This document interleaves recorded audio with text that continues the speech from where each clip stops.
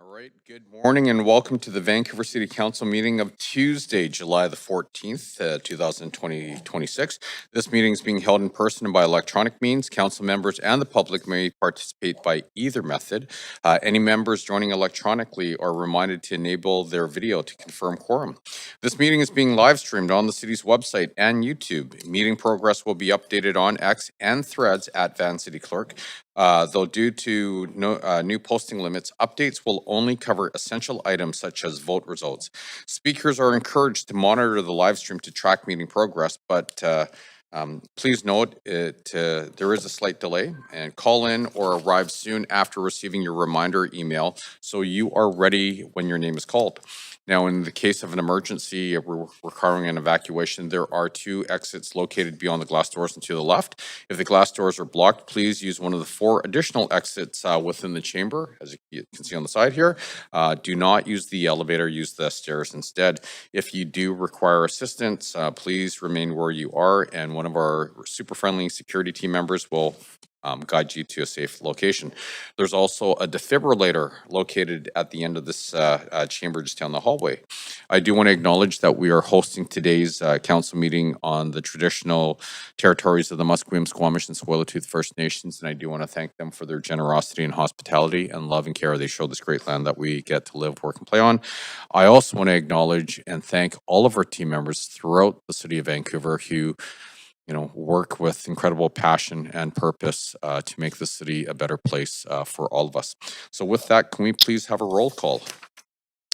Mayor Simon, the chair, with a leave of absence for personal reasons from 1 to 4 p.m. Councillor Kirby-Young. Councillor Dominato. Councillor Bly. Councillor Fry. Councillor Montague. Present. Councillor Klassen. With a leave of absence for civic business from 4 p.m. to 6 p.m. Councillor Meisner. Present. Councillor Joe. Present. Councillor Orr. Councillor Maloney. This meeting has quorum, Mayor Sim. Thank you. So the plan for today, we're going to break at noon for lunch, followed by the in-camera meeting, return at 3 p.m. to continue to deal with the remainder of the agenda, adjourn or recess by 5 p.m. as we have a public hearing at 6 p.m. If we do recess, the reconvene date is Thursday, July the 16th, 2026 at 1 p.m. pending council approval of recommended changes to the council meeting schedule. Otherwise, it will be 3 p.m. as currently scheduled. Council is required to meet in camera later this week. The reasons and authority under the Vancouver Charter are listed in the agenda. Would someone like to move a motion to move in camera later on this week? Thank you, Councillor Klassen, seconded by Councillor Meisner. All those in favor say yay. All those opposed say nay. Great, the motion carries unanimously. Minutes 1 are from the council meeting following the Standing Committee on Finance and Services on May the 20th and 21st, 2026. Are there any corrections to the minutes? Would someone like to move adoption? Great. Councillor Kirby-Young, seconded by Councillor Klassen. All those in favor say yay. All those opposed say nay. Great. The motion carries unanimously. Minutes 2 are from the council meeting on June the 2nd and 9th, 2026. Are there any corrections? Would someone like to move adoption? Great. Councillor Meisner, seconded by Councillor Joe. All those in favor say yay. All those opposed say nay. Great, the motion carries unanimously. Minutes 3 are from the public hearing on June the 2nd, 2026. Are there any corrections to the minutes? Great, would someone like to move adoption? Great, I think that was Councillor Kirby-Young, seconded by Councillor Joe. All those in favor say yay. All those opposed say nay. Great, the motion carries unanimously. Minutes 4 are from the council meeting following the Standing Committee on Policy and Strategic Priorities on June the 3rd, 2026. Are there any corrections? Would someone like to move adoption? Great, Councillor Meisner, seconded by Councillor Montague. All those in favor say yay. All those opposed say nay. Great, the motion carries unanimously. Minutes 5 are from the Special Council Amend Election Bylaw number 9070, meeting on June the 9th, 2026. Are there any corrections to the minutes? Would someone like to move adoption? Councillor Joe, thank you, seconded by Councillor Meisner. All those in favor say yay. All those opposed say nay. Great, the motion carries unanimously. Minutes 6 are from the business license hearing on June the 10th, 2026. Are there any corrections to the minutes? Would someone like to move adoption? Great, Councillor Meisner, seconded by Councillor Montague. All those in favor say yay. All those opposed say nay. Great, the motion carries unanimously. Minute 7 are from the Mayor's Budget Task Force Implementation Oversight Committee meeting on July the 6th, 2026. Are there any corrections to the minutes? Would someone like to move adoption? Great, Councillor Kirby-Young, seconded by Councillor Montague. All those in favor say yay. All those opposed say nay. Great, the motion carries unanimously. Okay, agenda variance. Due to the volume of council reports on today's agenda and the necessity of dealing with certain items today, team members have requested that the order of business be varied to consider any held referral reports, bylaws 1 through 36, and the administrative motion immediately following matters adopted on consent. Team members have also requested that council consider bylaw 37 immediately following the completion of Report 3, as bylaw 37 is subject to approval of Report 3. Under Section 3.4B of the procedure bylaw, an agenda variance is not debatable and requires a two-thirds vote. Would someone like to move the motion to this effect? Councillor Montague, thank you. Seconded by Councillor Klassen. Great. Okay. I'm now going to call the vote. A reminder that the motion requires two-thirds support. All those in favor say yay. Okay. All those opposed say nay. Great. The motion carries with the required majority, and council will consider any held referral reports, bylaws 1 through 36, and the administrative motion immediately following matters adopted on consent. Further, council will consider bylaw 37 immediately following report 3. Okay, so we will now continue with matters adopted on consent.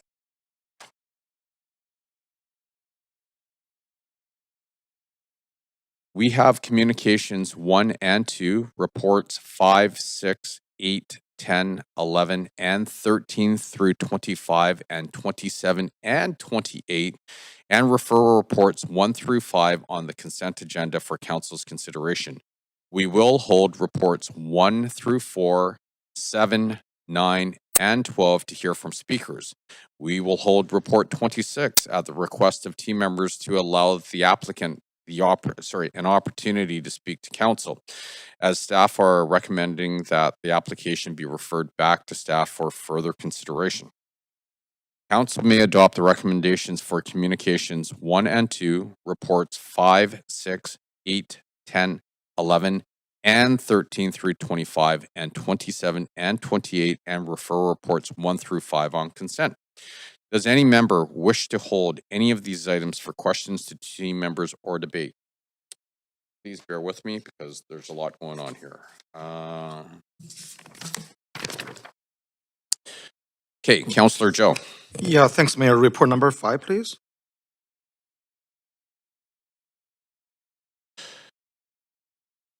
Okay, so report 5, Councillor Joe, thank you very much. Councillor Kirby-Young. Yeah, thanks, Mayor. So trusting that the report 4 has been held for speakers, I would also like to hold report 11, Community Economic Development Hub at 188 Jackson, please. Sorry, I missed that. So you're just holding report number 11? Is that Yes, correct? please. Yes. Okay. Thank you. Councillor Montague. Thanks, Mayor. Communications report 1, please. Communication number 1. Thank you. Councillor Bly. They've been held, the ones that I've, so I'm okay. Thank you. Thank you. Councillor Orr. Thank you.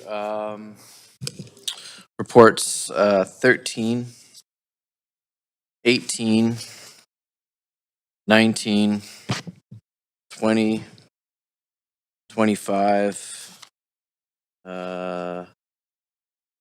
26. Oh, right, that one's already done. 27 and referral report 3. Okay, so Councillor Orr, you're holding reports 13, 18, 19, 20, 25, 27, and referral report number 3. That's correct. Okay. Okay, before we consider the consent agenda, if anyone believes that sorry, Councillor Maloney. Referral report number 1, please. Referral report number 1. Thank you. Okay, before we consider the consent agenda, if anyone believes that they have a conflict of interest, now is the time to declare it. Does anybody have a conflict of interest they want to declare? Okay, so just bear with me for 2 seconds here, or sorry, 3 minutes here.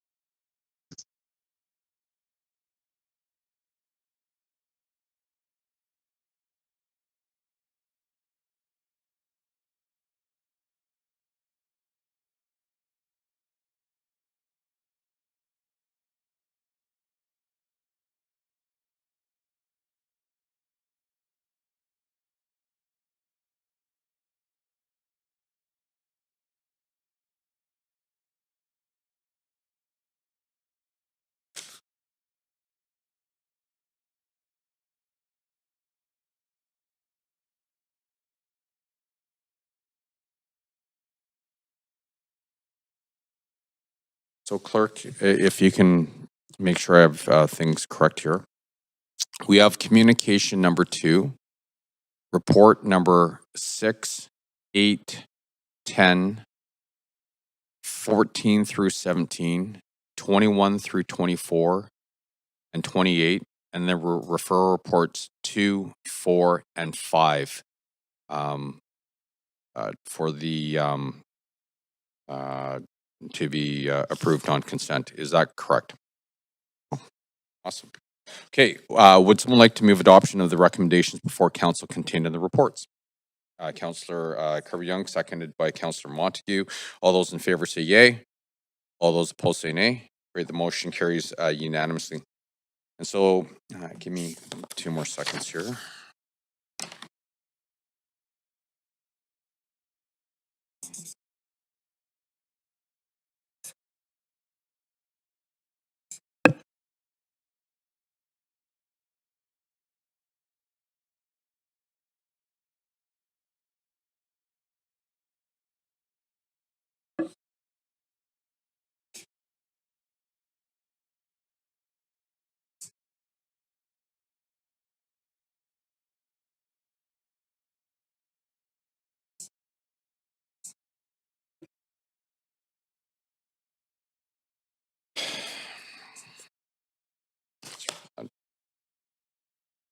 I just want to make sure I get this right here. We have communication.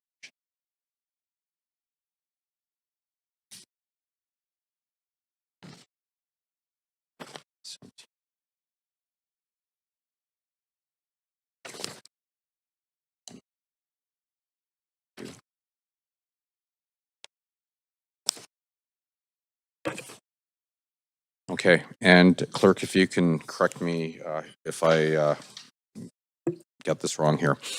Okay, so the following has or have been approved on consent. Communication number 2, reappointment of City of Vancouver representative to UBCM Executive Board. Report number 6, below market lease and grant to Marpole Terrace Co-op at 8695 Southwest Marine Drive. Report number 8, Vancouver Heritage Foundation VHF Heritage Conservation Grants Program Annual Report 2025 through 2026 and grant release for 2026. Report number 10, required consultation for rezoning applications to amend the Vancouver Official Development Plan. Report number 14, revision of approval in principle CD-1 rezoning 282 West 49th Avenue. Report number 15, revision of approval in principle CD-1 rezoning 8080 Yukon Street. Report number 16, CD-1 rezoning 6212 through 6218 Ash Street. Report number 17, CD-1 amendment CD-1 499 East Fraser Lands Area 2 South 3202 through 3270 Riverwalk Avenue, Parcel 11. Then we go to report number 21, CD-1 rezoning 466 through 476 West 27th Avenue. Report number 22, CD-1 rezoning 365 through 395 West Broadway. Report number 23, CD-1 rezoning 1088 West 12th Avenue. Report number 24, CD-1 rezoning 1618 through 1680 East Hastings Street. And then report number 28, CD-159 text amendment, Vancouver General Hospital. Then we go to referral report number 2, CD-1 708 text amendment, 2538 through 2550 Birch Street and 1290 through 1298 West Broadway. Referral report number 4, Vancouver ODP amendment and CD-1 rezoning 2516 Commercial Drive and 1704 East Broadway. And then referral report number 5, Vancouver ODP amendment and CD-1 rezoning 6525 through 6577 Oak Street. Does that? Yes, awesome, great. Okay, so the first item of business is communication number 1. Okay. Okay. Okay. Sorry. 2 seconds.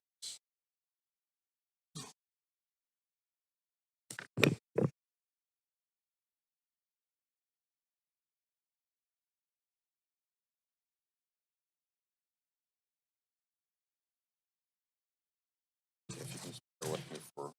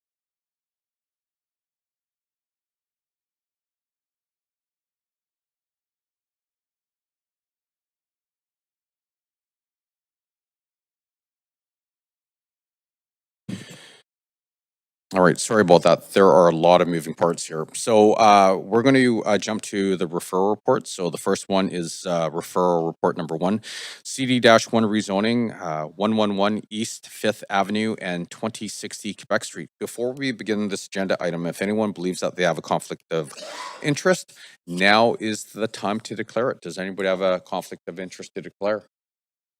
Seeing none, this item does not have a team member presentation. And did someone, no one? Oh, Councillor Maloney.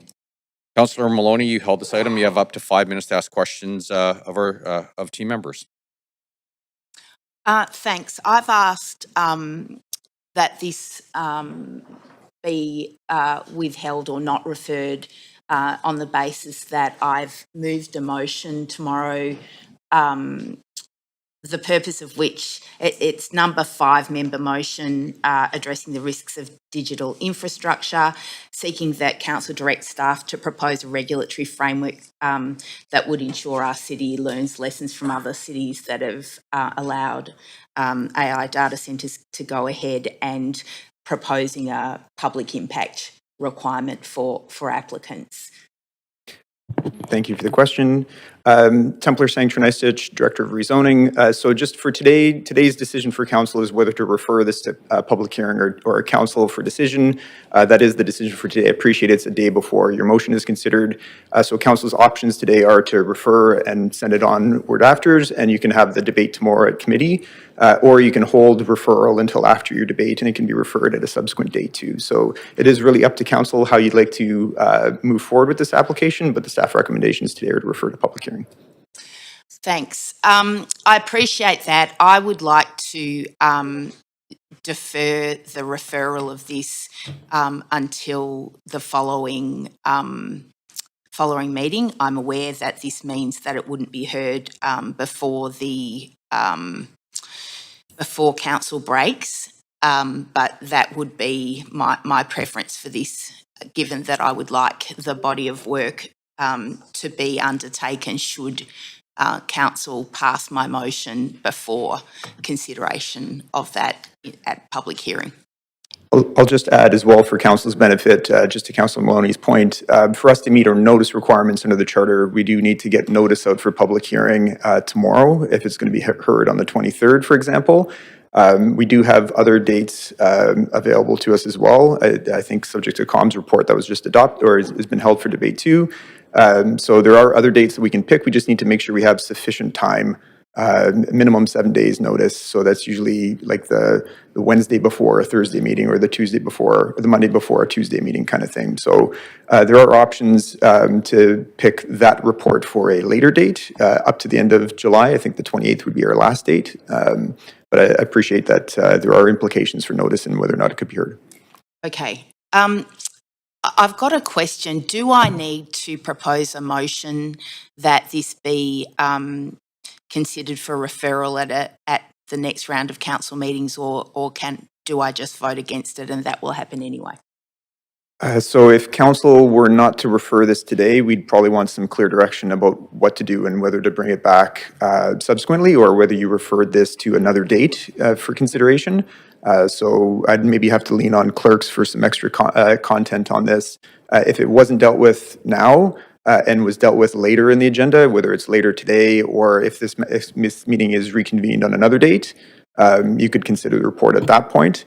Again, we are just looking for a date where we have a public hearing. I believe our comms report number 1 seeks to cancel the July 28th public hearing date, which was our other council date backup. So there are some logistical challenges depending on what council chooses to do if you weren't to refer it today. Okay. Yeah. Perhaps, is there any guidance from the clerks about that? Sorry. Chair, if I could get guidance from the clerks about perhaps the wording of a motion to, because I don't want it to necessarily disappear. I'm just asking that it be referred to a future meeting for referral, consideration of referral.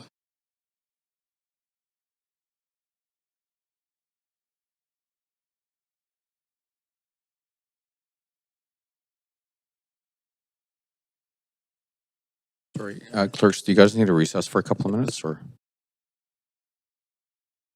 Okay, I'm just gonna stop the timer here.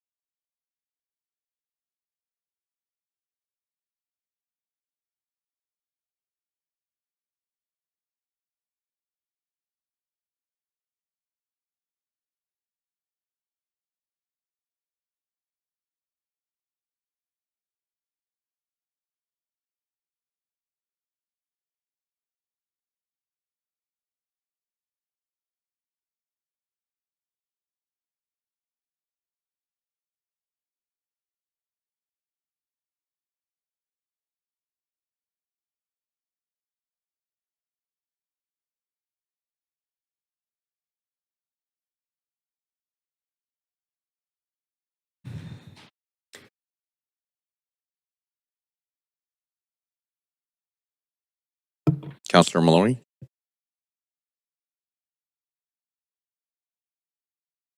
Sorry. I've sent around I guess it's an amendment or a motion. Okay, so I'm just going to put you to the amendment queue, please. Please go ahead. Thank you. I hope everyone's received that, and thanks to staff for helping me find the right words for it.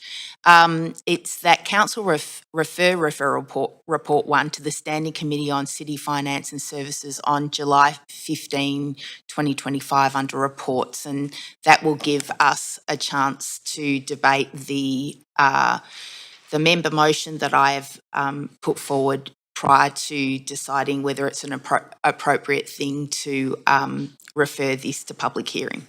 Thanks. Do you have a seconder? Councillor Bly. Okay. Councillor Kirby-Young. I have a question to staff, if I might, and through you, Chair, and that is, what is if the council does refer this as per the agenda prepared, what is the scheduled or anticipated public hearing date for the item? Thank you for the question. So if council were to refer this item at today's meeting, the schedule for the public hearing would be on the 23rd of July. There are quite a few reports scheduled for the 23rd of July, so it'll be just a matter of capacity to get through that day, but it would be scheduled for that day. Okay. All right. Thanks for the answer to that. I am speaking to the referral amendment, the referral to refer the referral report. I'm going to vote in opposition. The referral, the consideration of public hearing, the anticipated date comes after the council meeting tomorrow, but regardless, it would be highly unusual procedure to refer items based on theoretical policy that council has yet to consider or adopt. And I don't think that that is a good precedent. I think council can dispose of the business in the order that it has come forward. Thank you. Thank you very much. Seeing no one else in the queue, we'll put Councillor Maloney's amendment to a vote.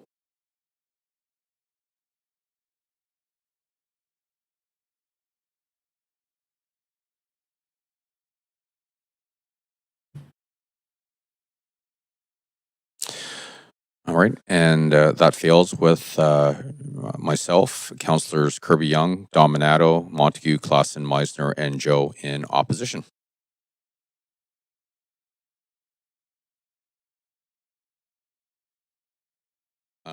So with that, would someone like to move the motion on the original?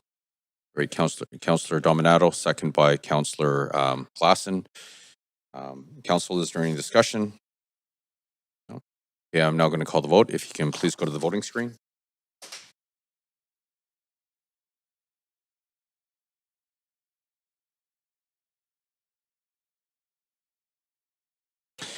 And that passes with Councillors Fry and Orr in opposition and Councillor Maloney abstaining. So that includes. That would be referral report number 1. Great.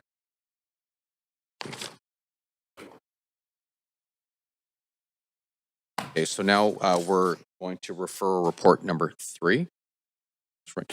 And that's the Vancouver ODP amendment, 500 Dunsmuir Street, 619 through 655 Richard Street, 501 through 565 West Georgia Street, and 388 Abbott Street and CD-1 rezoning. 500 Dunsmuir Street, 619 through 655 Richard Street, 501 through 595 West Georgia Street, and 620 through 698 Seymour Street, and 388 Abbott Street. Before we begin this agenda item, if anyone believes that they have a conflict of interest, now is the time to declare it. Does anybody have a conflict of interest? Seeing none, this item does not have a team member presentation, and I believe Councillor Orr, you held this item, so you have up to 5 minutes to ask questions of team members.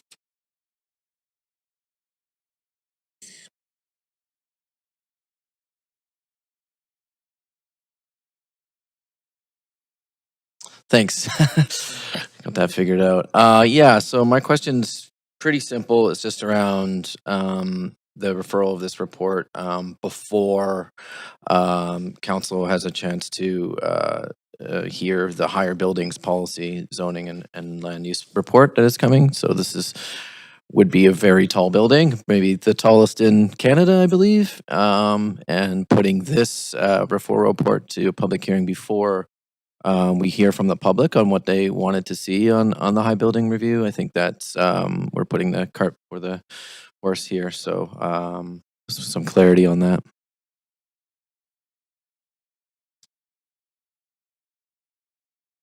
Not yet. Thanks for the question, Councillor Orr. So the referral report does speak to this in some detail in the body of the report as well as the resolutions, and without weighing into the merits of either path, staff acknowledge that policy is underway and that work is going through public engagement right now. The report and the project is otherwise gone through our review and public engagement and staff reviews and is ready for consideration. We do acknowledge that that again in the report, as I mentioned, which I won't speak to in detail, which does include two resolutions. One is the consideration of the project, and the other is to refer back pending the outcome of that. So those are all very much debatable items for the public hearing as well. Okay, thanks for that clarity. I appreciate it. Thanks. Thank you very much, Councillor Dominato. Sorry, I actually had the same question, so appreciate that was asked. So, thank you. Thank you very much. Okay, seeing no one else in the queue, would someone like to move a motion? Great, Councillor Klassen, I think Councillor Joe seconded before you. Council, is there any discussion? Okay, so I'm now going to call the vote. If we can please go to the voting panel.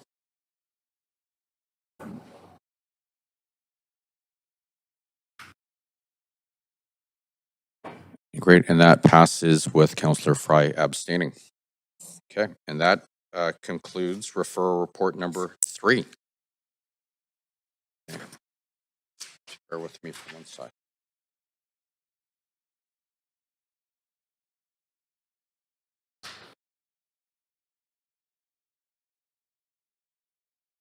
Okay, we're going to go to bylaws now. We have 37 bylaws on the agenda for enactment. We will consider bylaws 1 through 36 now and consider bylaw 37 after the completion of report number 3.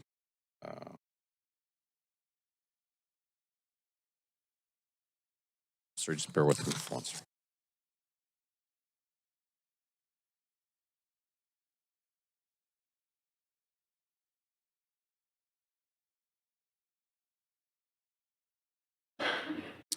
Okay, before we begin this agenda item, if anyone believes that they have a conflict of interest, now is the time to declare it. Does anybody have a conflict of interest to declare? No, seeing none. Council members who were present for the meetings related to public hearing enactment bylaws must confirm that they, council members who were absent for the meetings related to public hearing enactment bylaws must confirm that they have reviewed the proceedings of the meetings, including the video clip, to be eligible to vote. Bylaw 12 was from the public hearing on February the 10th, 2026. Councillors Fry, Klassen, Orr, and myself were absent for this item at the public hearing. Councillor Fry, have you reviewed the proceedings and will you be voting on the enactment? Great. Councillor Klassen? I have and I will. Great. Councillor Orr? And I have not and will not. Bylaw 13 was from the public hearing on February the 17th and March the 4th, 2026. Councillor Bly and myself were absent for this item at the public hearing. Councillor Bly, have you reviewed the proceedings and will you be voting on the enactment? And I have not and I will not. Bylaw 15 was from the public hearing on January the 16th and 18th, 2018. All of council needs to have reviewed the proceedings to be eligible to vote. Councillor Bly, have you reviewed the proceedings and will you be voting on the enactment? Great. Councillor Dominato. Great. Councillor Fry. Great. Councillor Kirby-Young. Councillor Klassen. I have and I will. Councillor Maloney. Great. Councillor Meisner. Great. Councillor Montague. Great. Councillor Orr. Councillor Joe. Great. And myself, I have not and will not. Bylaw 16 was from the public hearing on October the 30th, 2025. Councillor Bly and myself were absent for this item at the public hearing. Councillor Bly, have you reviewed the proceedings and will you be voting on the enactment? Great. And I have not and I will not. Bylaw 17 was from the public hearing on March the 13th, 2025. Councillors Klassen, Maloney, Orr, and myself were absent for this item at the public hearing. Councillor Klassen, have you reviewed the proceedings and will you be voting on the enactment? I have and I will. Councillor Maloney? Councillor Orr? Great, and I have not and will not. Bylaw 18 was from the public hearing on June the 19th and 24th, 2025. Councillors Bly, Dominato, Orr, and myself were absent for this item at the public hearing. Councillor Bly, have you reviewed the proceedings and will you be voting on the enactment? Councillor Dominato? Great. Councillor Orr? Great, and I have not and will not. Bylaw 35 was from the public hearing on July the 10th, 2025. Councillor Montague was absent for this item at the public hearing. Councillor Montague, have you reviewed the proceedings and will you be voting on the enactment? Would someone like to move the motion to adopt bylaws 1 through 36? Great, great. I think that was Councillor Dominato and seconded by Councillor Klassen. Council, is there any discussion? All those in favor say yay. All those opposed say nay. Great, the motion carries unanimously. The list of approved bylaws can be found on the city's website. Go. Okay, the next item on the agenda is administrative motions. Number 1, 2026 Finance Growth Update, Bill 16 Compliance Update to Density Bonus Provisions and Inclusionary Zoning. Before we begin this agenda item, if anyone believes that they have a conflict of interest, now is the time to declare it. Does anybody have a conflict of interest to disclose? No. Okay, council, are there any questions to the team members? Great, great. Councillor Klassen, I think that was Councillor Kirby-Young. Thank you. Council, any discussion? Okay. All those in favor say yay. All those opposed say nay. Great, the motion carries unanimously.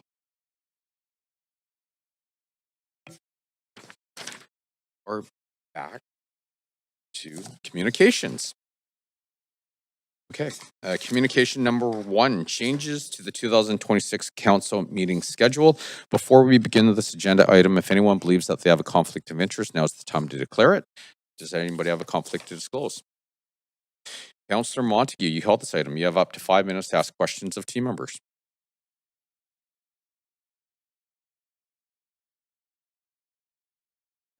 Yeah, sorry, I've actually put in an amendment to all of council. Everyone should have it by now. It's fairly straightforward. It's just that council changed the Standing Committee on Policy and Strategic Policies on July 29th to a meeting reserve. And I'm putting this forward because of, well, we've seen the report, the communications report that came out from staff. There was also a memo that went from the clerks to all of council, I guess about a week ago now, that basically says there just isn't enough time left in the current meeting schedule to deal with all of council business. This report actually starts to include meeting reserves on Saturdays, and without sufficient meeting reserves, we will likely be required to do either more weekends or push council business into August. One of my concerns is that, again, we just don't have the sufficient time to finish what we need to do. And if we do push into weekends and into August, I would suggest that we will likely run into quorum issues as well. So the amendment is to add a K to the lengthy changes that staff and clerks have already proposed to council, and to change the committee meeting on the 29th to a reserve. Thanks. I'm just going to pause for 1 sec here. Sir Clerk. Okay. Yeah. Okay.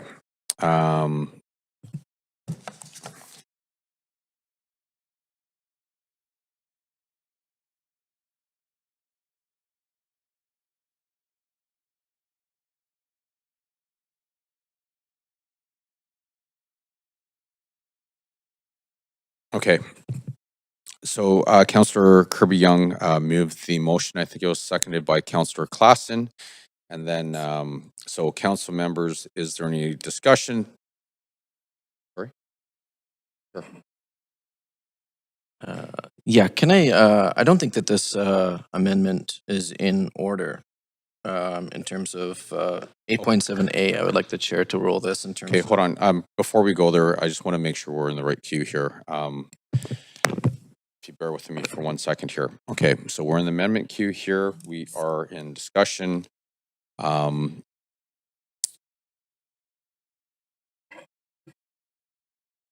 We have to do a point of order right away. That supersedes all the people in the queue.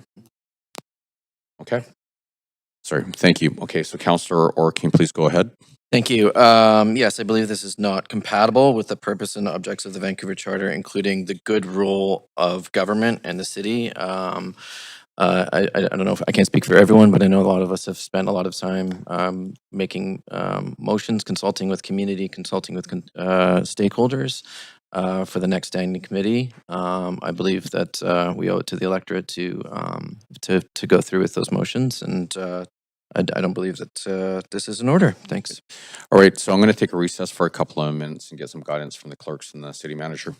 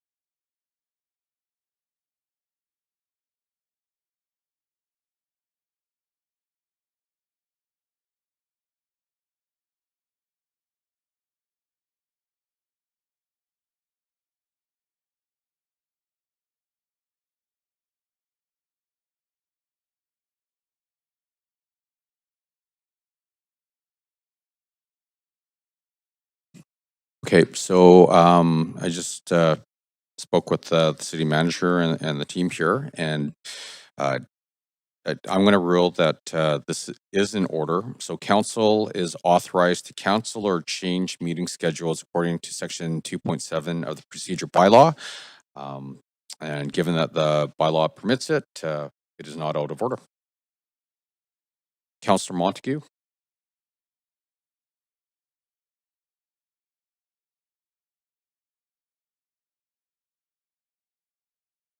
Oh, can we get a seconder, please? Great, Councillor Dominato, thank you very much.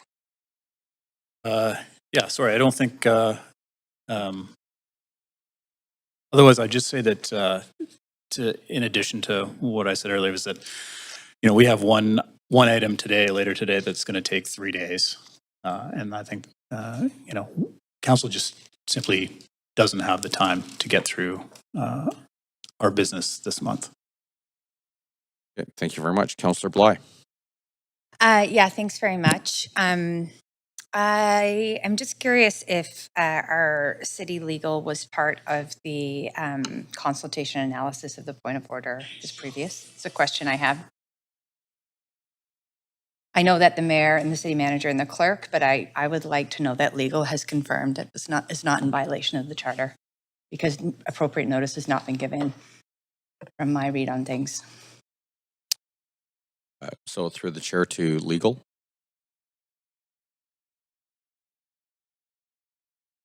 My time is going, so if anyone can just respond would be great.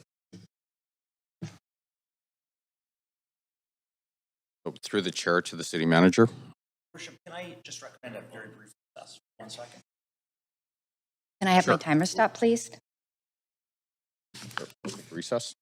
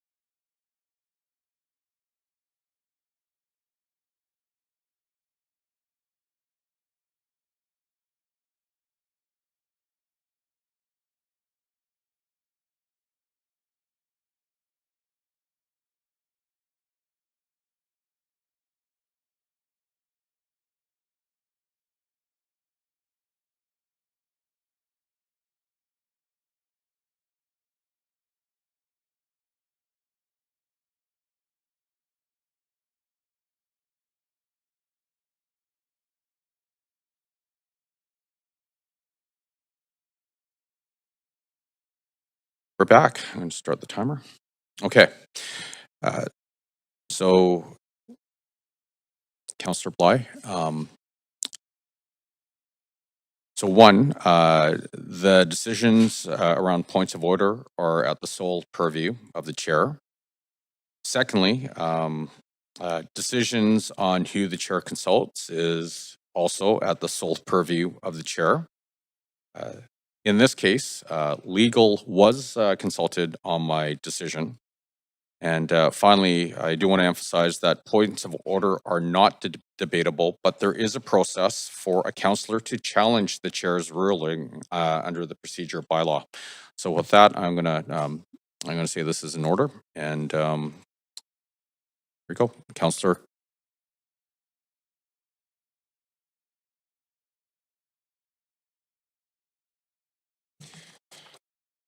Thank you. Yeah, I would like to challenge the chair. I think per Councillor Orr's original point of order and referencing the Vancouver Charter and the rule of law, under the section 164 of the Vancouver Charter, Article D, it requires advance public notice respecting the time, place, and date of council and committee meetings and establish procedures for giving that notice. This does not meet the procedure for giving that notice, and I will note that the agenda for the 29th meeting is published online for all of the public, and these are established. So, in fact, I think you have misruled by not consulting the actual Vancouver Charter, which is the essence of good governance. All right, we'll take another recess.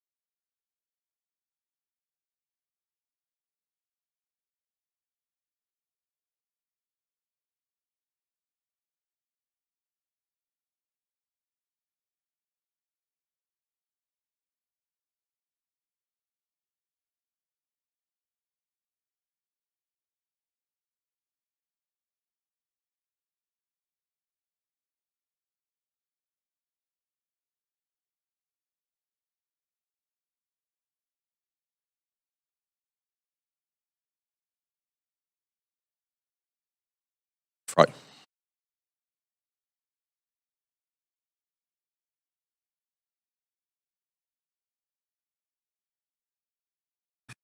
Okay, so we're back. We have quorum. Great. So Councillor Orr is appealing my decision. Is there a seconder? Great, Councillor Bly. Is there any?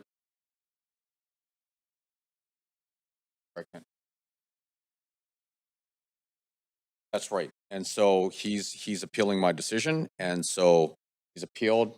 Councillor Bly has seconded this. So now we're going to discuss like the the motion to appeal. Is there any discussion?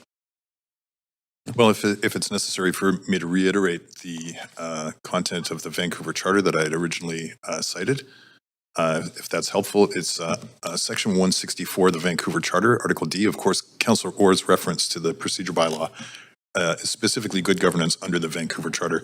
The Vancouver Charter 164, subsection D, does require advance public notice respecting the time, place, and date of council and committee meetings and establish procedures for giving that notice.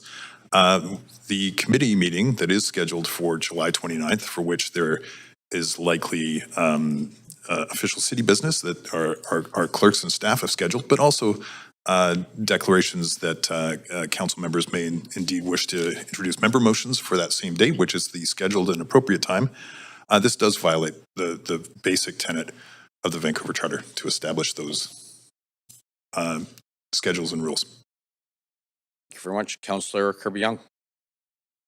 Yeah, thanks, Chair. I believe that in response to my colleague's comments that the interpretation is incorrect. Council may resolve, and I'm paraphrasing, to change the time and date of any meetings of council or standing committee at its discretion at any time. And that is exactly what we're doing today with this report. We're changing a number of the different committee meetings to accommodate the extraordinary volume of business that we have in front of us. And so this is no different. It simply is an addition to the date. But the very report itself resolves to change any dates, which is the purview of council to do so. And so to me, it's just illogical that a different, this is Councillor Fry, I'm speaking, I'd let you speak. To me, it is just illogical that we would apply a different interpretation and standard to one specific date versus the body of a report or any other changes of dates that have come forth to this council. I'll also note that it's 15 days out and no agendas have been published for the public. So there are no expectations from the public's perspective of anything that happens at this meeting. And I think that from a governance perspective, the first responsibility in my mind of council is to disclose a large volume of business that we have in front of us, which includes a number of fairly significant reports, a number of public hearings, some of which have an extraordinarily high level of public interest, and are going to require a significant number of hours to complete. I've sat on council for 2 terms. I've been on councils that have also been very busy and logged an extraordinary number of hours. But we are really facing the clock down here, and we have a responsibility to finish the primary business of council. Thank you. Point of information, if I may, Mayor, and perhaps I was mistaken. Mayor, Chair, if we're following procedure, I will just note that Councillor Fry does not have the floor, and there is a queue for any points of information or points of procedure. Thank you. Councillor Dominato.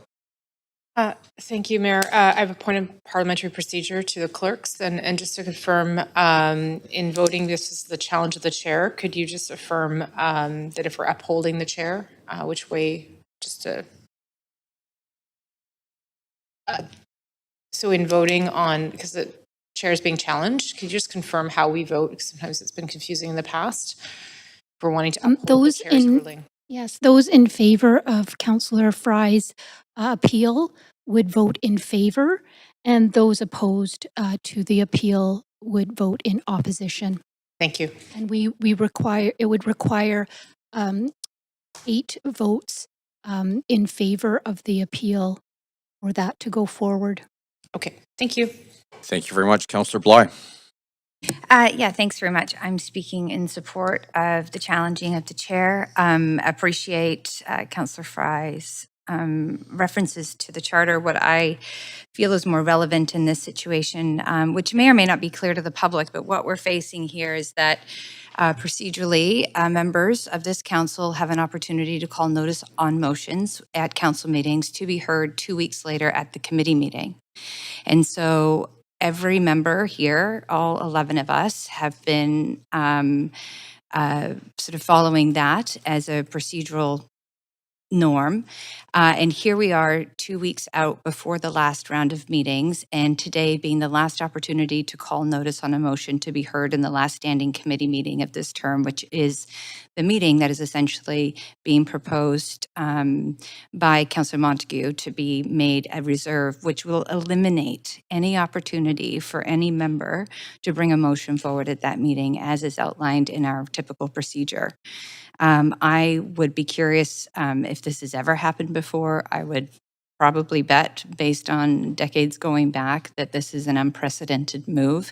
And rather than quote the charter, I think for me it's more relevant to the local government oath of office regulation, which is that we all commit to acting and carrying out our duties with integrity, to be respectful of others, and to demonstrate leadership and collaboration. And I think what you hear here, and myself included, an intention to have only 2 motions that are timely and necessary before September 9th. I plan to call notice today. One was an opportunity for us to submit, ask staff to look at submitting a site, city-owned land to Build Canada Homes as part of a portfolio approach that municipalities across the country are doing, to access housing for funding for non-market housing through the Build Canada Homes. It's called From the Ground. It's a campaign that's currently underway, and in a housing crisis and affordability crisis, I should say, more so than anything at this moment, I think it's a priority that we get that done before September 9th, and this would have been my only opportunity to do that. And this campaign really lifted off only in the last couple of weeks. We've talked about it at Metro Regional Planning. Other municipalities in our region are working on it. This is called governance, and this is a very practical and normal application of our role here, regardless of the politics that can be played out in this chamber. So I think that anybody supporting this is acting in violation of the oath of office that they signed when they were inaugurated almost 4 years ago. And I think it's an egregious stretch of a dominating force in this chamber, where a majority of people, councillors, members, know that they have the votes to move whatever they want and then interpret the charter and or the oath of office. And so I am vehemently opposed to this. I think it breaks all the rules of good governance. It breaks the oath of office. And I 100% support challenging the chair on this ruling as a result. Councillor Fry. Yeah, just a point of information. We're still on the challenge of the chair. Councillor Kirby-Young sort of suggested this was just a scheduling change and a rescheduling. Can I be clear, A, if this is a complete elimination of the scheduled any meetings? This means there will be no further standing committee meetings. And also, if I may, also as a point of information through you to the clerks, are there items that staff have anticipated and scheduled for the standing committee on July 29th? I would anticipate that typically there are. So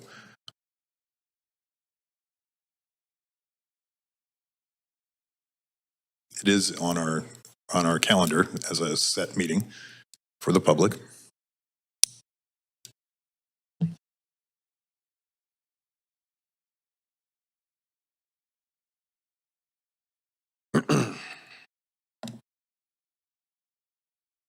If there are reports that are on that agenda, which I don't believe there are yet, the agenda has not been created, reports could be moved to the council meeting the day before. If there's a section of the order of business that it would fall under. And there are no more standing committee meetings. So this would effectively eliminate any future standing committee meetings were this decision to go ahead? Correct. Okay, I'll speak more generally later, but that was my point of information. Thank you. Thank you. All right, I'm going to call the vote. So I just want to be very clear. We are voting on the appeal. And so the chair's ruling was that Councillor Montague's amendment, would it be, to communication number 1 is in order. And so a 2/3 majority is required to overrule it. So if you are in support of Councillor Fry's challenge, you would vote in favor. If you are opposed to Councillor Fry's challenge, you would vote opposed. Is that all clear? It's a little, all right. Thank you. So we'll call the vote.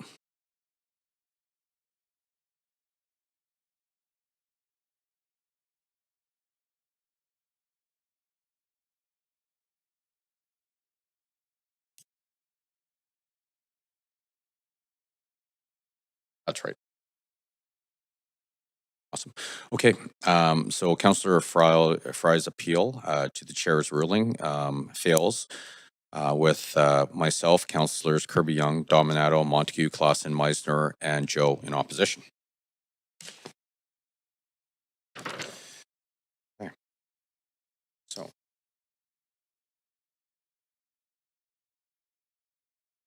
we're back on the amendment queue. Lost track of everything here. Okay, Councillor Bly. Yeah, thanks. I have made my considerations pretty clear on this. And just because you can doesn't mean you should, is really what it comes down to.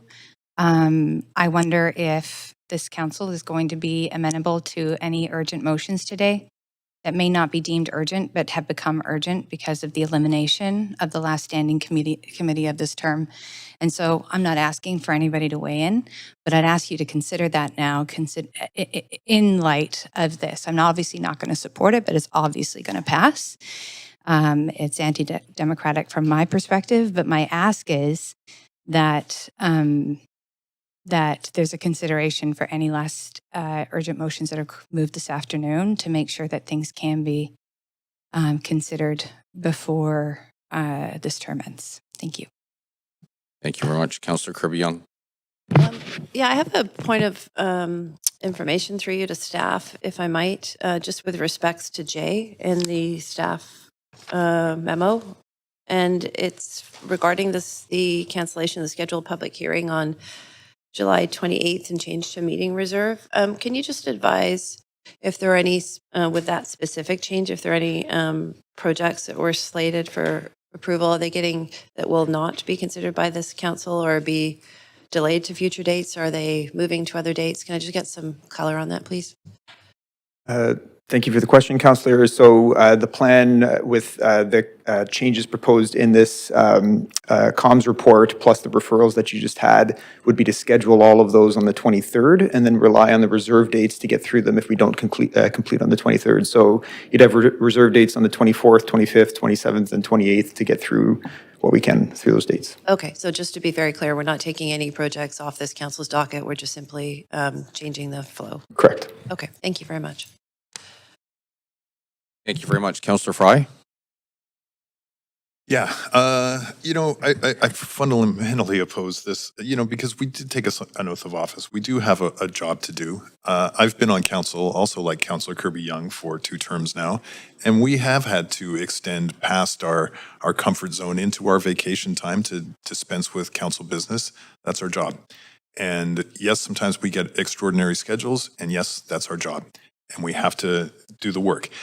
We heard from the clerks on a point of information that, in fact, any outstanding business that was otherwise anticipating to come forward in the scheduled standing committee for July 29th would likely be accommodated through other meetings that we have scheduled, i.e. the Council of July 28th. So that will add to our general time. Really, the only effect that this motion then brings about, this amendment, is to eliminate the opportunity for any council member motions to be introduced and for debate and decision on the 29th, if we're assuming that any other city business that would have been scheduled for the 29th will be redistributed to some of our existing council meeting, which would be the 28th. So I do feel this is really wholly undemocratic approach to change the meeting schedule, knowing full well that we have no opportunity to advance council member motions, that we are denying the public the scheduled meetings that we do have on the books. And I would counter that, in fact, it is an obligation that we have to adhere to that schedule. It's published well in advance. Anybody can look at our public meeting schedule right now, and where the agendas aren't published, the days certainly are, and they go well into after the summer break and into the election period. We continue to do the business of council. I think this is an incredibly poor form, and it really does eliminate our democratic process. And it's very unfortunate that it would be coming down to such a partisan approach to that. Councillor Orr. Thanks. Yeah, just addressing sort of the question of, we're not going to have enough time. I mean, just looking at the recommendations here, council add a meeting from 1 to 5. Council add a meeting reserve 9:30 to 5. Council change the start time for extra 2 hours here on D. Council add a meeting reserve 9:30 to 4. Council change the time 3 to 5 from 9:30 to 5.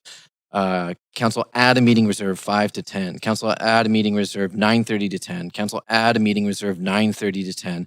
That is, I don't know, I'm not really good at quick math, but that's 60 to 70 extra hours that we have to do this business. We have enough time to do this. That's not even including the meeting reserves that are already on the schedule, which is another probably 30 hours. That's over 100 hours that we have to do to finish the rest of the business before we go, I guess, on holiday in August. I don't know what we all have plans. I don't have anything planned.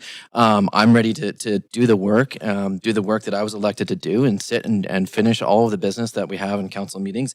And this seems inherently political. This seems like a political move. This doesn't seem like a practical move or anything. This seems about that it's about limiting debate and limiting motions that are coming forward to the floor. It's also a waste of taxpayer money in the sense that we've put in hours of work crafting motions. I have 5 actually that I wanted to bring forward.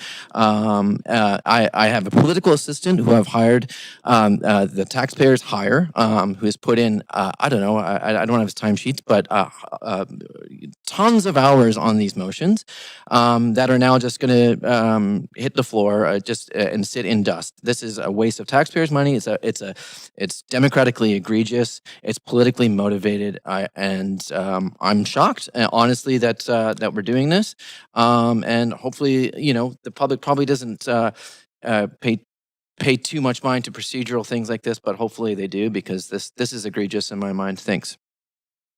Councillor Maloney.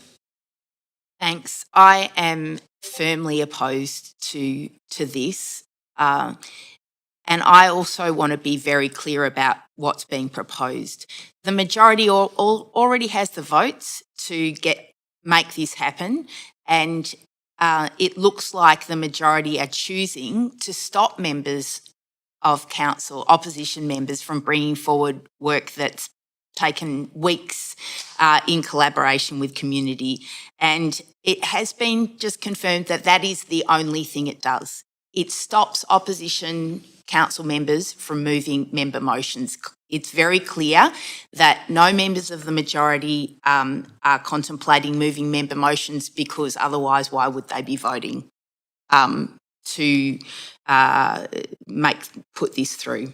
So Councillor Montague's amendment takes away the ability of opposition council members to bring any more member motions. Today we would have had the opportunity to call notice on our draft motions that were submitted yesterday. This has been distributed with no prior notice, and I think it's important to point out that Councillor Montague could have chosen to eliminate or defer until after the new council is in any of the other matters that council is considering, but instead has chosen to deprive opposition council members of the opportunity to bring their motions. There are no other standing committee meetings, and we're in the lead up to an election. So we were expecting, it's been on the list of the schedule, that we would have this meeting on the 29th. We've been planning towards it. We haven't hurried the things that we were going to cover as a result of having that opportunity, and it's being withdrawn without notice. And I agree that it is political and it's unfair It's a waste of taxpayers' money and really shameful. Councillor Montague. Yeah, I'll just end by saying, Councillor Maloney, I appreciate that you can assume that other councillors from ABC don't have motions that they want to put forward. I can actually tell you, I had a motion on board that I was planning on, one that you would have loved. So it's unfortunate that I don't get to put that forward as well, but not the case. So I just suggest that Councillor Maloney not assume that we didn't have motions we wanted to put forward. And I'm sorry, Councillor Blythe, would you like to add something or just talk under your breath next to me? So unusual. And I would note that Councillor Orr did, he talked about the additional time that was in the report. He also forgot to mention the sentence from the clerks in the report that talks about that even if the council were to resolve all these additional changes, that there may not be it says, may not be able to complete all the agenda items in the time allotted, including the changes that are being suggested. So, Thank you. Councillor Kirby-Young. Yeah, thanks. I'll be brief because I know we have a lot of business to get through and this has taken quite a bit of time. But I will note that I actually did have a motion I wanted to bring forward. It's been super busy. And I would have liked to have done it. But I recognize that, as I said earlier, we have an extraordinary amount of business. And I considered it and I heeded the clerk's note, as Councillor Montague referred to, around some doubt as to whether or not we'll get through the business. And that really does have to take precedent in my mind. Hence my question earlier by changing the public hearing on the 28th to another date, that one was looking for assurance we're not taking any of the sort of material business of council, including housing development approvals and a number of the other important reports off the docket. So I just wanted to share that. Thanks. Thank you very much. All right, we're going to call the vote. And this is on Councillor Montague's amendment.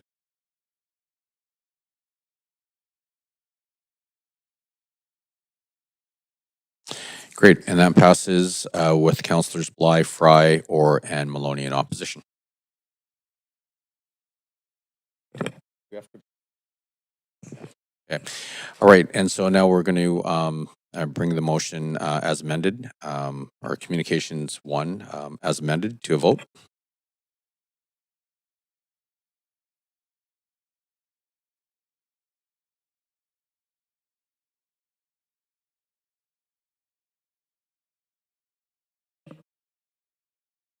Councillor Maloney.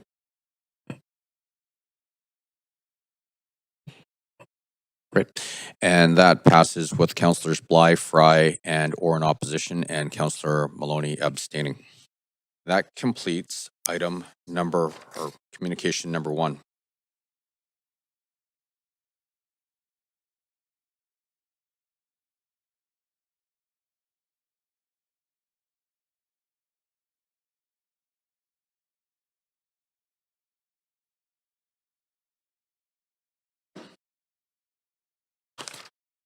Okay, so the next item on the agenda is report number 1, the 2026 Community Services, Child Care, and Other Grants. Before we begin this agenda item, if anyone believes that they have a conflict of interest, now is the time to declare it. Does anybody have a conflict of interest to declare? Okay, seeing no one there, this item does not have a team member presentation.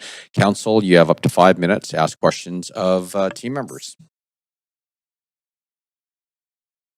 Seeing no one in the queue, we are now going to go and hear from registered speakers for this report.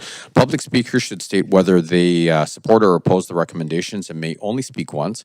I will also ask speakers if they are residents of Vancouver if it's not noted on the speakers list. Our first public speaker is Percy Wong.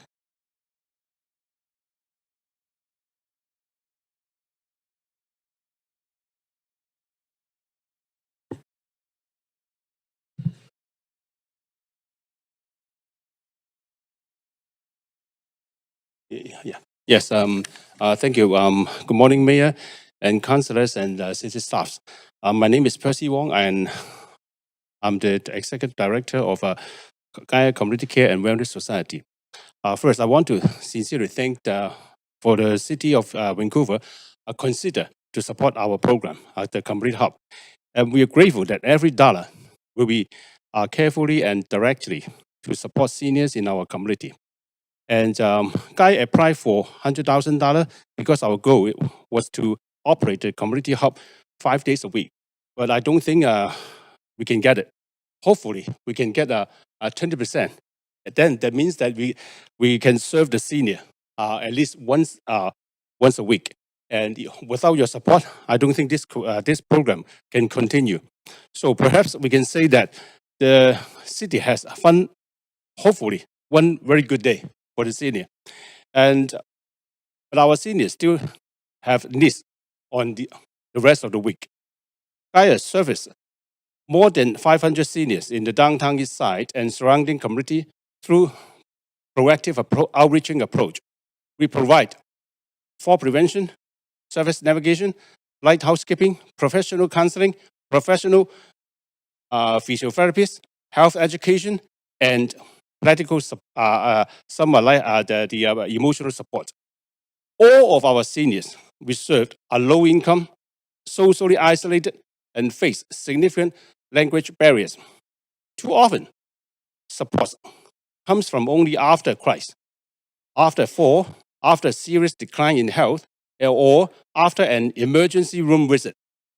But our organization, Gaia Cares, believes in reaching seniors before the crisis. Our community hub has become much more than a social center. We provide talks on Chinese medicine, legal rights, service navigation, personal safety, free cultural appropriate lunch, free haircut.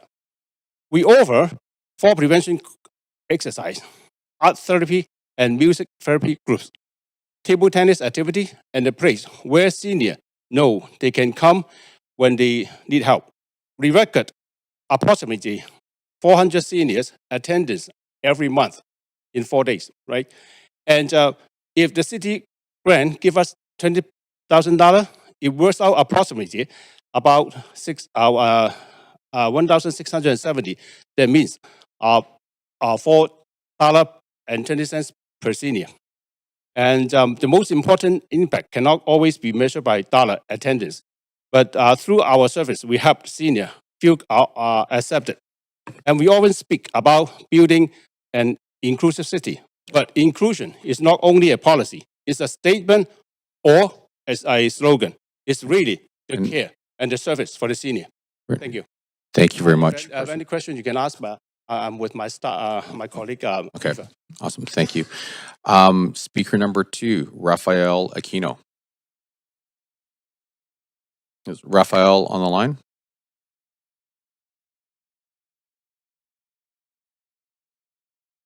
Speaker 2 is not on the line. Speaker number 3, Jeanette Mujar. Not here?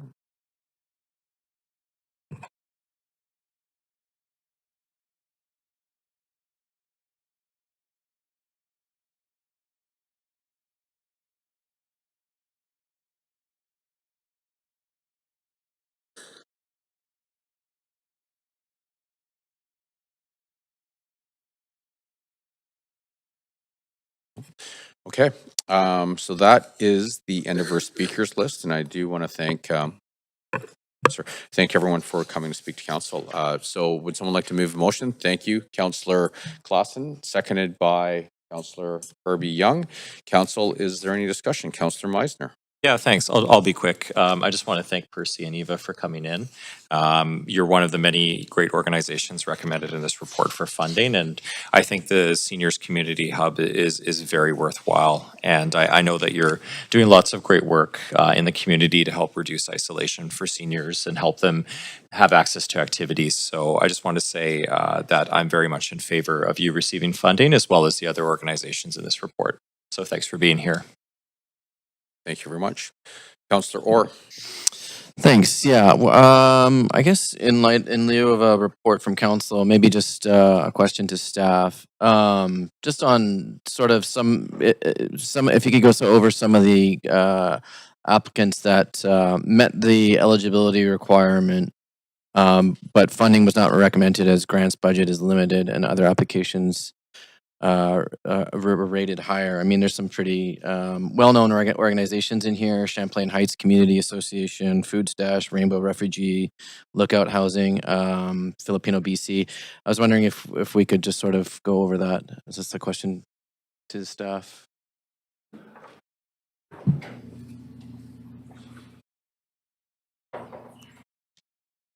Thank you for the question. Margaret Whitkins, General Manager, Arts, Culture, and Community Services. If I could clarify the question, are you seeking kind of a one-by-one overview or more thematic? I don't think that would be fair, as there's, other organizations too that probably want answers. I think more of a general sort of overview of why, essentially, the budget is limited. Is this a result of zero means zero budget kind of thing? We just don't have enough. Is it a combination of that and sort of an increase in, grant requests as well? Is it a combination of the two, or We certainly see that demand for the grant programs exceeds available funding, as Council is aware. Typically, we see applications that may align with the grant program objectives, but don't perform as strongly as part of the interdisciplinary kind of adjudication process. So it is somewhat case by case, but alignment with the objectives and kind of council priorities is one of the key factors. Thanks. Yeah, and then just could you refresh, just for the public, maybe these organizations are all sort of given a heads up before this meeting. They're told as to why and perhaps how they could make their application stronger. There certainly is proactive communication with each organization, and staff welcome opportunities for individual debriefs on any particular application. Okay, thanks. Thank you. Councillor Kirby-Young. Yeah, speaking to the report, I just want to appreciate all the work that was done here. It's pretty significant to know that there's 132 organizations that are receiving $11.254 million in grants from the City of Vancouver. There's a lot of phenomenal nonprofits in our communities and neighborhoods that are doing great work, including childcare, the neighborhood houses, social policy grants, a lot of organizations like Yo Bro, Yo Girl, and others that are supporting after-school programs, intervention for youth, things that I think are really aligning with this council's vision to have a safe, caring, and inclusive communities and neighborhoods across the city. I know it's a tough process to adjudicate because there's so many deserving applicants, but I do think that it's really noteworthy about just the scope of allocations that are being made here, and the good work that is being done. Recovery Club, Dudes Club upgrades, things like there's facility upgrades, there's some operating grants to close gaps for, particularly for infant child care. There's a lot of really great work here, and I'm really happy to see that we're able to support a lot of that. Thank you. Thank you very much. Okay, seeing no one else in queue, we're going to call it to a vote. Please go to the voting panel.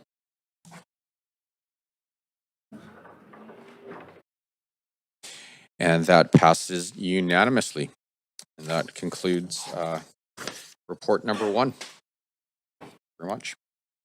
Okay, report number 2. Vancouver General Hospital VGH Campus Broadway Plan Policy Update. Before we begin this agenda item, if anyone believes that they have a conflict of interest, now's the time to declare it. Does anybody have a conflict of interest to declare? Okay. Seeing no one in the queue, this item does have a presentation, and we do have team members to present the item. So please go ahead.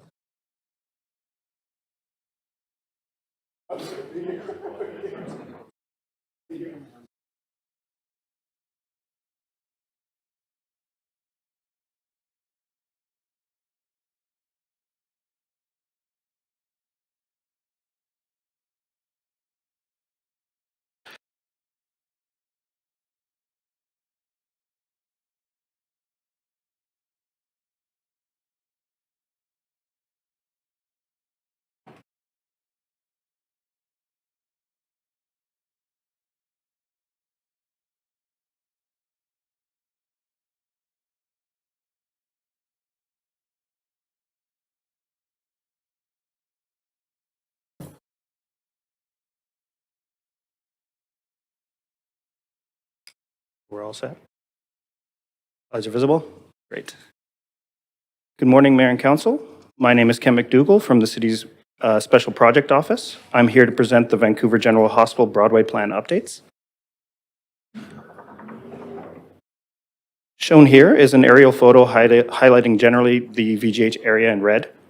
The site is a large and unique site located in the Fairview neighborhood, and it's generally bounded by the lane between Broadway and 10th Avenue to the north, 13th Avenue to the south, Oak Street to the west, and Ash Street to the east. The VGH area is designated institutional in the Vancouver Official Development Plan, which are lands reserved for essential community serving institutional uses such as major hospitals. VGH is located within the Metro Core Broadway area, which is the principal center of business, employment, cultural, and entertainment activity in the city and region. Under the Broadway plan, the VGH institutional area includes broad policy direction to support the expansion of VGH to meet long-term institutional and healthcare needs. Current policy generally supports building heights up to 350 feet or up to the underside of the Queen Elizabeth Park view cone, and where not restricted by helicopter flight paths. It seeks improved walking, rolling, and cycling connections. Significant public open space and active ground floor uses are strongly encouraged. Within the VGH institutional area, Vancouver General Hospital, through Vancouver Coastal Health Authority, or VCH, is the primary landowner. These lands constitute the VGH campus area and are the focus of the policy updates brought forward today. This is an aerial view of the campus as it currently exists. VGH has evolved into a nationally significant referral, teaching, and research hospital whose layered campus reflects more than a century of incremental growth. It remains the largest hospital in BC, providing acute and trauma care, serving as the provincial referral center for many adult programs and specialist services, while also acting as Vancouver's community hospital. Looking ahead, VGH finds itself at a critical juncture in the provision of provincial healthcare services. With a largely built-out and landlocked site, new development requires the demolition of existing buildings to make space for new facilities. These new facilities must be operational before older buildings can be vacated to ensure continuity of patient care. VGH campus buildings and infrastructure are aging, with 80% of inpatient beds located in facilities built between 1953 and 1989. The emergency department, built in the mid-1970s, is too small for current needs. Inpatient and emergency bed shortages create daily operational challenges. With a growing and aging population in Vancouver, the region, and the province, demand for healthcare services is projected to increase by 25% by 2035, with emergency volumes rising while aging buildings and limited land restrict expansion and modernization. Acknowledging the critical role that VGH plays in delivering healthcare to all British Columbians, there is an overwhelming need to expand and modernize healthcare facilities at the campus, and redevelopment is a key provincial, regional, and municipal priority. In response, achieving healthcare objectives has been a primary driver of the city planning processes, and staff are working towards developing a more flexible framework of policy and zoning that prioritizes healthcare delivery at the campus. An example of the flexible approach being taken, staff received a rezoning application for the VGH campus in fall of 2025. This application, as well as ongoing collaboration and discussion with VGH, led to 3 concurrent work streams being undertaken to assess and support VGH in the goal of modernization and expansion of the hospital. First is the development of site-specific policies to guide the long-term redevelopment of the VGH campus. These policies, in the form of Broadway plan updates, are the subject of this report. Second is a requested text amendment to the site's existing zoning to pursue a new emergency and inpatient care building along West 10th Avenue. This application was approved on consent earlier this morning. Finally, staff are assessing a VGH campus-wide rezoning application proposing long-term phased redevelopment to modernize and expand the hospital. This work is ongoing and would come forward in 2027. The VGH campus policy statement, which in the form of Broadway plan appendix, is a long-term vision for the campus to enable renewal, growth, and modernization of healthcare facilities. It aims to provide a clear and robust framework of planning principles and design parameters while maintaining flexibility for VGH. Direction includes departures from past policies, approvals, and obligations in recognition of current challenges and future needs. I will now provide an overview of the proposed policy direction, highlighting key elements. starting with reconciliation, with the aim to foster culturally safe and welcoming environments that visibly and respectfully reflects the local nation's values, histories, knowledge, languages, and art, ensuring their presence and perspectives are embedded throughout the campus. Key policy direction seeks opportunities to collaborate with local nations on cultural visibility in the public realm and open spaces. As well, looking for building design to contribute towards creating culturally safe healthcare environments. In terms of land use and density, the policy promotes a mix of land uses and development density that supports and expands on the site's core healthcare functions with appropriate flexibility for the site to adapt to evolving service needs. Key policy direction includes flexible mix of healthcare-related land uses appropriate for a campus environment and for density to be determined through rezoning based on healthcare requirements and the ability to achieve high-quality built form, site design, and open space outcomes. Policy includes direction on built form and site design to enable a coherent and high-performing healthcare environment that balances the complex functional requirements of a hospital campus with good urban design to improve the experience of patients, staff, visitors, and the broader community. Key policy direction includes accommodating large, efficient building forms for healthcare functionality while respecting protected public views and helicopter flight paths. Policies promote a high-quality design leading to a more legible, coherent, and accessible campus with a strengthened public realm and improved integration with surroundings. One of the key areas of departure from past policies and approvals is for the approach to open space. Under existing approvals from the 2000s, the VGH campus is obligated to provide approximately 9 acres of public open space, illustrated in the top right of this slide. Some portions of this concept have been implemented, including portions of an open space corridor along Willow Street, plaza south of 12th Avenue. These examples are highlighted in the photos along the bottom. Space constraints on the campus and increased healthcare demands dictate a different approach with reduced open space requirements. The key policy directions include looking to establish a connected open space network with a system of linear corridors and nodes bringing structure to the campus. Rather than the existing 9 acres of permanent open space expectation, the new policy would target 4 acres of permanent open space through linear and nodal spaces. As well, the policy sets a target for 30% of the campus as public open space through a mix of permanent and interim spaces that evolve through phased development. The interim spaces would consist of large sites cleared for redevelopment, which are to be put into public use on an interim basis. The policy also looks to establish a continuous wellness walk circuit along streets and corridors linking buildings and open spaces. Another area of departure from existing obligations is regarding the approach to heritage. Through past approvals, portions of the Heather Pavilion, a building on site, are municipally designated and protected through a heritage revitalization agreement. However, the building has not been used for patient care in over 20 years and is functionally obsolete for modern healthcare uses. Retrofitting it to meet contemporary standards would be complex, prohibitively expensive, and suboptimal compared to new purpose-built facilities. Recognizing these challenges, plus growing healthcare demands and campus space constraints, the Heather Pavilion is proposed for demolition. In response, the proposed key policy directions look to establish a heritage conservation master management plan to inform the future phased redevelopment of the VGH campus. This would enable consideration of interpretation as the primary conservation approach as an alternative to preservation and rehabilitation of the Heather Pavilion. The approach would include a review of existing heritage agreements, identifying modifications and council approvals needed for contemplated demolition. Proposed policy looks to advance substantive and meaningful strategies to commemorate the heritage value of the campus, including reuse of salvaged materials and heritage elements into new buildings and landscape. The VGH campus was presented to the city's Heritage Commission in March of this year, receiving support in principle for the redevelopment of the campus, subject to further work on conservation approaches for the Heather Pavilion. The VGH campus policy statement contains guidance on transportation, looking to strengthen connections to and through the campus, supporting diverse mobility needs unique to a healthcare environment. Key policy direction aims to improve safety and comfort for all road users, reduce conflicts and simplify vehicle movements and support efficient hospital operations, enhance walking, cycling, and rolling through active travel lanes, such as the 10th Avenue Greenway, support for wider sidewalks and high-quality public realm.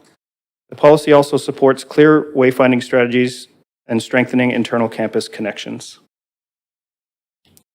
The policy includes guidance related to sustainability and resilience, to pursue low-carbon design strategies and visible green elements where feasible, and to design buildings, infrastructure, and systems to meet post-disaster standards to maintain continuous operation and critical services. Redevelopment of the VGH campus is subject to development cost levies and, where applicable, amenity contributions. Regarding amenity contributions, large employment hubs such as hospital campuses do come with growth costs to serve new employees. Although not fully covering the cost of growth, city policy looks to secure a nominal contribution, typically in kind.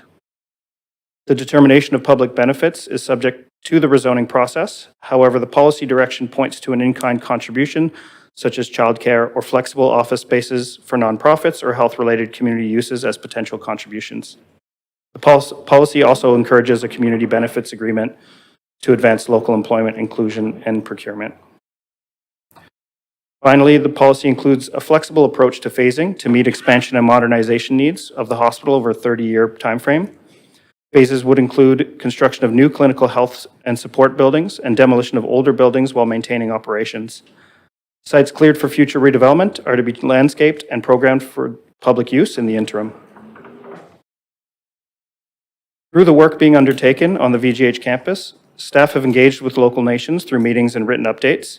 We've included policy direction related to cultural visibility and creating safe healthcare spaces.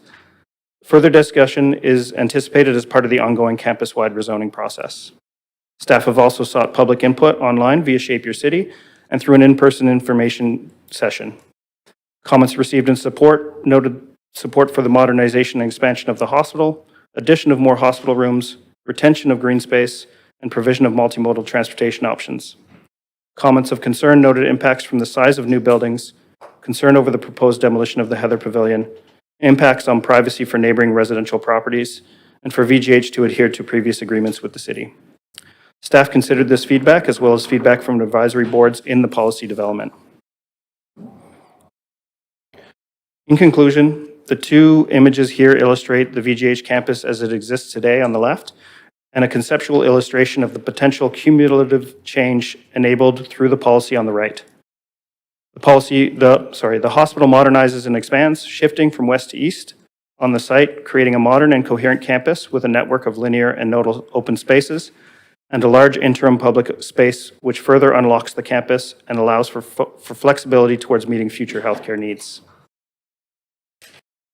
Thank you. I will now hand over to representatives from the Vancouver Coastal Health Authority and Vancouver General Hospital for some remarks.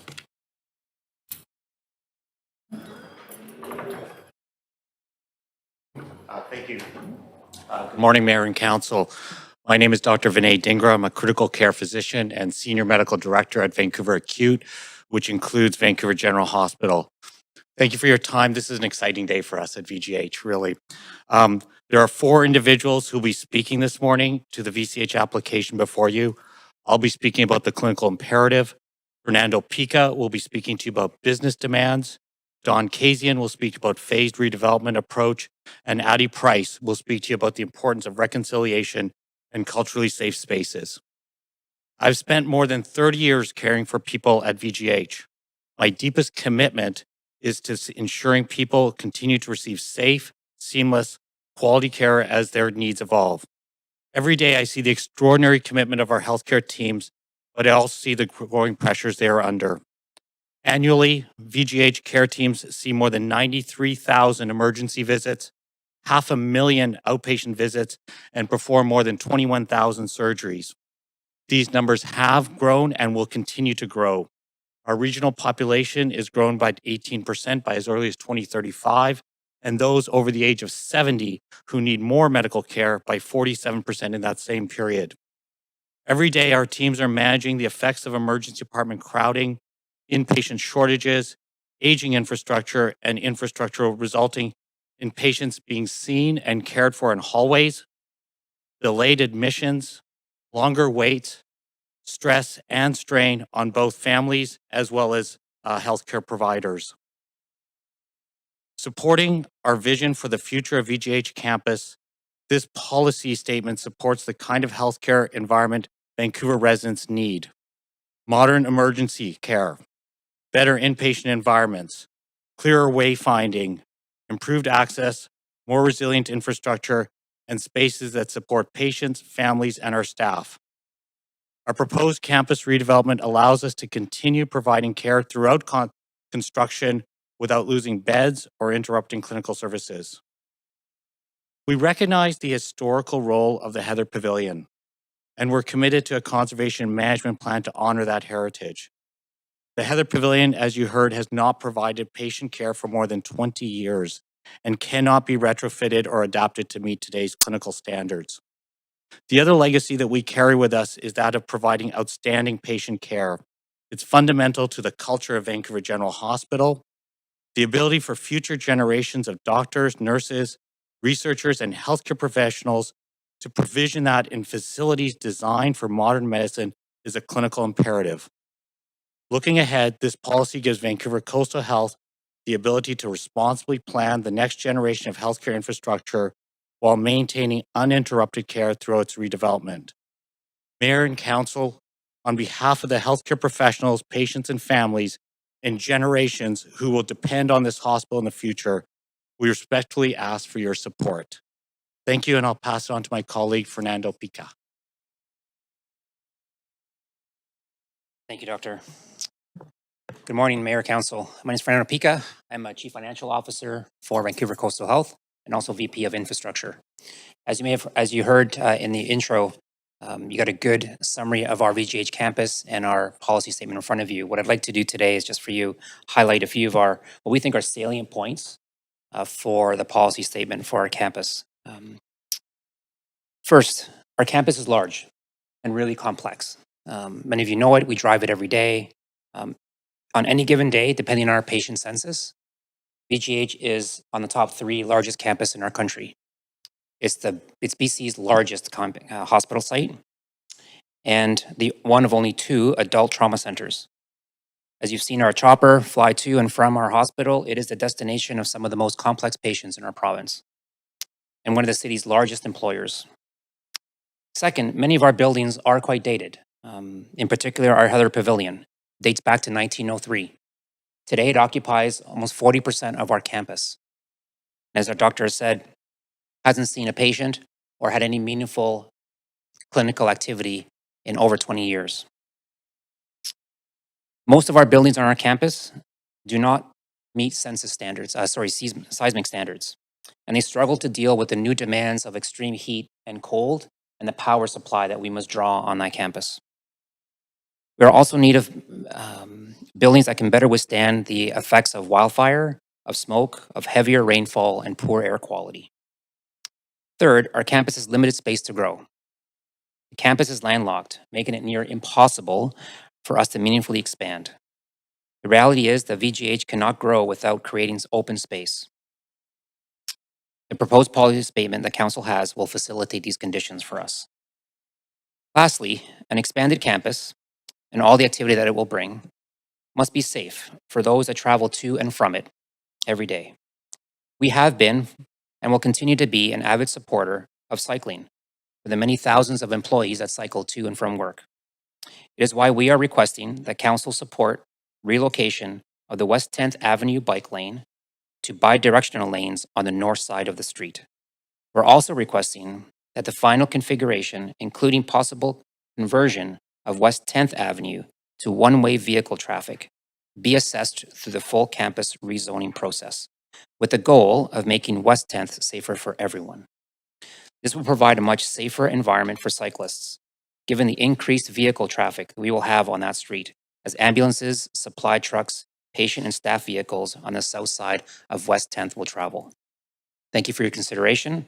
Pass this on to our Don Kazian. Thank you.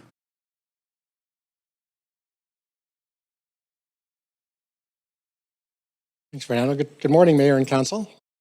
My name is Don Kazian, Principal of Kazian Architecture, Interior Design and Planning. Today, I ask you to look beyond a single building, beyond a single block of land, and consider what the Vancouver General Hospital campus must become over the next century. I'm going to speak about three things very briefly. One is designing a world-class hospital campus, creating exceptional public spaces, and ensuring there's enough land to redevelop the campus while it continues caring for patients. One of the biggest misconceptions is that a hospital campus should be planned like a university campus, with buildings separated by generous lawns and open space. Modern hospitals simply do not work that way. Across the world, acute care hospitals are becoming larger, taller, and more integrated because their physical form is driven by medicine and not by conventional urban development patterns. The quaternary acute care hospital functions as one interconnected system. And because healthcare today depends on highly integrated clinical services, modern hospitals require exceptionally large floor plates. We measure them in football fields. Our second phase of and third phase of this project are the size of 2, 3, 4, 5 football fields. Hospitals also need healing landscapes where patients, families, staff, and neighbors benefit from gardens, walking routes, sunlight, and places for reflection. The challenge is creating those spaces while keeping the clinical heart of the hospital connected. That is exactly what this policy achieves. It replaces the idea of one large, isolated open space with a connected network of healing gardens, wellness walks, public plazas, and green spaces that will evolve as the campus evolves. Over the past several years, we carefully tested many redevelopment scenarios while ensuring that the hospital could remain fully operational throughout construction. One conclusion became unavoidable, that the Heather Pavilion site is the key that unlocks the orderly, phased redevelopment of the campus. It provides the opportunity to construct the future replacement for the Blackmore Pavilion while the existing hospital continues operating. In turn, that preserves the space required to eventually replace the Jim Pattison pavilions and allows each subsequent phase of redevelopment to proceed without interrupting patient care. As was mentioned, the Heather Pavilion cannot meet the demands of modern healthcare. Its layout and building systems are functionally obsolete. The structure and form are impossible to retrofit for modern healthcare delivery, and it remains vulnerable to seismic risk, resulting in a retrofit that would be prohibitively expensive while still delivering a compromised below standard facility. This does make it one of the most difficult decisions, but ultimately necessary decision, a planning decision before you. The building is an important part of Vancouver General Hospital's history, and it deserves to be commemorated. The policy commits to exactly that through a comprehensive conservation management plan and meaningful commemoration. Mayor and Council, hospitals exist for one purpose: to care for people. Every generation before us has adapted this campus to meet the healthcare needs of its time. And today it's our responsibility to ensure Vancouver General Hospital can continue adapting to meet healthcare needs for the next 100 years. This policy does provide that planning framework to make that possible. Thank you. I'll now hand over to my colleague, Addie Price.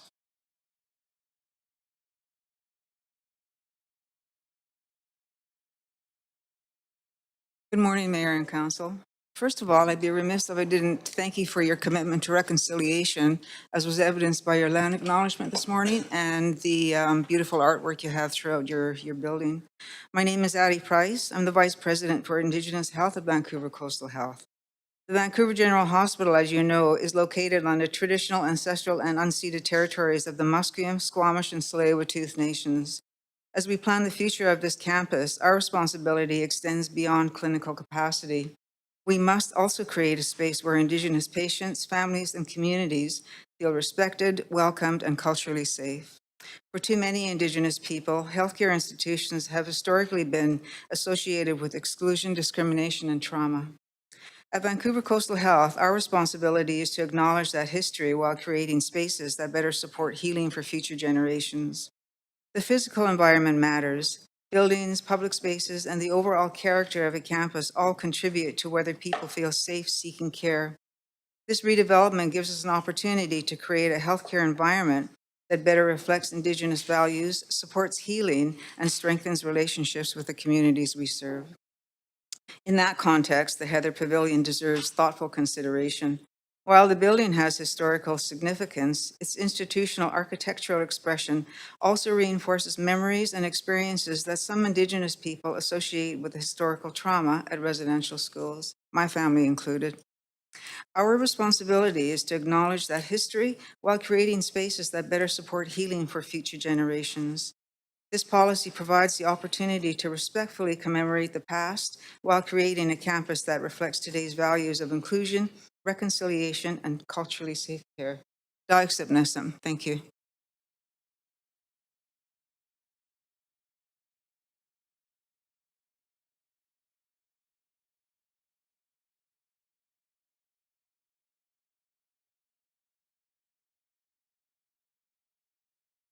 Councillor Dominato. Thanks, Mayor. And thank you for the presentations and updates. I principally have two questions.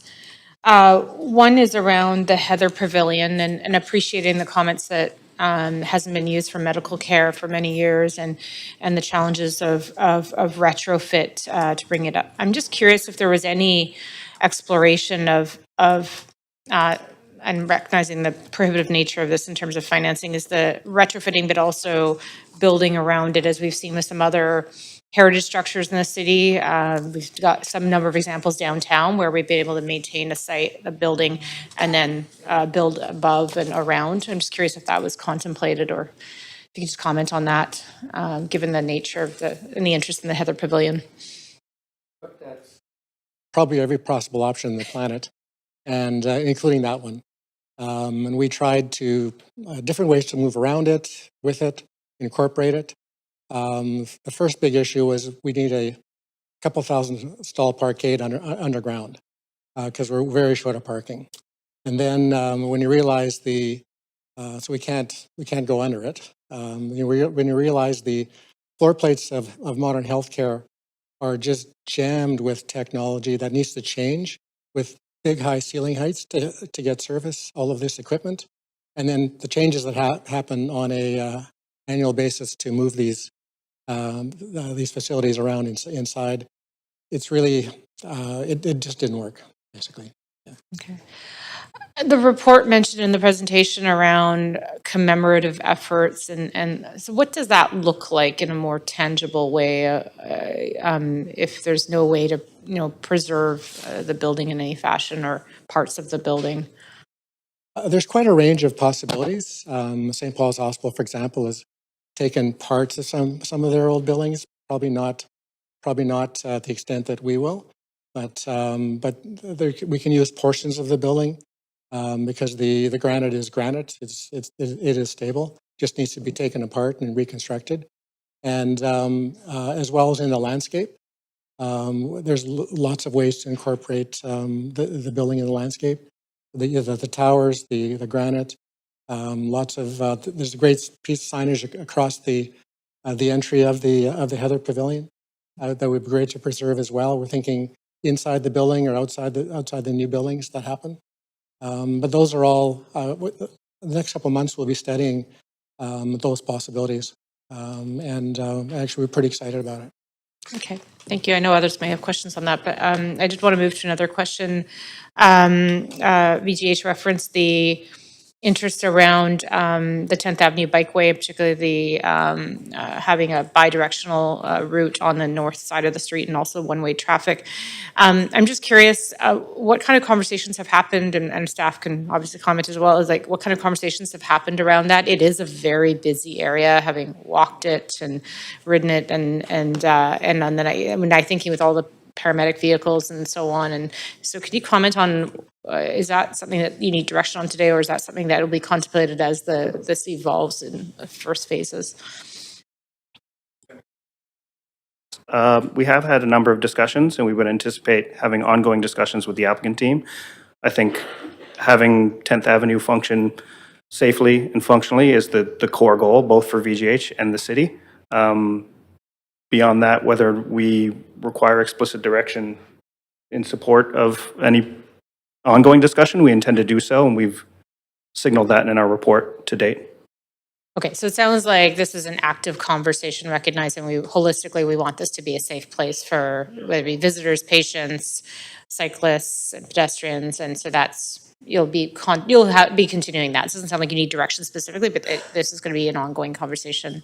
That's our intention from a staff And there team. would be a Yes. report back to council as this progresses, because I know it's a very long-term project. Yes, it would come forward with the rezoning, the campus-wide rezoning, which is an active application, which would be the next piece that would come forward in 2027.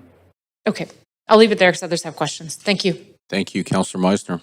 Yeah, thanks. And thanks for being here. I actually had two similar questions, so maybe I'll just follow up for a bit more clarity on both of those. And I'll start with the 10th Avenue bike lane as well. Was there ever consideration of moving the location of the emergency room exit or entrance for the new emergency room to West 12th, for example, or a different street to reduce conflicts with that bike lane? In the future, once the Jimmy Patterson building comes down and gets reconstructed, emergency will come off at 12th. Okay. But that'll be 20, 30 years from now. In the meantime, we're going to be adding a couple thousand cars onto 10th and Heather and 12th. And so there's got lots of activity. Along 10th, we have many curb cuts to access parkades, as well as loading and supply chain stuff. So there's going to be a lot of activity. And during construction, we'll likely have to even move those bike lanes to the north side of the street anyways, because there's going to be lots of construction trucks for many years along 10th Avenue. Okay, thank you for that. Just to follow up on that, can I ask staff if that will be viable or possible to move that existing, I guess, unidirectional bike lane on each side of the street to the north side of 10th during the construction? Is that the plan that we're contemplating or anticipating? Why don't I take that, Paul Storer, Director of Transportation. Yeah, thanks for the question. We haven't worked through construction phasing yet. There are different options with construction to look at how you build up so you construct the site, but we know it is going to be a difficult one to build off of the 10th Avenue Bikeway. 10th Avenue is a super complex corridor. It took us many, many years of conversation with the hospital and persons with disabilities and the other institutions along the corridor to land on the current design. So we're going to need to look at it really closely, both in terms of what we do in terms of facilities over the longer term, but also in terms of that construction phasing and impacts. Okay, and do you know offhand how much that cost? Because that was a fairly recent project, the bike lane. Yeah, so the current lanes were, I think, about 10 million total, a little bit more. If we looked at doing that work now, construction costs have gone way up. It might be double that or something like that. Okay, thank you. Appreciate that, Paul. For the applicant, I understand, obviously, from your perspective, there is conflict existing there currently, and that will increase with this new development. Are you proposing to make any sort of contribution financially in order to help relocate that bike lane that was recently constructed to the north side of 10th, for example? Is that part of your plan or proposal? Yes, it is. To make a financial contribution towards that? Correct. Okay, and are you able to share what you're proposing? In terms of financial contribution? Well, the cost isn't figured out yet, so, but this will all be in the spirit of major construction going on and major budgets to do that. And safety is critical here, so. Yeah, okay, that's good to know that you're open to that. I'm Shelley Fleck. I'm also representing Vancouver General Hospital in this file. I would like to add that we have consulted with EHS, VPD, our internal stakeholders, our emergency department, users of the facility as well when it comes to the 10th Avenue bike lane and really have received some feedback what would work and what would not work. As a piece of this work, we also consulted with Bunt, who is a local transportation company here in Vancouver. We worked with them on what the possibilities might be to revise the 10th Avenue bike lane and then also the one-way or two-way traffic along there as well. So we are looking for some direction today from council to continue this conversation formally as we work over the next 6 months for the final rezoning obligation document that's going to come before you in early 2027. We understand that, it is a conversation and it is something we have to work through with Paul and Kent and our city colleagues. But it is something that we really do want the opportunity to have some earnest conversation around. We will also consult with the cycling community as well. As Fernando indicated, we have an active cycling community at Vancouver Coastal. We are going to continue to support cycling. We will engage with our community. Run out of We'll time. also- I'm sorry to interrupt, Yeah, but okay, just to be sure. clear, you want direction today. is Yes, what we you're saying. do. On the bike lane. Thank you. Thank you. Councillor Joe. Yeah, thanks, Mayor. Thanks, planning, our city staff, and also Vancouver Coastal Health for all the work for this project. I think it's not arguably, I think it's the most important healthcare expansion project in the province in the next 10 years. So my question is about the capacity for the new hospital. So I've been involved in many hospital redesign, redevelopment project, BC Children's Hospital. My previous career at Fraser Health at for the Cyril Memorial and also Oxford Regional Hospital. I think one of the challenges when we build a hospital, we realize we should build bigger. There's not enough capacity. So my question first to our staff is, does this policy provide Vancouver Coastal Health with enough flexibility in responding to the changing healthcare needs, technology, and population growth?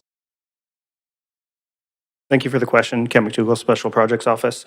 I would say that we believe that it does.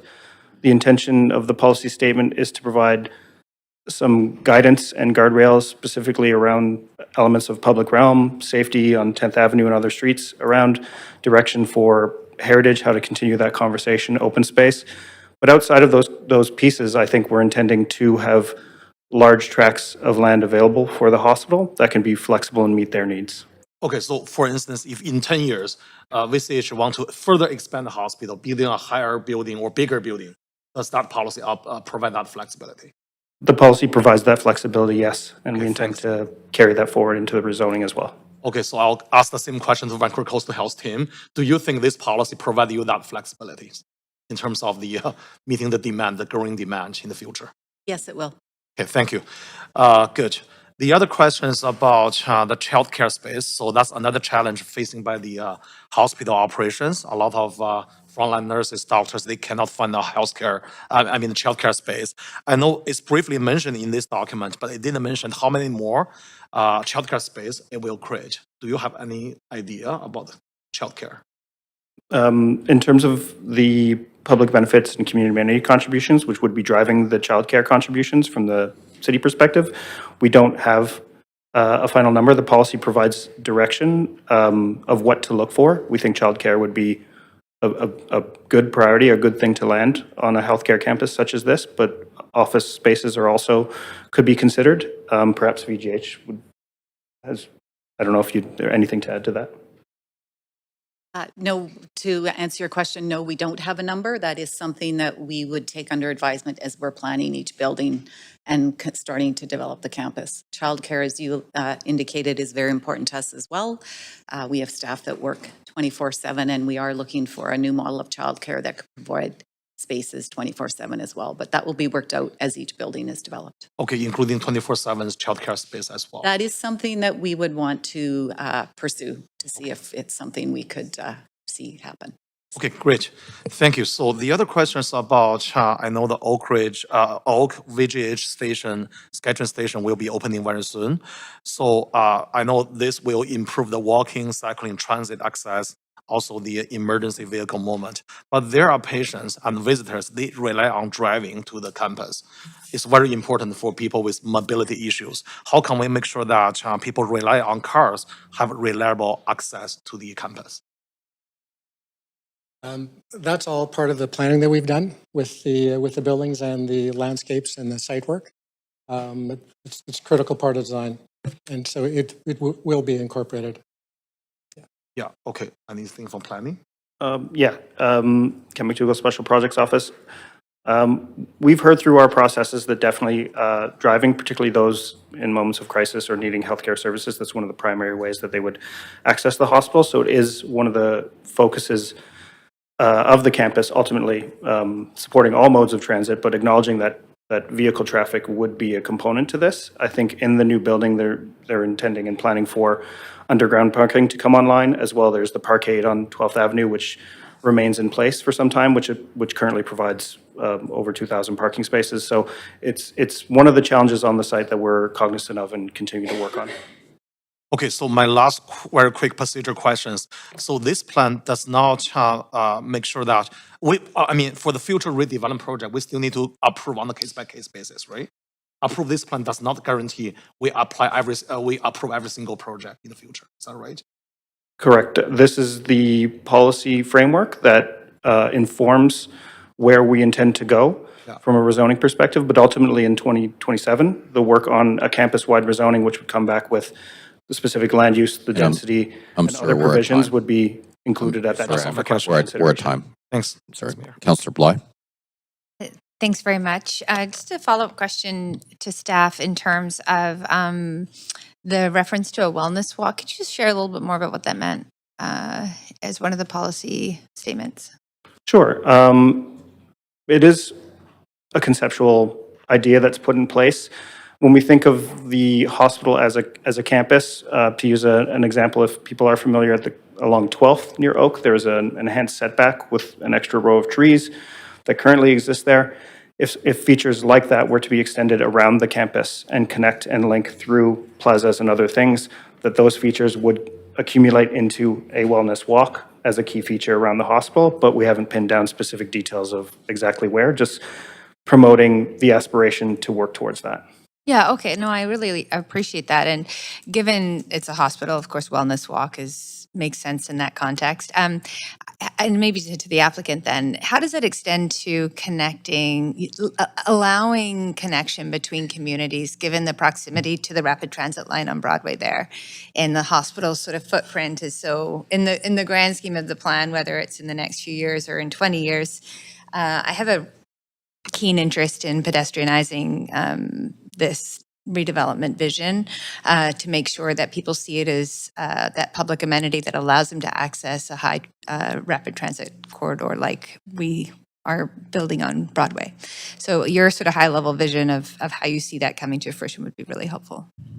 The wellness walk and other pedestrian walkways and areas are really about the people feeling really great about as they move through the spaces.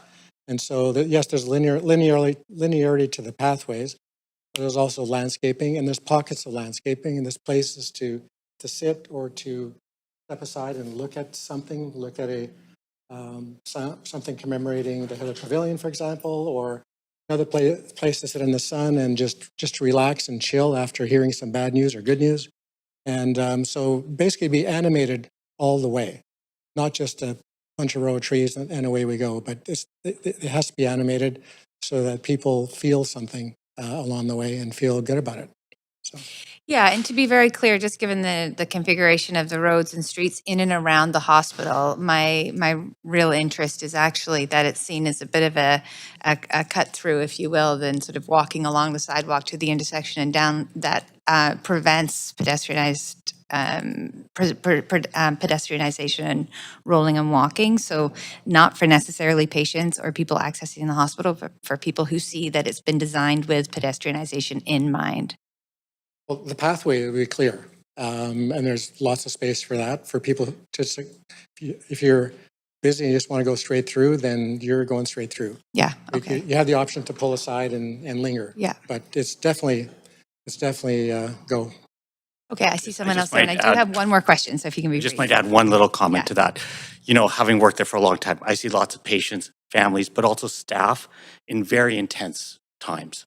And actually having areas like this to be able to get a breather, walk through, it is so healing. Whether it's been a crisis that you've just heard or others, but for staff as well, it's very important. Yeah, no, I appreciate that. That's a really important additional piece of context. Thank you. So on the bike lane, just to switch gears for a quick second, because it has been talked about in terms of moving it to the other side of the street. I've also heard mention of potentially additional traffic lights where there are now four-way stops. But one of the things I haven't heard is what has the engagement been like with the medical facilities on the other side of 10th? Because there are also skin cancer clinics, BC Cancer Agency, that a lot of, every single one of those buildings has a parkade. There's many people coming and going every day. So I'm just wanting to make sure we're having the question asked here. Are we just going to potentially move the problem to the other side of the street and have someone else deal with it? Have we talked to them? Let's make sure we don't have this conversation in a vacuum.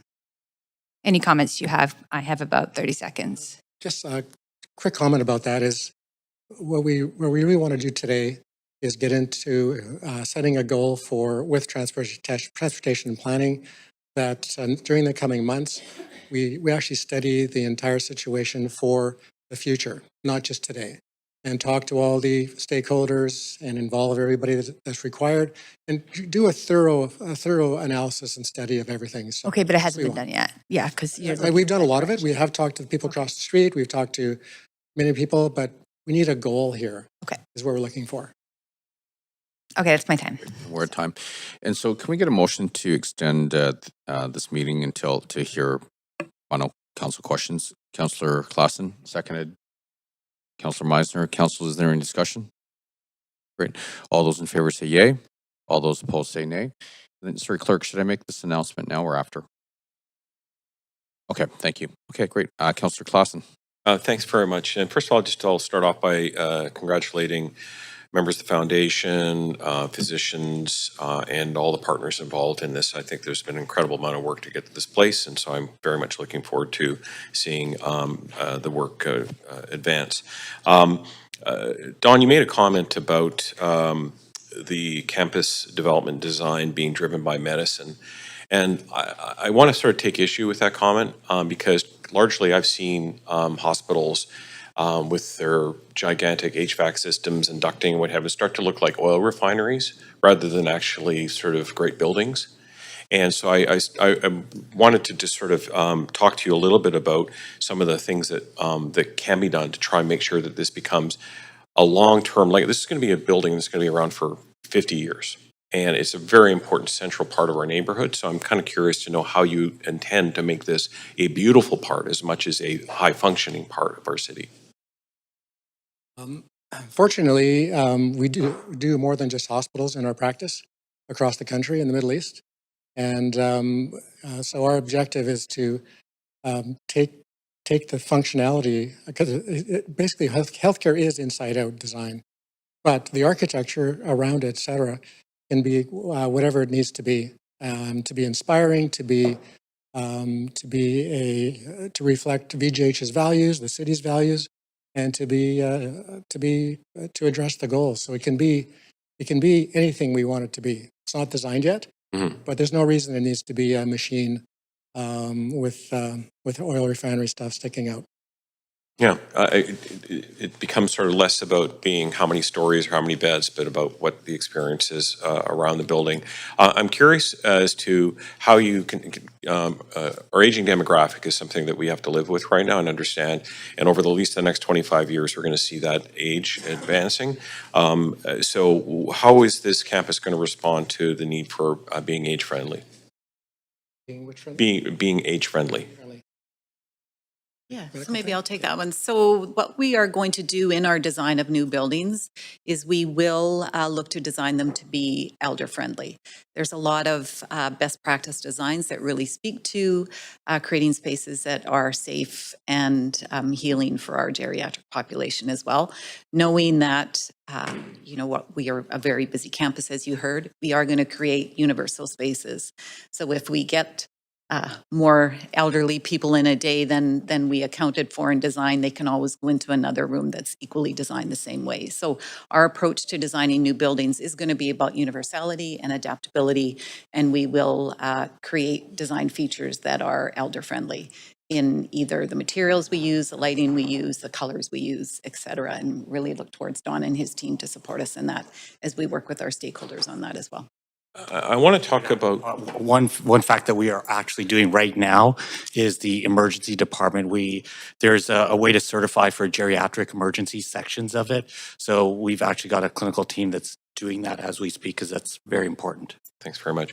I am surprised with the kind of urgency that the Heather Pavilion components are being sort of dispensed with. knowing fine architecture can sometimes incorporate, you have office space, you're going to need places to dine, for cafe, to recreate. People who are not going to be in their hospital rooms or their beds all the time, they want to meet with family members. That the granite exterior of that building has something that's very sort of native to our region, and it also does give that life to it. So I'm just curious: is there not been even a portion of the building or something that could represent something very exciting on that sort of north side of the campus? We would have to move it because the unfortunate part, the Heather Pavilion is right in the middle of the future. And as I said, we have big floor plates that need to sit on top of that site. So just for time, Don, I heard you before respond to that about potentially taking some of the aspect of it. I just want to mention, because Councillor Joe asked questions about childcare, I know that the 13th and Willow is we move forward with the idea of a 24/7 childcare there. Right. I remember getting excited response from members of the BCNU when we saw them at an event not long after. So clearly this is an area that we've done some actually really good work between that developer and VGH to try and make that happen. So that's exciting. I'm out of time, so thanks very much. Thank you, Councillor Klassen. Councillor Fry. Yeah, thank you. Great presentation, and thank you for all the work that you've been doing collectively. I want to just touch a little bit on the engagement. We talked about how a lot of the patients will be arriving by car, but I imagine a lot of patients will be arriving by subway soon enough once that's built. And I'm curious. Lots of mentions of the Oak Street VGH station. I guess that's going to be the name, Oak VGH. And how folks are going to access. I know that there's mention here of like pedestrian ways along Laurel and Willow, both of which have more of an elevation gain. And I'm thinking about patients who may be less ambulatory, but still taking the train. How do we anticipate connecting folks from the SkyTrain to the hospital, especially if they have mobility challenges?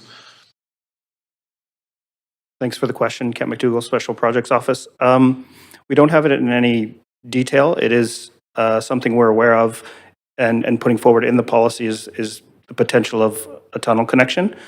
But that's more than just the Vancouver Coastal Health VGH itself as a landowner to make that connection. So it would involve other sites between the station as well, potentially. So it's something we would continue to explore as an idea. Right, but I am correct in that Willow and Laurel are both more elevation game, and those are the streets that are identified for pedestrian, but they also have the most elevation relative to, say, Oak Street.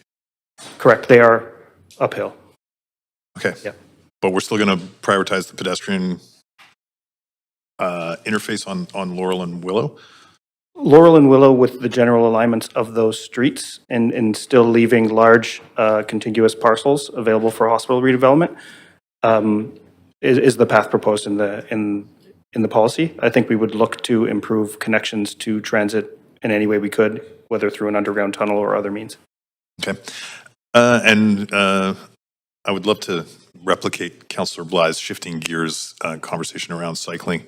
Do we anticipate that this might actually look to expanding cycling network maybe down the hill on Broadway to anticipate the kind of issues we're contemplating along 10th?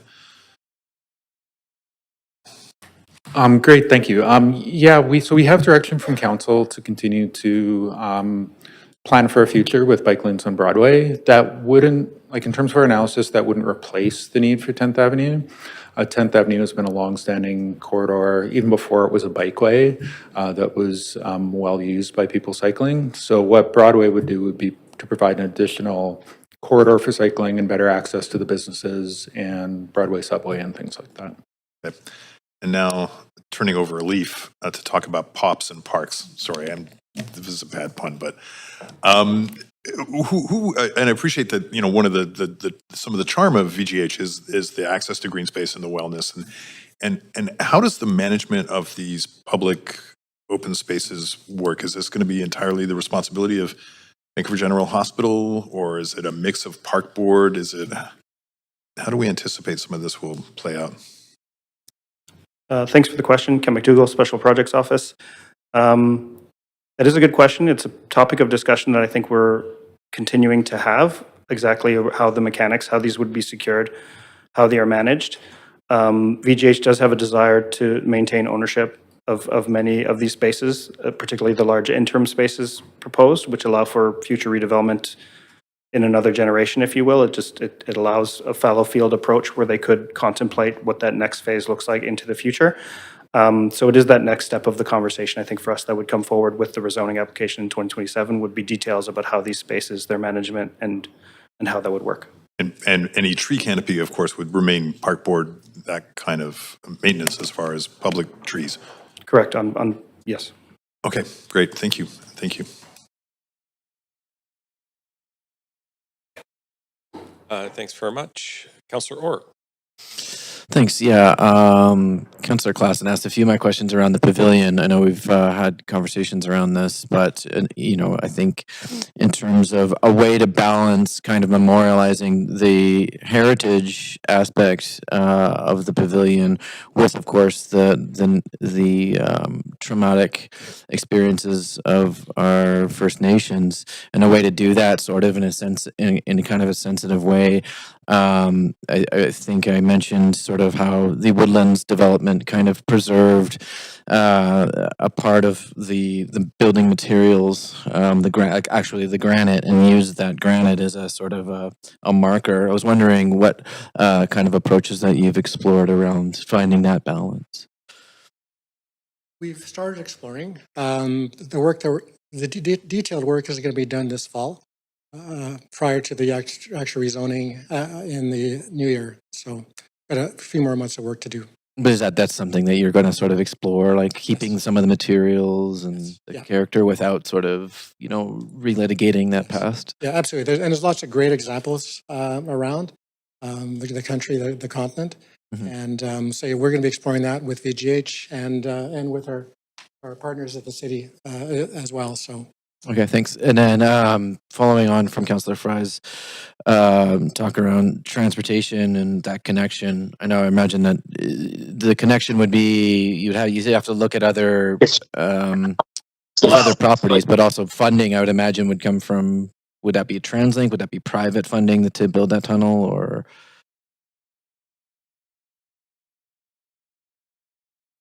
Yeah, thanks for the question. Conceptually, it's a difficult connection to make from the hospital to the station at Laurel and Broadway, just given the grades for people with mobility issues. So, conceptually, it's an idea we want to continue to explore, and then look at how we might be able to connect that in with future hospital developments and with the SkyTrain station. Where funding would come from, that's still very much up in the air. While I have you up, obviously we have the new SkyTrain, and obviously we also have 24/7 bus service east-west on Broadway. What about north-south, like 24/7 bus service on Oak? Has that been contemplated by the city and in TransLink? Yeah, I'm in TransLink's Access for Everyone plan. They do look at expanding the night bus system to try to hit more of the region, connect people, particularly people who have off-hours jobs, to be able to kind of come and go. And somewhere like the hospital is really important for people to access, kind of off hours. Okay. So we continue to talk to TransLink about that. Great, thank you. That's my questions. Councillor Maloney. Thanks very much. My questions are for the Director of Transport.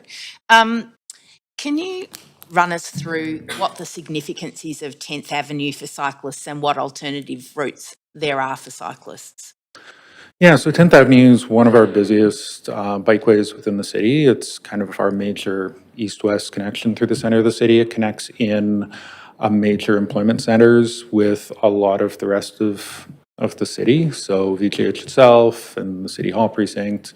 Central Broadway is just one of our biggest employment centers. So it really is a critical route.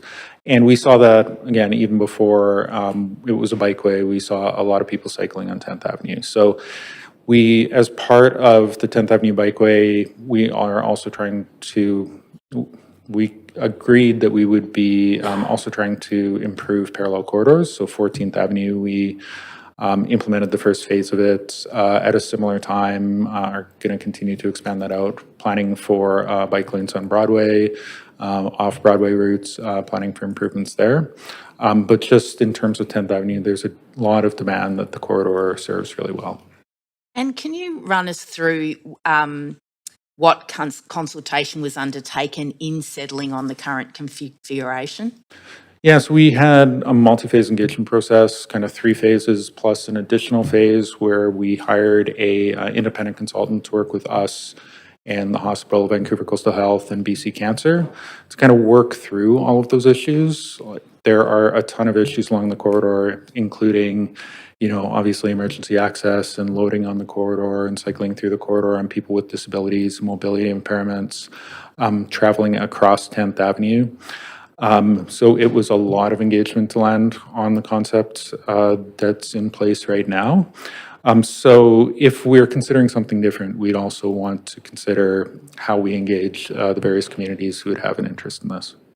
Okay, and obviously safety considerations are paramount when reconfiguring transport routes. Council doesn't conventionally provide specific direction on the design of cycling infrastructure, do we? Not typically. Sometimes we will bring really tricky challenges to council. So a really important facility like a recent one would be Granville Connector, where there were a lot of different options about how we could move forward with a lot of different trade-offs and interests. But yeah, quite often we implement it based on council policy. All right, and just perhaps remind me, so the cost of that, the current configuration was it 20 million? It was about 10 million, more or less. And then you said it'd probably be Just ballpark, like we haven't done any design, but construction costs have gone up and we'd be having to essentially move the whole roadway over.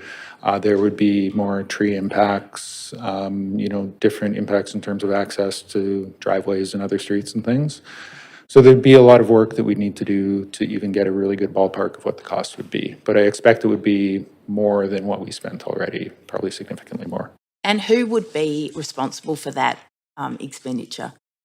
Yeah, I think that's a question we'd want to continue to talk to the hospital about. If we see an option that would improve safety on the corridor for everyone, we'd want to talk to them about that. We've seen a big safety improvement since we implemented the bike lanes. We saw transportation injuries drop by about 60% along the corridor, which was a great outcome. So in terms of city funding, unless we saw something that would dramatically reduce collisions, I would struggle to invest a lot of city funding into a reconfiguration of 10th Avenue. Okay, and perhaps my next question's for planning.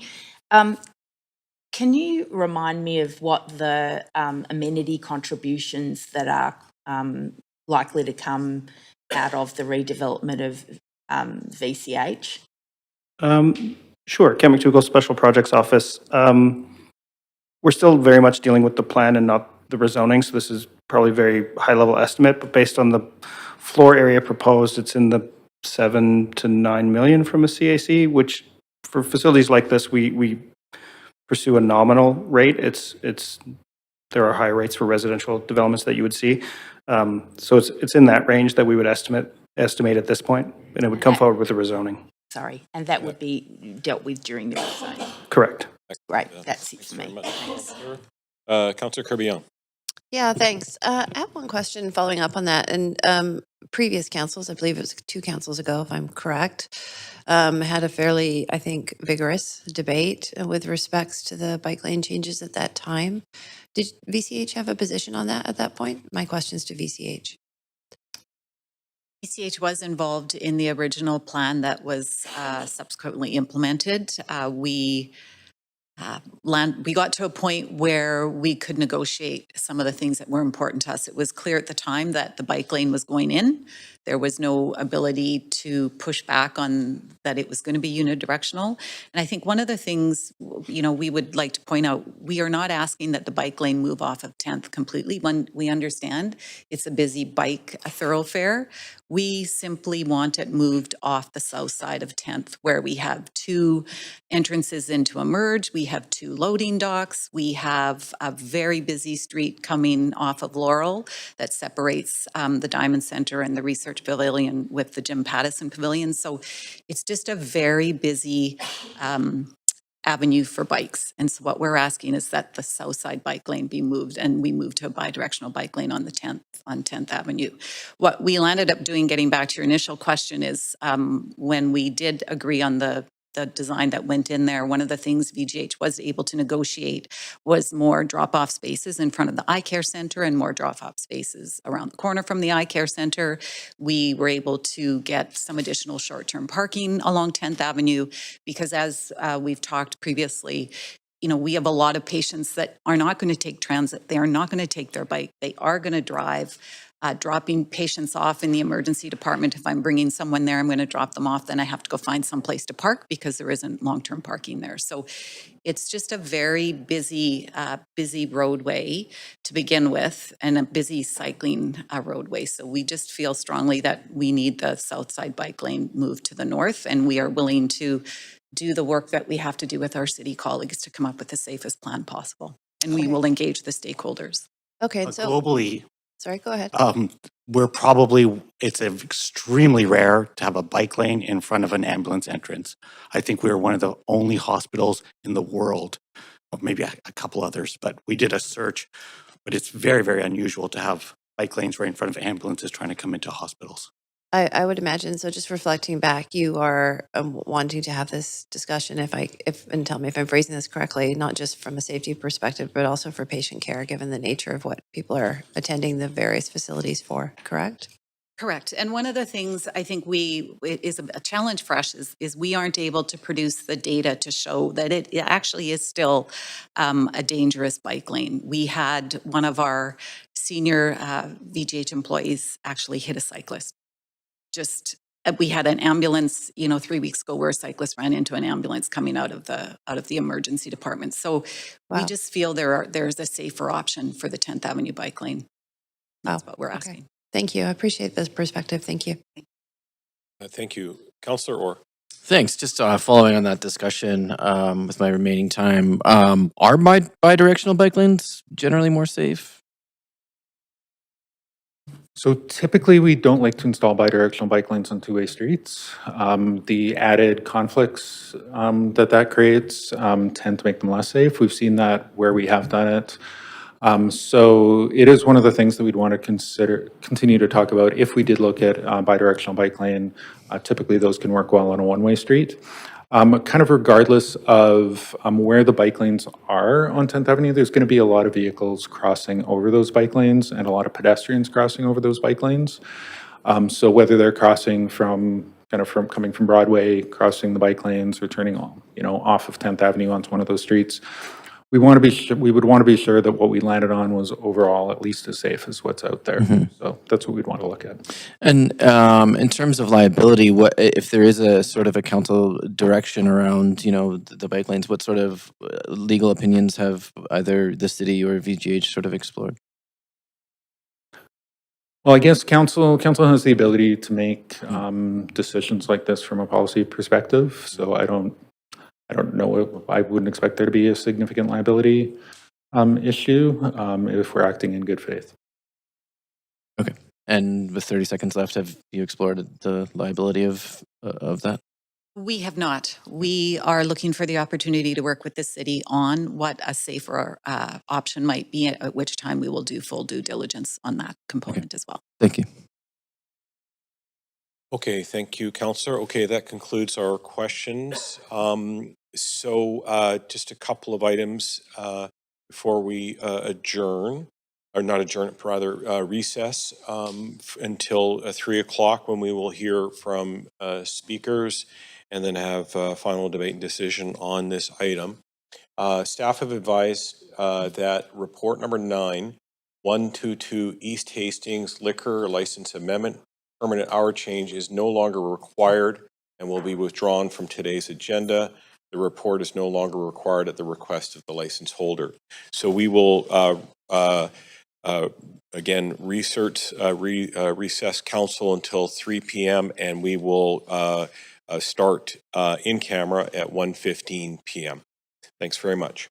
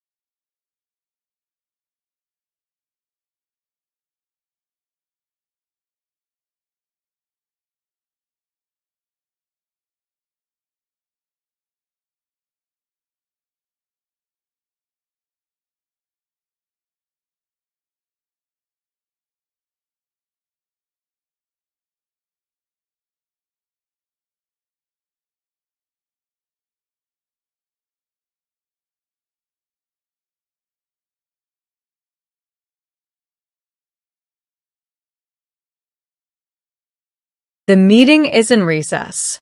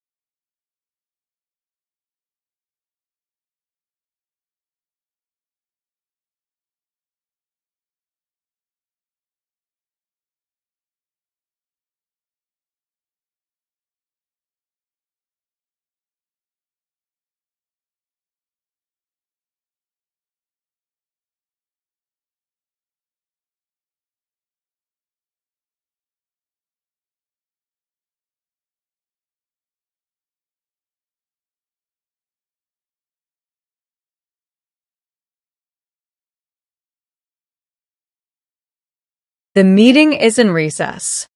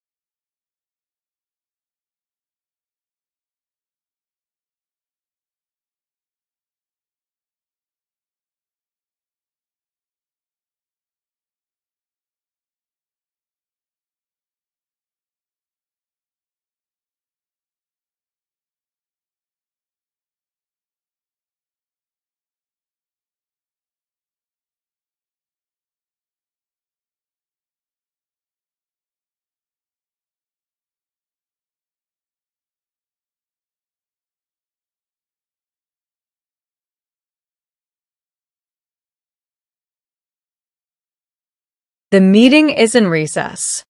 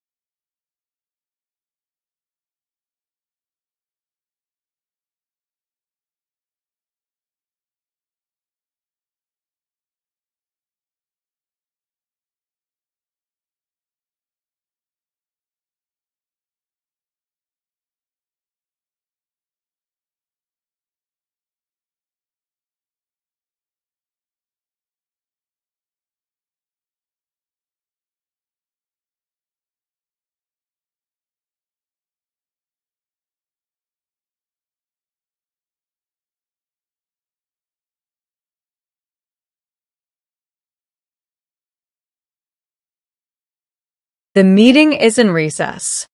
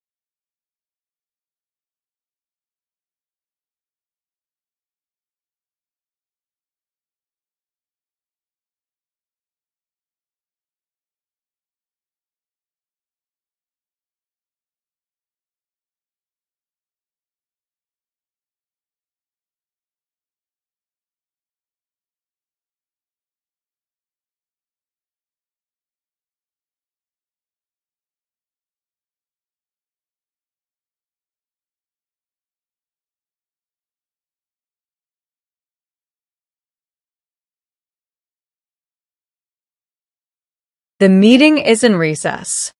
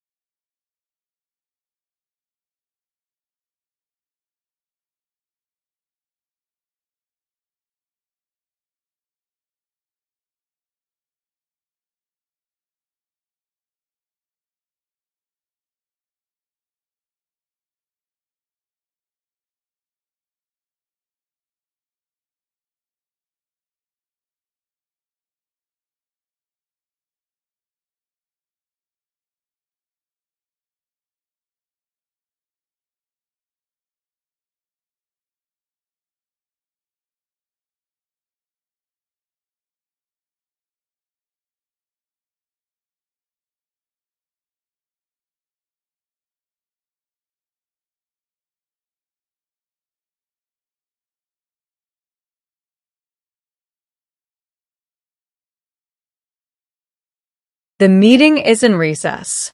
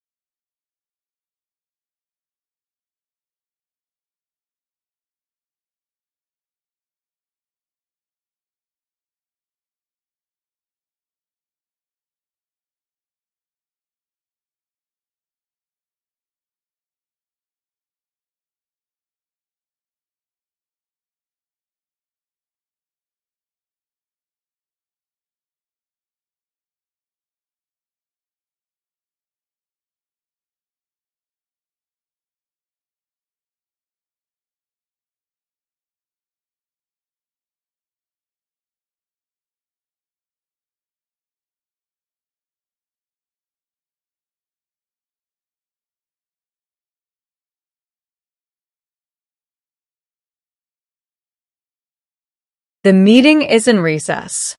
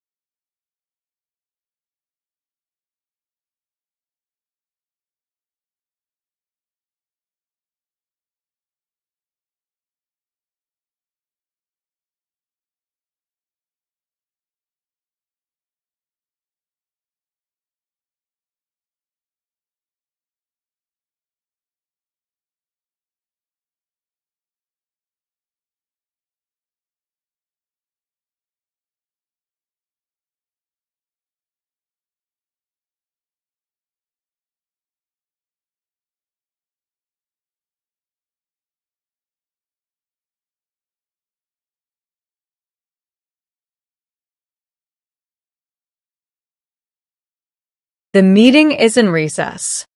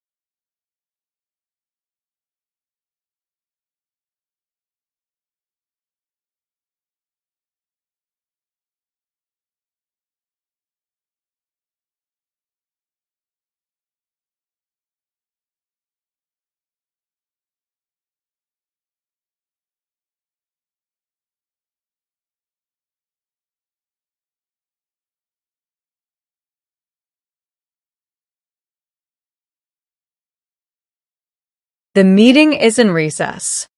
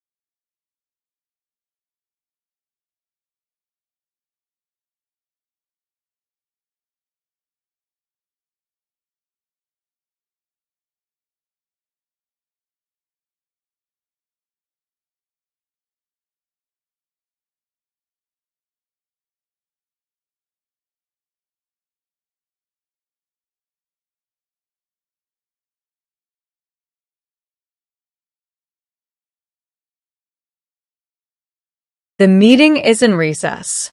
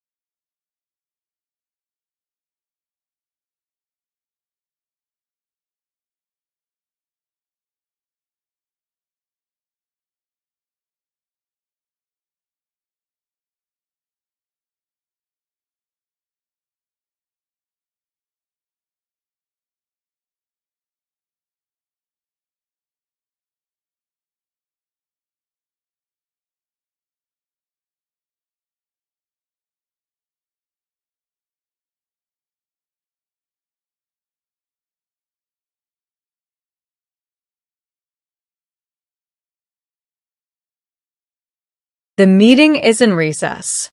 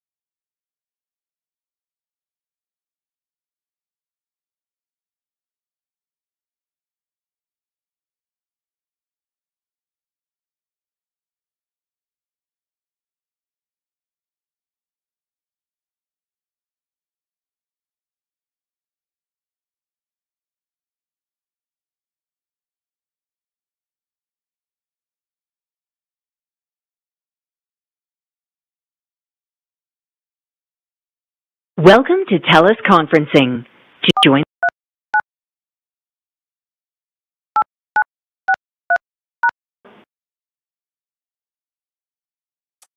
Hello, Tamara. Can you hear me? Yes, I can hear you. Can you hear me? Echo, Echo, Charlie. I can hear you. Thank you. Okay, perfect. Okay.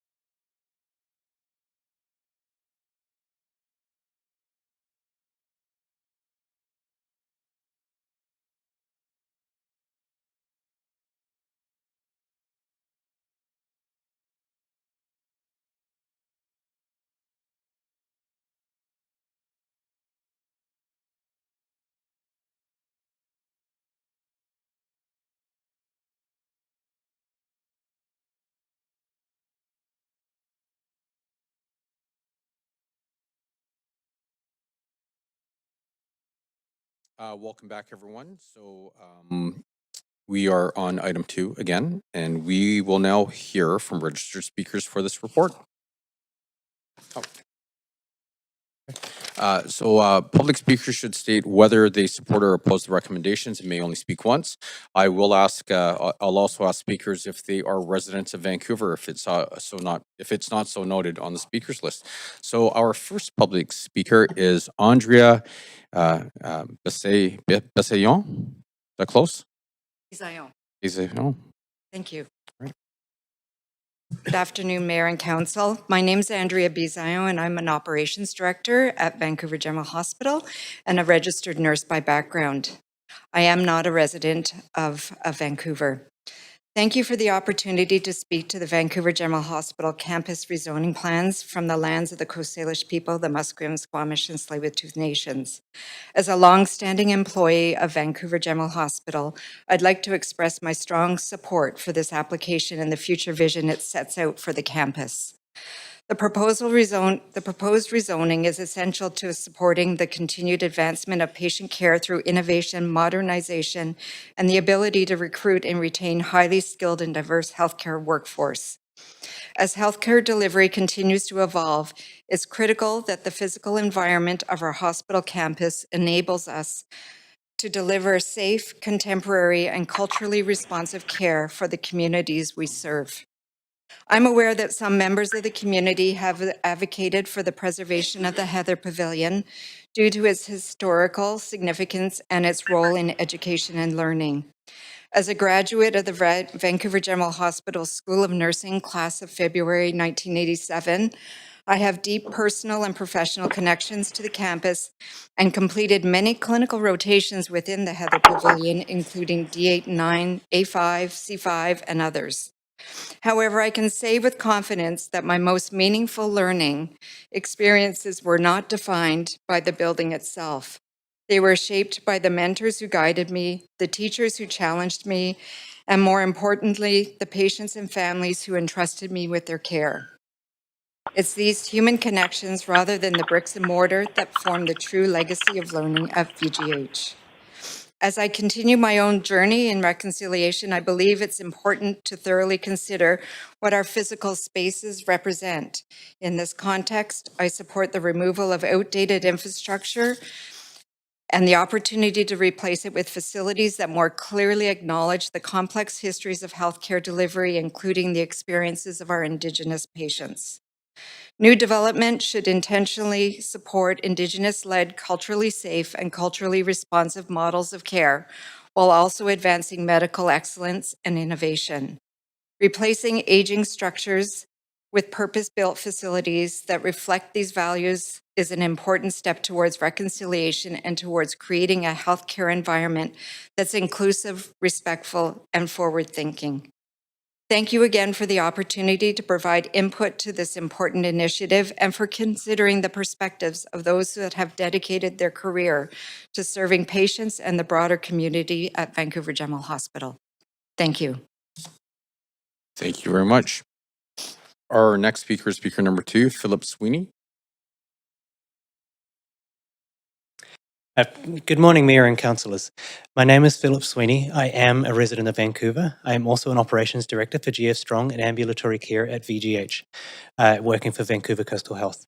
Thank you for the opportunity to speak to the Vancouver General Hospital's campus rezoning plan and the lands of the Coast Salish peoples, the Musqueam, Squamish, and Tsleil-Waututh Nations. As a long-standing employee of VGH, I would like to express my strong support for this application and for the future vision it sets out for the campus. I also believe that the proposed rezoning is essential for the ongoing advancement of patient care, allowing us to continue to innovate and modernize our services for decades to come. This work will further support our ability to recruit and retain our ever-growing, highly skilled, diverse healthcare team. It is crucial that the physical environment of our hospital campus facilitates public safety externally while continuing the evolution of providing culturally safe, contemporary, and responsive care for the communities we serve. I am speaking today about my experience not as an operations director of VCH, but rather as an avid cyclist and commuter, having commuted to and from VGH by bike for the last 18 years, using Vancouver's usually excellent cycle pathway network. My concerns relate specifically to the cycle pathways along 10th Avenue, which run through the northern edge of the proposed rezoning plan. The section of 10th Avenue bike route from Oak to Heather is, to be frank, extremely dangerous and very scary. I actually avoid it at all costs. The current setup puts cyclists in harm's way 7 times between Oak and Heather when you're heading east. The intersection at Laurel Street, 2 entrances to emergency, the loading bay for the Jim Patterson Pavilion, the loading bay exit and the thoroughfare for the Leon Blackmore Pavilion, and the parking lot between Blue Sun and the Old Heather Pavilion. These are all high-risk areas for cycle versus car or cycle versus pedestrian incidents. To highlight the magnitude of this issue, in addition to what we heard this morning, I have seen ambulances have to wait for cyclists to zip by before being able to enter the VGH emergency area ambulance bay. Westbound traffic only, or westbound cyclists only has 3 potential issues in comparison. I am also a pedestrian who regularly crosses 10th Avenue to check on my programs on the north side of 10th Ave. It is just as dangerous. Cyclists, e-scooters, e-bikes are careening along the bike path, weaving in and out as they follow the path. For an analogy, it's like playing a real-life game of Frogger, trying to avoid all the vehicles, bikes, and scooters crossing 10th Avenue, only with no second chances. The buildings on the north side of 10th Avenue care for patients with vision impairment and arthritis. Many of these patients park in the VGH Parkade on 12th Avenue, and then they walk over to their appointments. This population has difficulty navigating fast-moving objects and slow reaction times. Unfortunately, it's an accident waiting to happen. I strongly encourage the City of Vancouver to consider revising the 10th Avenue cycle route to put both of the east and west on the north side. Thank you very much for considering my input. Thank you very much. And as an aside, thank you for the work you do at GF Strong. On a personal note, my mom got really sick with encephalitis, and she spent 11 months at GF Strong. And I fully understand the impact that you have on a lot of people. So thank you. Speaker number 3, Anthony Robert Norfolk.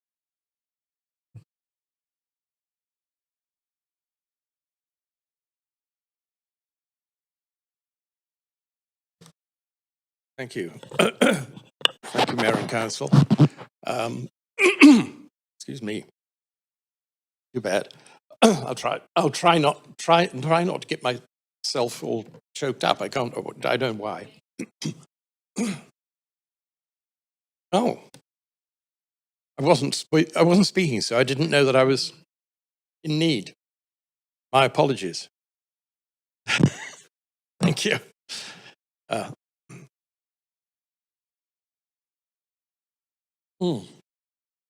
I've never done that before. Being served by the mayor. Wonderful. My name's Anthony Norfolk. I live in Vancouver.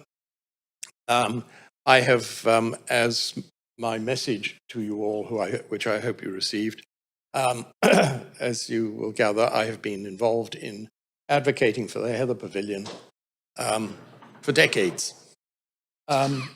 But I think we need to start off with clearing up one misunderstanding.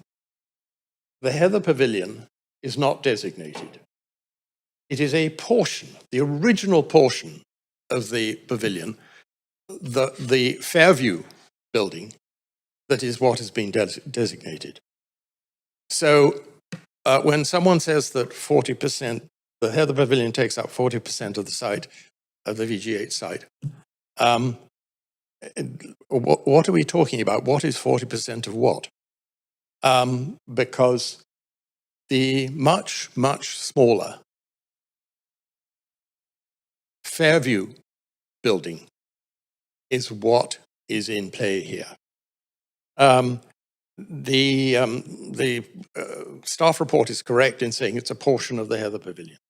So let's start talking about the Fairview building, not the Heather Pavilion. So the Fairview building is not 40% of anything, let alone the fact that I suspect that 40 is wrong. Now, don't get me wrong. I am, at the age of 84, I am a consumer of services from VGH, which I much appreciate. They are super, absolutely. But I don't see why the Fairview Pavilion, or the Fairview building, has to go to achieve all that VGH would like to achieve. It is a minuscule portion of the site. Its value has been spoken to and passed on by previous council when designating it. That is rare. It's been through all the processes. And it may not have been used for care for a long time, but it is still occupied and used. I did precipitate the production for the city quite a while ago of a report by Richard Henriquez that lists the uses to which that building can be put, ancillary uses to the broader uses of the hospital. There are, as someone this morning pointed out, there are examples where heritage buildings have been enclosed, enwrapped in larger buildings.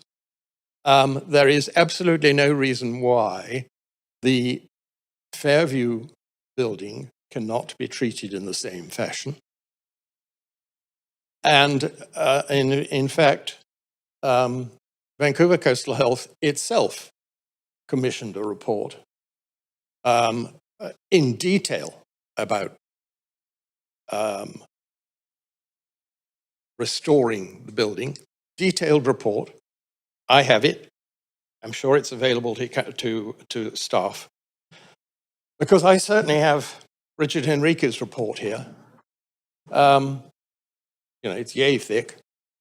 There is no real valid reason for destroying a designated building. I don't know that it's ever been done, demolishing a designated heritage building. So when I look at the report, I'm simply asking you not to consider the repeal of the designation bylaw. Just simply refrain from supporting this part of the council report. That's my request. Thank you very much. Okay, speaker number 4, Angus Thompson.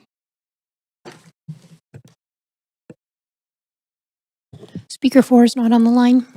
Not on the line? Okay. Speaker number 5, Brianne Lapierre. Hello, Mayor and Council. My name is Brianne, and I'm speaking today in support of the Vancouver General Hospital Campus Renewal Project. I'm also a member of the Vancouver Heritage Commission, although I'm speaking today in my personal capacity. VGH is one of the most important public institutions in our province. Every day it serves not only Vancouver residents, but patients from across BC, and this proposal establishes a thoughtful, long-term framework to modernize and renew the campus over the coming decades. As a member of the Vancouver Heritage Commission, I know we all bring different perspectives on how to best support our city. We share a commitment to preserving Vancouver's history while ensuring it continues to evolve to meet the needs of future generations. When this project was brought to the Commission, I advocated in support of this proposal because I believe heritage conservation and responsible city building goes hand in hand. Heritage is about more than preserving individual buildings. It is about preserving the stories and institutions and places that have shaped our city. The Heather Pavilion has served Vancouver with distinction for more than a century, and its legacy deserves to be recognized. But we also have to be honest about the reality of the building today. The Heather Pavilion has not been used for patient care for more than 20 years, and VCH has determined that its floor plans, circulation systems, and mechanical infrastructure are functionally obsolete. It was built in 1906 for a completely different era of medicine. At some point, preserving a building for its own sake begins to conflict with the very purpose it was built to serve. I believe our responsibility is to honor its history while ensuring VGH has a modern facility needed to save lives and provide patients and healthcare professionals with the standard of care they deserve. This proposal thoughtfully balances those objectives. It creates a pathway to replace modern aging healthcare infrastructure with modern facilities while improving accessibility, creating new open spaces, and strengthening climate resilience. The population is growing and healthcare demands are increasing, and facilities built decades ago need to be renewed to meet modern standards. This project does just that. The decision Council makes today will have an impact for generations and I respectfully encourage Council to support this application. Thank you very much. Thank you very much. Speaking number 6, Elliot Klein. Yeah, hi, my name is Elliot Klein. I'm a resident of East Vancouver. I live near and bike through the general area of VGH pretty regularly, once or twice a week. I strongly support this motion. I think that plan to modernize and replace any of these facilities is definitely beneficial, given the growing healthcare demands that our city faces as it grows and as the population generally is aging.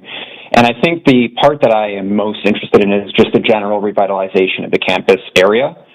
Now, one thing I would just kind of want to draw some emphasis to, I've heard this brought up already a few times today, but I just wanted to give my own experiences as a cyclist regularly biking through West 10th.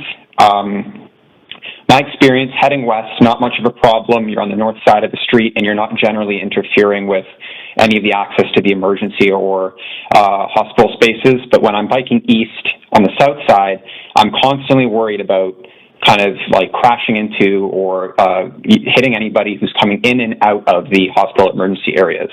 The biggest problem being is because the bike lane heads downhill from the east side. So you're catching a lot of speed coming from Oak, and you are heading down, and the first building that you pass by on the south bike lane is the emergency building, or is the emergency entrance, as well as other buildings that come up later on, and lots of pedestrian crosswalks. And this just does not really create a conducive environment for cycling, and it makes it more dangerous for any of the hospital services, emergency vehicles, even just people who are maybe walking out of the hospital, nurses who are leaving for break. It's just a dangerous environment. And so I've heard a lot of people propose something that I do believe also is a very good solution, is a bidirectional bike lane on the north side of 10th. I think that this would be beneficial because there's less general vehicle traffic coming in and out of properties on the north side, and also it creates less directions people need to look in when you've got the vehicle traffic traveling on that street. I know whenever I get to any intersection on my bike, you've got cars that are looking one way for the cars in the other way. They're looking for bikes coming from two directions on two sides of the street. It's just incredibly confusing. And I go through the 10th Avenue Bikeway all the way out to Kitsilano, all the way out to Commercial. There are many parts of this bike lane that are bidirectional, and they work where the bidirectional is on one side of the street. It works very effectively. It's much safer, and it's a much more conducive way to bike. And I think that if we are looking to revitalize this area, I think that reshaping and redesigning the bike lane to be bidirectional on the north side should be the main priority. But apart from that, I agree and support this development. Thank you very much. Speaking number 7, Daniel Anen. Good afternoon, Mayor and Council. My name is Daniel. I'm not a resident of Vancouver. I reside on the UEL, and I'm here today to speak in support of the VGH campus renewal proposal. Thank you for your time. VGH is one of the most important healthcare facilities in BC. It serves not only Vancouver residents, but patients from across the province who require specialized and life-saving care. At the same time, our population is growing and aging.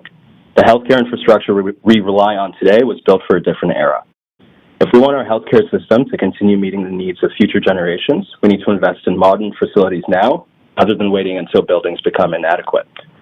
According to the staff report, VGH campus buildings and infrastructure are aging, with 80% of inpatient beds located in facilities built between 1953 and 1989.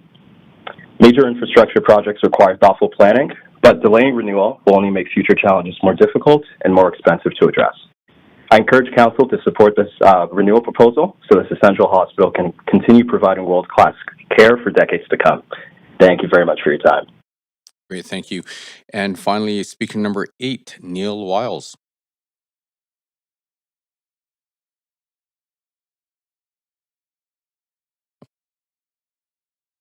Apologies, can you hear me? We can hear you great, Neil. Please go ahead. Excellent. Thank you. Good afternoon, Mayor and Council. My name is Neil Wiles. I'm with the Mount Pleasant Business Improvement Association. I will do my best to be very, very brief.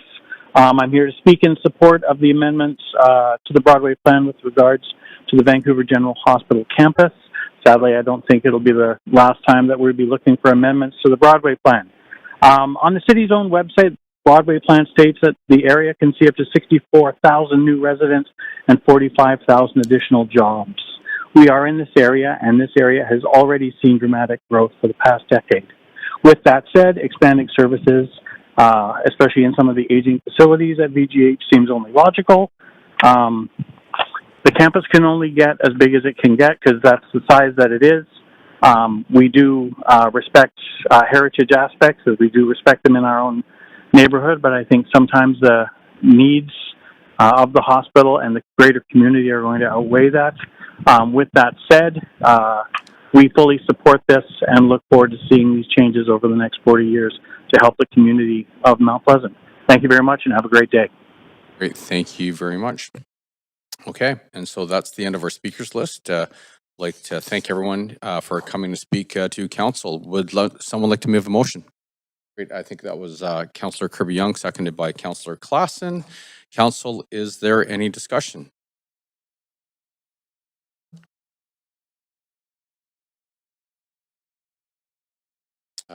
Councillor Dominato, please go ahead. Yeah, thank you, Mayor. I've circulated an amendment to the report, and so I was trying to log in here. And it is in response to considerations raised earlier on with respect to West 10th in particular. Sorry, can I put you on pause for 1 second? Yes, I'm just going to restart your timer in the amendment queue. Please go ahead. Sorry about that. So simply, it's a resolution to address considerations raised about mitigating pedestrian, cyclist, vehicle conflicts within the VGH campus, in particular with consideration to West 10th and looking at a bidirectional bike lane as well as one-way vehicle traffic. And so I've circulated that to all of council for consideration. I think it responds to questions and concerns that we heard raised, and I think an earnest desire to continue that dialogue around how we ensure safety for all in this area that is very, very busy and will be probably busier in the future with the expansion of the campus. So that's for council. That's it. Council, any discussion on the amendment? Seeing no one in the queue, I'm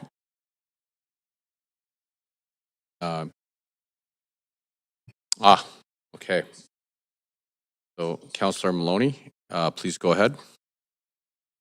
Thanks. Yeah, I'm uncomfortable constraining staff with this direction. But it really, this whole situation puts this council's decision, I think 2023 decision not to put bike lanes on Broadway, particularly between Yukon and Alder Streets, look even more unfortunate. We've heard today that a great deal of consultation took place in coming up with the current configuration, which has reduced crashes by 60% according to ICBC statistics. Not personal anecdotes. According to ICBC data, there are far more traffic incidents on both Broadway and 12th than on 10th in the VGH area. Staff have advised that bidirectional bike lanes are more dangerous when the street is not one way, and our staff have reservations about this. They're paid by the city to provide non-partisan expert advice. And with respect, the traffic engineering consultant hired by the hospital was hired to provide advice about how to move the bike lane to the far side of the road, taking into account the interests of the hospital primarily. An unprotected bike lane has been in front of St Paul's emergency entrance on Burrard Street for a long time. It does get less traffic because there are options. It has an unprotected bike lane in front of it, but there's an alternative, safer bike route, one street over on Hornby Street. We have a bike route 4 blocks away on 14th that doesn't go as far as 10th does, so doesn't attract as much traffic because of the inconvenience for cyclists. And unfortunately, we don't have a bike lane on Broadway, again, thanks to a vote of this council, which would have been a good idea, given that cyclists are going to have to put up with at least a decade of construction at VGH affecting their safety and convenience on 10th. Thank you very much. Okay. Seeing no one else in the queue. Right. Sorry. Clerk, do we know who's on the queue? Because I'm not seeing anyone on here right now.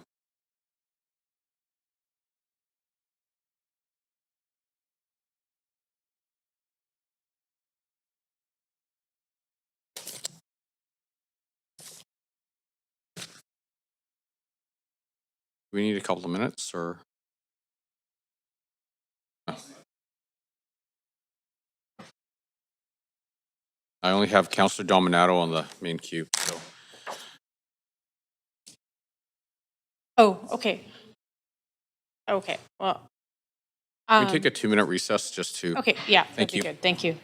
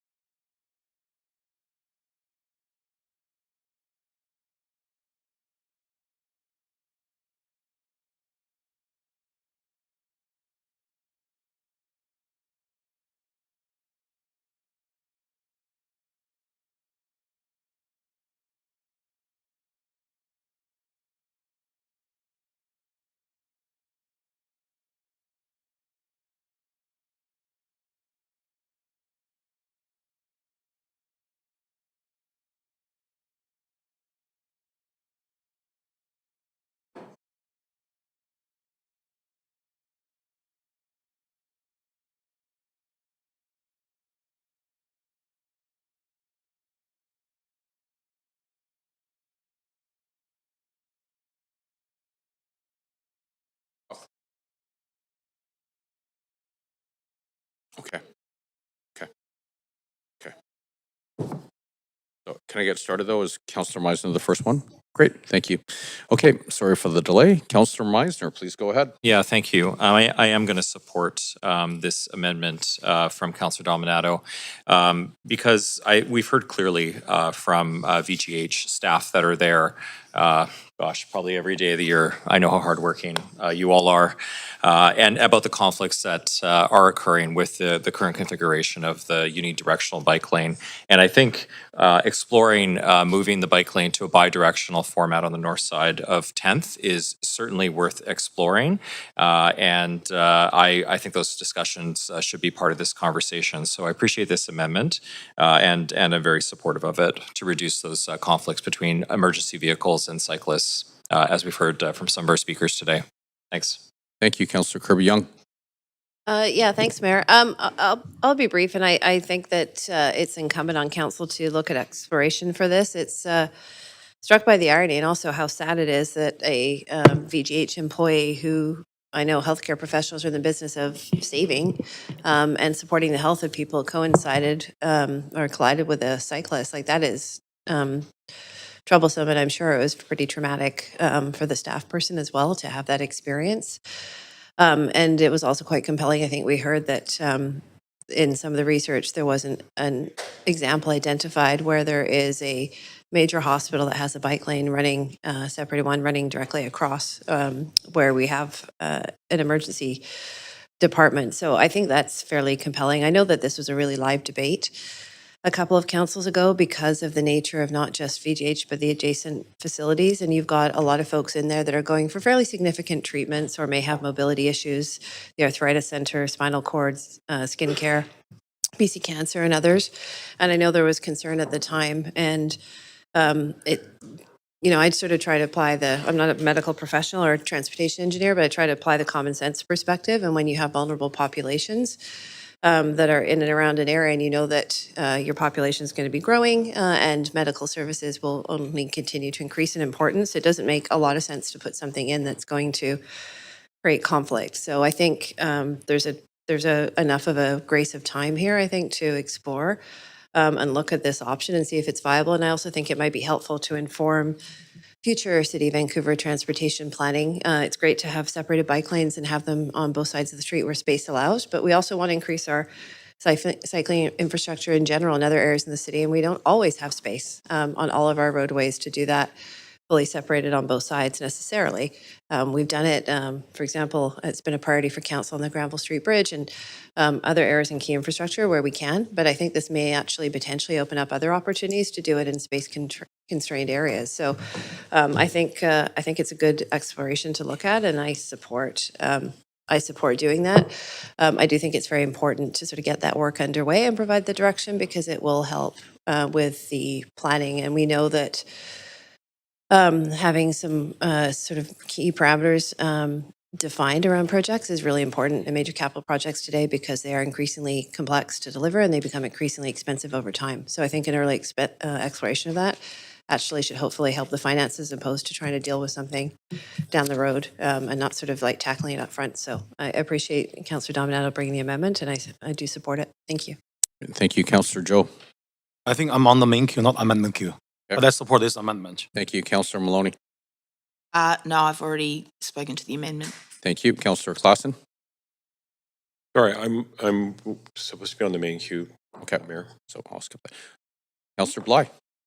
Yeah, thanks very much. Just sorry, I had to just step out during that recess, but a point of information through you, Chair, to staff on this amendment. I just want to clarify. It seems like the language is pretty open-ended in this. It's not saying, Paul, I can see you. Maybe it's Paul Storer to you. I can see your head peeking over there. You look, there's been lots of discussion about this. I think it's worthy of continued conversation. There's obviously significant cost in the multi-million-dollar range for movement of this bike lane if that becomes the optimal decision, as well as one way on 10th. It has a number of considerations. So I guess I'm just asking in the language provided here, to me, the key words are to continue discussions, essentially, with options, and then the consideration of. So they're all pretty like non-committal, open-ended. Is that the kind of direction you think is helpful? Yeah, that's how I would read that. And particularly, looking to mitigate any conflicts. Whenever there's a conflict point, it's never 100% safe. It's something we wanted to do anyway, was look at how through development we can improve the bike lane, and we want to continue to talk to VGH about what those options are. So this leaves it quite open, I think, for improvements. Yeah, okay, thank you. That's helpful. I'm willing to support this because I do think we're in very early stages and we should continue the conversation. It's not lost on me the amount of calls we actually are hearing about these days in terms of injury with Lime scooters. I have to say, and this emergency room is probably dealing with a significant spike in whether it's to do with the recent tourism summer, what have you, but it's not lost on me how much you're dealing with active transportation accidents that are head traumas and things like that unrelated to this bike lane. So it just seems like there's a lot happening in this space. We should keep the conversation going.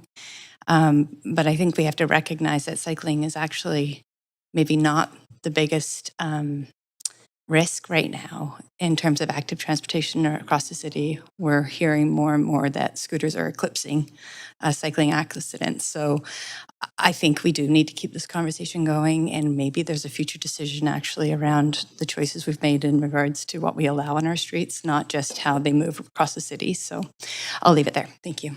Thank you, Councillor Maloney. Thanks. I'm sorry, I'm not quite sure how much time I have left, but I just have a question for Paul through point of information.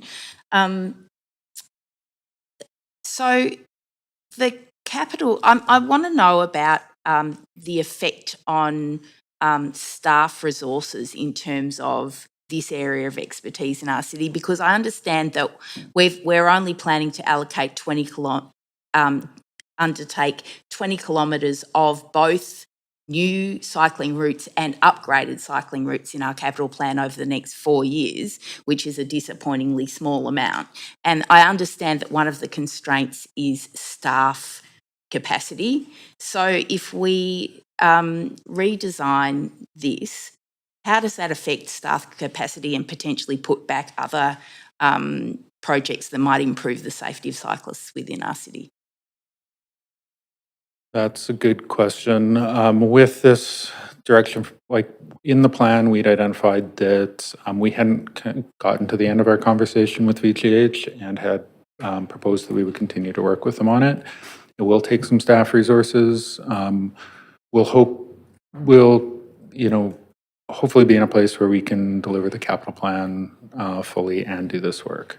But we haven't fully scoped out what this investigation is going to look like. Okay, thanks very much. Thank you. Okay, seeing no one else in the queue, we will put Councillor Dominato's amendment to a vote. If you can please go to the voting panel.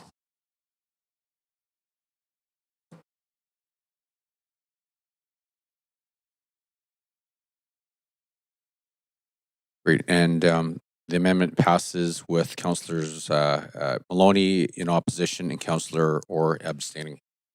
Okay. So, Councillor Dominato. I have nothing further at this time. Thank you. Thank you. Councillor Meisner. Nothing further either. Thank you. Okay. Councillor Maloney. Thanks. Is this my last opportunity to speak to the motion? Yes, unless there's another amendment. I'm sorry? Unless there's another amendment or whatever. No, I don't have another amendment. I contemplated one about putting bike lanes on Broadway, but I'm holding my fire on that. I just wanted to express my enthusiastic support for the alteration of the Broadway plan to include the rebuild of VGH. I think that it's incredibly important that we get this going as quickly as possible because I'm deeply uncomfortable about the condition of the buildings, given that if we have a big earthquake, hopefully that won't happen anytime in the next few decades so that we can have a suitable set of emergency services buildings where we can properly respond instead of having those buildings in danger as well. I think that obviously the conditions that staff are working in and the conditions that patients have to deal with are very poor and very difficult. So it's with, yes, great enthusiasm that I'll be voting in favour of this. Thank you. Thank you. Councillor Clausen.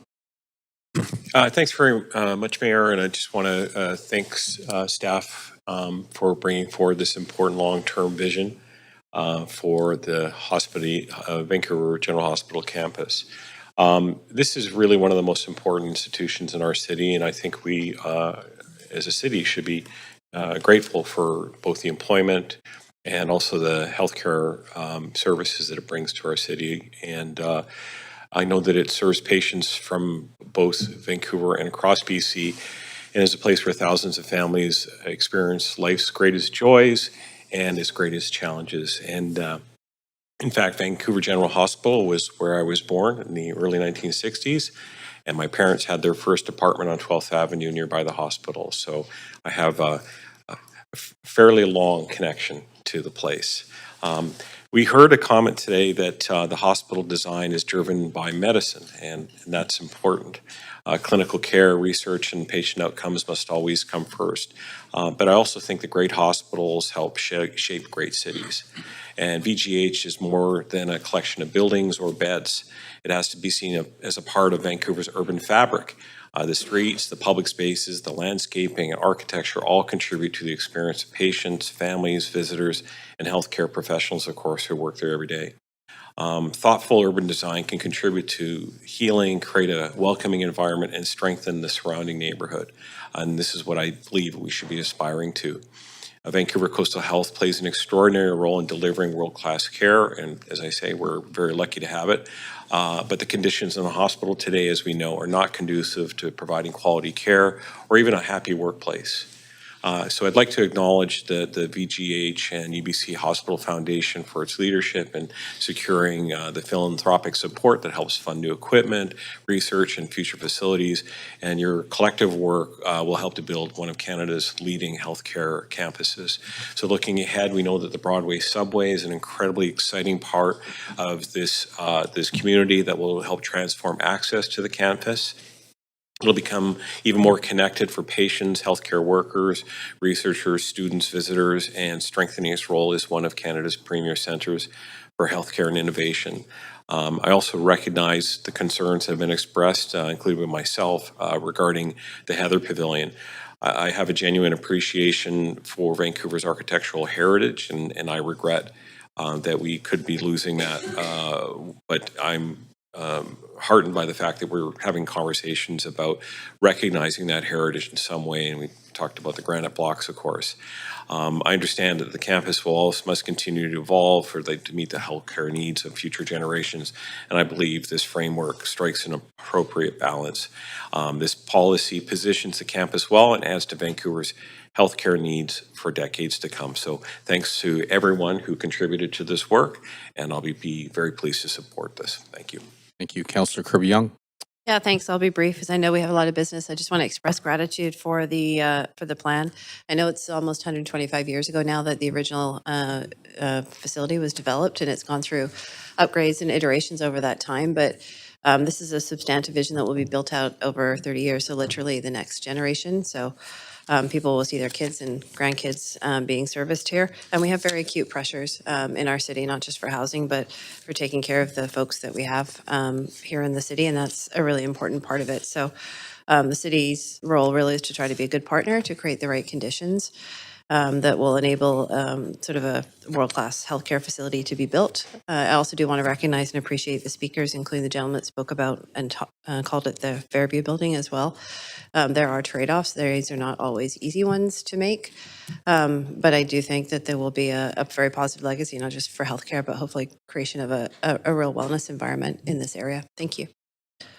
Thank you very much, Councillor Joe. Yeah, thanks, Mayor. Also, I'm wholeheartedly supporting this report today. I'm actually so glad to see this plan finally come to council. It's been like a long overdue project, I think, for our city. As someone who spent 15 years working in operations in healthcare, I have a first-hand understanding of the complexity of hospital operations. Hospitals never stop. They operate 24/7 while balancing patient care, emergency response, research, education, because you are teaching hospital and thousands of staff working together. I also understand how difficult it is to modernize an aging hospital while continuing to provide uninterrupted care. Unlike many other developments, you can't simply close a hospital for renovations. Every decision has to prioritize patient safety, continuity of care, and operational efficiency. That's why I believe this policy framework is so important. This report also makes very clear that the VGH campus has reached a very critical point. As we saw from this report, approximately 80% of inpatient beds are located in buildings constructed between 1953 and 1989. The ED was built in 1970s and no longer large enough to meet demand. And the healthcare demand is expected to grow by 25% by 2035. So clearly, status quo isn't an option. So what Council is considering today is to establish a long-term policy framework that allows Vancouver Coastal Health to plan for the next 30 years while ensuring that future rezonings will still come back to Council for public review and approval. So there is a transparency and accountability there. And also for my question, I'm also really like the flexibility provided in this policy. I remember when I was supporting the Surrey Memorial Hospital, the redevelopment project there, the next day after the opening, the occupancy rate in the emergency department was already at 100%. So we need to really think about 30 years, even 50 years down the road. And I really appreciate staff have worked to balance multiple objectives. And also we need to give our healthcare system the flexibility to grow and adapt. We need to improve access to for patients, visitors, staff, emergency services. We need better public space, stronger walking connections, and improved integration with the surrounding neighborhood. And I also appreciate this policy recognize the unique transportation needs of a major regional hospital. It supports walking, cycling, transit improvement, while maintaining flexibility needed for ambulance, patient drop-off, deliveries, hospital operations, and also people who rely on driving to the hospital because of the mobility issue. Yeah, with my previous experience, I know that good hospital design isn't just about constructing something bigger. It's about creating space that help doctors, nurses, and healthcare professionals deliver best patient care, reduce operational challenges, improve patient outcome, and prepare our healthcare system for the future. So ultimately, this report is about ensuring Vancouver General Hospital can continue serving British Columbians for generations to come. It provides a very thoughtful framework that balance healthcare needs, neighborhood integration, transportation, public space, sustainability, and heritage, while preserving council's oversight through our accountability and transparency mandate. So for this reason, I am pleased to support the recommendations. And also I want to express my deepest appreciation to staff, to the Vancouver General Hospital and the Vancouver Coastal Health. Thank you for everything you have done for our province, for our city. Thanks. Thank you, Councillor Bly. Thank you, and thank you, Councillor Zhou, for articulating all that is important about what our healthcare system and hospitals do locally. And I think this is an exciting time for our city, of course, with St. Paul's and then with the VGH precinct sort of revitalization, if you will, for the future. So happy to be supporting. I'll just be very brief. We have a lot on in the next day and a bit. But really, I just want to highlight the opportunity I feel like we have to connect through this redevelopment plan. And so I think I've made that pretty clear so far. And it's because of what's south of this massive block, and then, of course, what's north of it is just a major transit corridor. And so it's both what's happening in the hospital, but also how the surrounding communities relate to it. And I really see that as an opportunity to have a robust, well-planned, cohesive sort of urban center hospital that really drives walkability and safety, as well as, of course, the existing active transportation along West 10th. There are parts of our city that I think are incredibly walkable because somebody thought of something at some point, whether it's a little walkway in between two buildings. Human nature is we're looking for the shortest path to get somewhere, and people are more likely to access mainly active transportation over their vehicles if they perceive they can get there faster by walking. And I think that's what the high-speed subway line does on Broadway, and why it's such a unique benefit to the hospital. So whether it's people who are accessing the hospital for work, or visiting people, or their own healthcare appointments, as well as how the surrounding residents view the hospital as a link to the rest of the city, not something they have to sort of get around. And so if we're talking about big picture planning on this site, that's what I'm quite excited about. I will say it's regrettable that we have to deal with the building that's designated as heritage. And I can appreciate the cost and the seismic and all the pieces that have made that building, unfortunately, something that needs to be considered. But I just want to recognize the speaker who did come to speak and holds up the value of heritage across our city. I do think that that is incredibly important.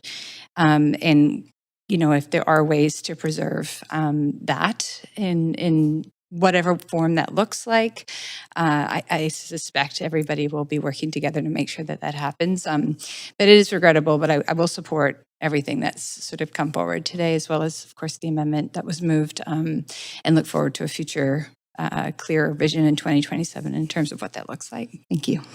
Thank you. Councillor Fry. Yeah, thanks. Also happy to support the report and the policy update for our city, but really, and it seems like it's our backyard, but really this is an important institution for the entire province. And I think this ensures that it will continue to be, and it will be the hospital of the future and for the future. And, you know, I've spent a fair amount of time at VGH as a patient, as a supportive friend and family member during some dark times, but also as a really bored kid when my families who were called to work but stuck for a sitter would drag me to VGH and have to wait around. And what struck me from our recent visit in behind the scenes and under in the tunnels was how little some of the aspects had really changed and how aged the facilities were, and recognizing that that really does require that big picture, long-term framework to renew the facilities, to expand the facilities, to modernize the facilities, and making all of that happening, of course, while you're maintaining a continuity of care for patients who are so reliant on the services at VGH. Yeah, I'm also disappointed that we didn't see an opportunity to integrate the original Heather Pavilion, but I recognize that these are challenging constructs within a pretty confined space. I also would have liked to see more purposeful integration with the new transit infrastructure, this new transit spine that we're going to be putting in along Broadway, and recognizing those grade challenges that we talked about, just getting from Broadway subway up the hill. But I'm confident that those will probably come at some point, and I'm also hoping that this project will actually catalyze more work towards a Broadway cycling path, because I think we are seeing where the challenges with West 10th may be more apparent, and indeed some of the challenges with West 10th as we go east are also pretty challenging, and I think this all calls for more decisive action on delivering significant cycling infrastructure along Broadway, especially as we see the emergence of the subway will reduce traffic. But on the whole, I'm very supportive of this, and I really appreciate that we are making this move forward, and those critical investments in healthcare infrastructure that we need, and I'm very hopeful for the future of VGH, and I really thank everybody for the work going into this. Thank you very much. Seeing no one else in the queue, I'm going to call the vote. Please go to the voting paddle.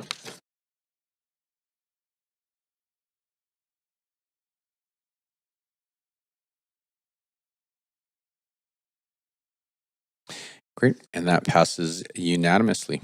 So congratulations. Thank you for all your hard work.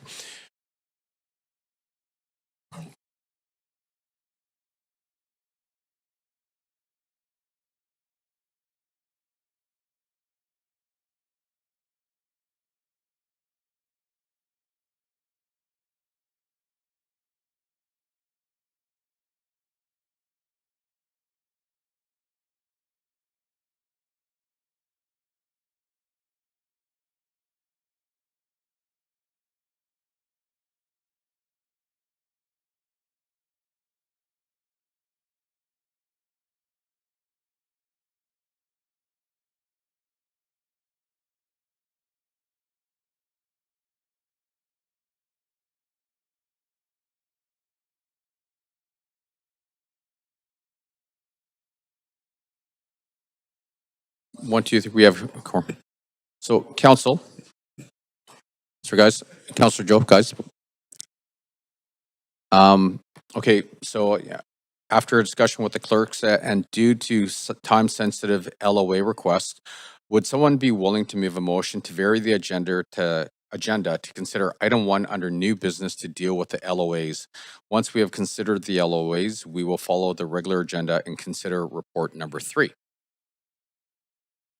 Great. Councillor Meisner, seconded by Councillor. Yep. Go ahead. Will we be returning to new business after that one item, or okay? So we're just doing the LOAs. Just the LOAs because it's time sensitive. Yep. Happy to support that. Thanks, Mayor. Any other discussion around that? Okay. All in favor say yay. Yay. All those opposed say nay. Great. We will vary the agenda. So, Mayor, I'm on the queue for another point of procedure. Would you like to deal with it after the LOAs? I just want to deal with it before we start the next item. I said I'm on the queue for another point of procedure. Would you like to do it after the LOAs? I just want to do it before the capital plan. great, thank you very much. Okay, so we're going to deal with the first issue of new business, and that's requests for leaves of absence. This motion has been circulated to council at the beginning of the meeting and is available on the screen.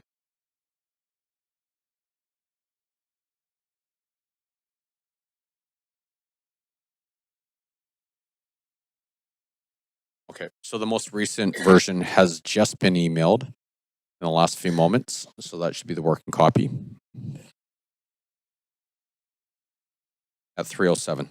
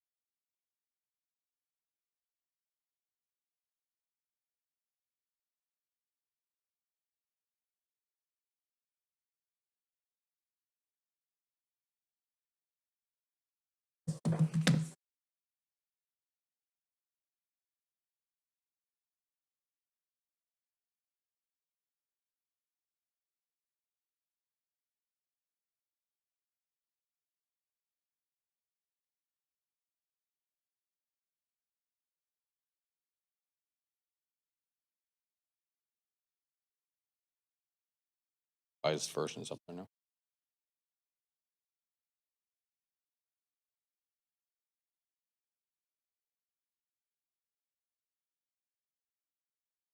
Great. So has everyone had a chance to review it? Okay. Council, is there any discussion? Oh, we haven't moved the motion. Happy to Sorry. move it. Great. Thank you, Councillor Bly, seconded by Councillor Klassen. Any discussion? Seeing none, all those in favor say yay. All those opposed say nay. Great. The motion carries unanimously. Sorry, Chair, for the interruption, but there is a couple of folks who've let me know that it's frozen online, the video for about the last 4 minutes. So I just want to make sure that our IT team are on it. Thank you. That's all. Thank you very much. Okay, so now we are going to go back to, actually, sorry, Councillor Kirby Young, you had a question around. I do. I have a point of procedure, and if I just wanted to inquire, given where we are in the day, if we're able to provide some information in terms of to folks that are waiting on the other items, what we think our pacing will be. I note that we're scheduled to finish at 5. I'm just noting the capital plan is pretty robust item, so that's and we reconvene on Thursday from 1 to 5. That might take the majority of the time. I'm just wondering if you can confirm through you or the clerks that any remaining items, capital plan and the others, will either go to Thursday 1 to 5 or to the following Monday reserve from 1 to 5. I know there's a number of folks that are looking to get a sense of when their items will be heard, and I'm guessing that between today and most of Thursday, they'll take capital plan and other items may go over to Monday. Is that correct? Just looking to give some information to people that have been waiting.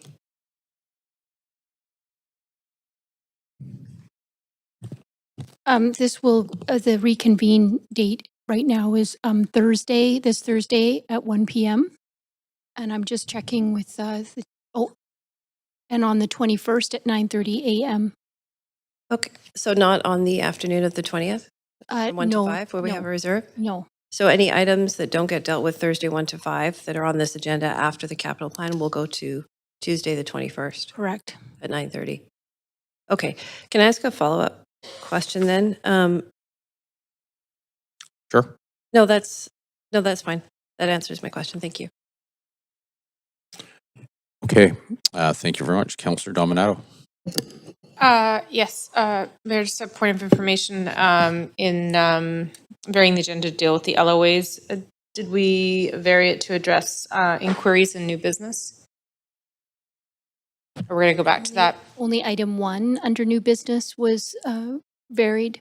Okay. We will deal with the rest of the new business. And inquiries and other matters? Correct. Before 5? No, we won't. Okay. Okay, thank you. So sorry, may I ask? Yeah, if you can get in the queue, please. Oh, sorry, yeah. Thank you. Councillor Bly, go ahead.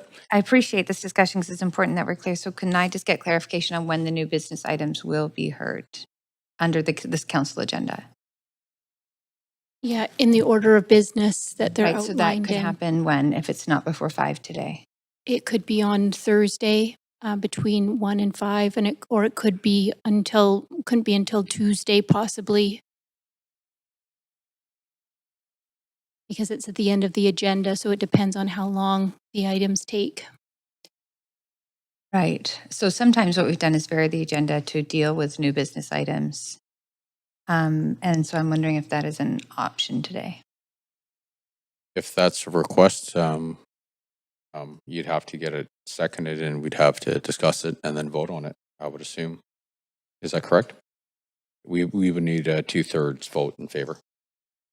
2/3 in favor? Yeah, I mean, I think just clarity is one thing to continue on with the items on the agenda. It's another thing to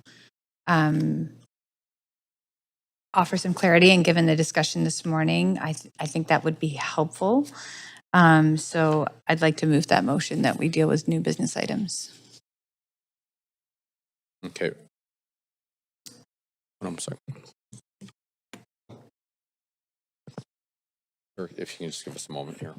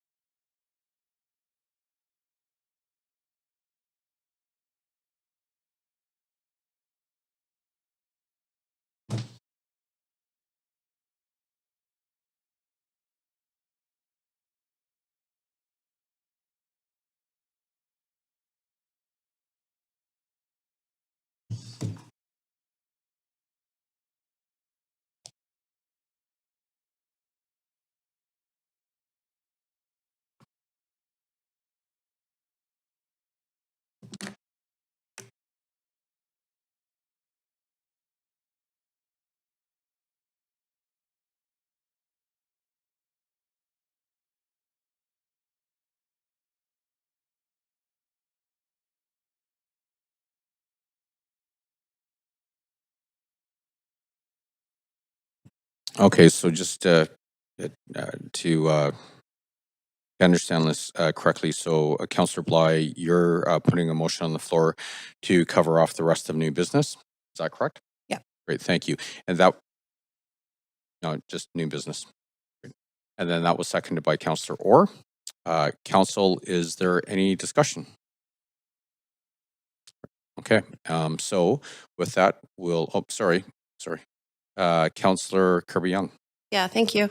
I appreciate the desire to do that, but I just out of respect to all the folks that are waiting for all their items and the expectation of the published agenda with the order that the items are going to be considered in, I will not be supporting the motion to vary. I have no way of knowing how many new business items they are, if they're urgent or not, but I do know that we have a lot of folks that have been waiting patiently in the order and rejigging their day.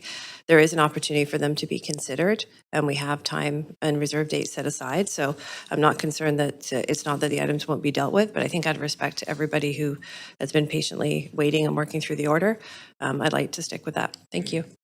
Thank you very much, Councillor. Councillor Bly.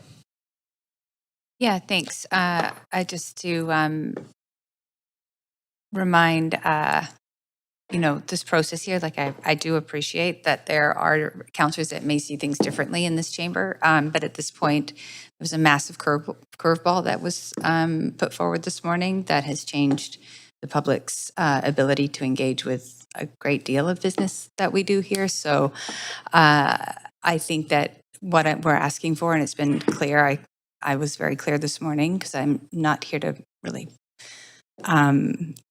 be coy about this. It's that there is a motion that I think needs some certainty, and my concern is if it goes off into future reserve days, that there'll be some other procedural piece that might get moved that prevents it from actually being heard, which I think is fair concern given the state of this meeting and the state of the meeting this morning. So that's, I'm just going to be very clear about the intent, and I hope that we can deal with new business today and settle this piece. Thank you very much. Okay, seeing no one else in the queue, I'm going to call the vote. If you can please go to the voting panel.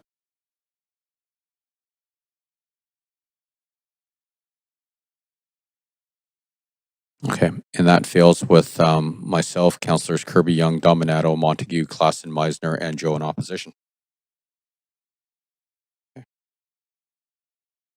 Okay, so we will go back to item number 3, which is the 2027 through 2030 capital plan. Before we begin this agenda item, if anyone believes that they have a conflict of interest, now is the time to declare it. Does anybody have a conflict of interest to disclose? Seeing none, this item does have a presentation, and we do have team members to present the item. So, Colin, please go ahead.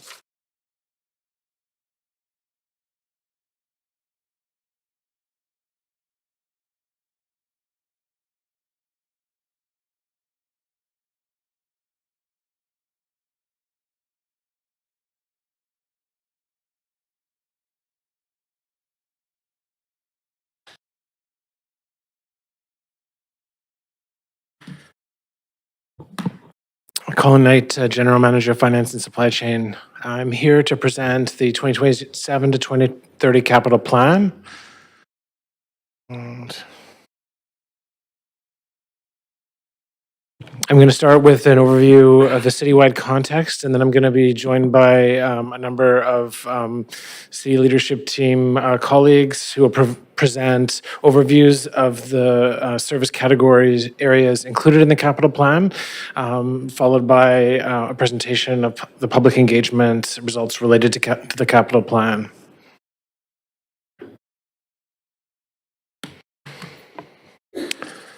So when we look at the capital plan overall, this plan is a $3.5 billion draft capital plan. It includes additional $0.1 billion in in-kind amenities. And in comparison, this is an increase to the previous 2023 to 2026 capital plan, which had a city-led portion of $3.3 billion. And I'll speak in the presentation about some of the factors that are supporting the increase in the capital plan. But a large focus of the plan is on fixing and protecting essential infrastructure. This is based on direction provided by council. And so over 70% of the capital plan will be allocated to the renewal and maintenance of essential infrastructure. As part of the plan, we've included an accelerated infrastructure renewal, which is based on direction previously provided by council to increase the infrastructure levy at 2% each year. We've also reviewed borrowing capacity and are proposing increased borrowing to address investment in essential infrastructure.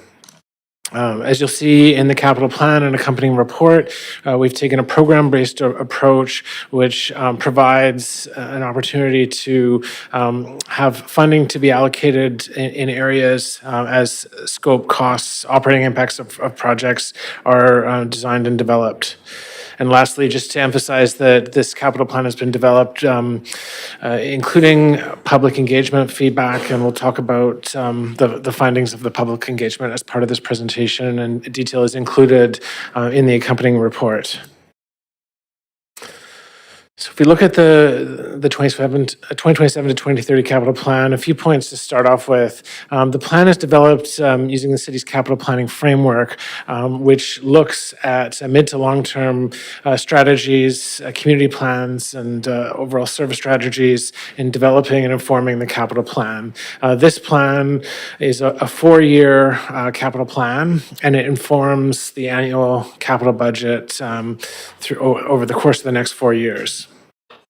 So the objective for this capital plan is to provide this four-year investment framework guided by council and board priorities. And this capital plan informs plebiscite borrowing, so the request that will go to the electorate as part of the plebiscite in October, and provides a plan for critical renewal and development of new infrastructure. Key inputs for development of the capital plan include council direction provided in the months leading up to the capital plan development, asset conditions, so information on facility condition that's been used to prioritize investments, which we summarize in this presentation and report. We consider the funding environment, so the capacity for funding, which is informed by taxes and fee projections, an assessment of borrowing capacity. We look at initiatives already underway, so that's considered as well. And for some areas, and I'll speak to this, have significant number of projects in the pipeline, and so that's considered as we look at developing the upcoming capital plan. We incorporate community and strategic plans in a variety of service areas. We also consider external funding opportunities in the capital plan development. Some of the context informing the development of this plan. The economic and fiscal environment is one of uncertainty caused by geopolitical disruption and that's impacting supply chain and driving up costs of fuel and construction. We also are in an environment of growing senior government budget fiscal deficits, which is constraining the availability of funding partnerships, and that factors into the projects that the city can incorporate in its capital plan. As we've presented to council previously, there's significant challenge around infrastructure renewal, and this is accumulated over many years and is an issue that's shared with many cities of similar age across the country, and that's really around aging assets and past underinvestment. In addition, we see that the development industry is experiencing a large-scale slowdown that results in lower development-related revenue for the city. But as I noted, the capital plan is growing, and that's supported in large part by direction the council has taken around increasing city funding for infrastructure, and notably the council direction provided recently to approve a 2% infrastructure levy to accelerate renewed investments in needed renewal.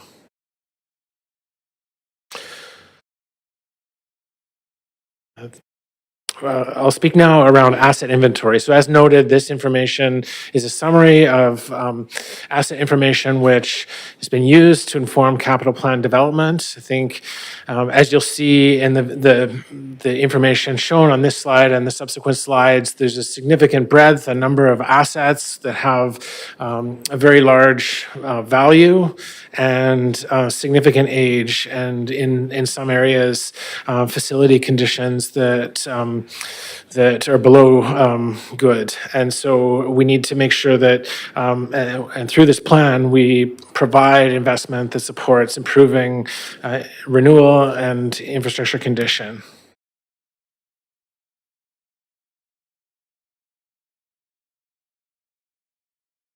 So the 2% levy to accelerate infrastructure renewal will make a significant difference in the ability to address the $500 million annual infrastructure deficit. And so Council over the past 4 years has supported 1% increases in the infrastructure levy, which has added a significant amount of funding in the current capital plan. And with the 2% infrastructure increases directed by council, it'll provide an additional $250 million over the course of the capital plan. So as you can see in the chart, this accumulates, and it has the impact of reducing the amount of time it will take to close the infrastructure deficit. So it would take an estimated 40 years to close the deficit with a 1% increase. But because of the power of compounding, with the 2% increase, we are able to close that gap in 20 years. So a halving of the amount of time it's estimated to take to address the infrastructure deficit. I'll now shift to just talking about some highlights on the current 2023 to 2026 capital plan. I want to emphasize that significant progress has been made in delivering the capital plan, and that's based on improvements in delivery processes and efforts taken across the organization to ensure that that we're able to expedite the delivery of projects. And as a result, over 93% of the capital plan will be allocated by the end of 2026, and there will be construction that will continue into this year and future years, but significant progress relative to prior years around capital delivery. And you can see a number of the initiatives that are highlighted that have been delivered or in progress of being constructed as part of the current capital plan.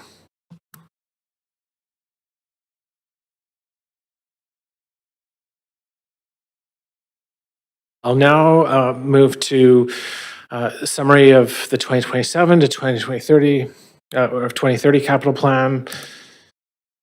Just to note again, as emphasized, council direction was incorporated in the plan development. This, of course, there's many pieces of direction that can't be summarized here, but this provides a summary of some of the key capital plan related direction that informed the plan development and is reflected in the proposed plan. And this is a breakdown of the $3.5 billion proposed plan and the service areas where funds are allocated. Again, with a significant focus on renewal of infrastructure.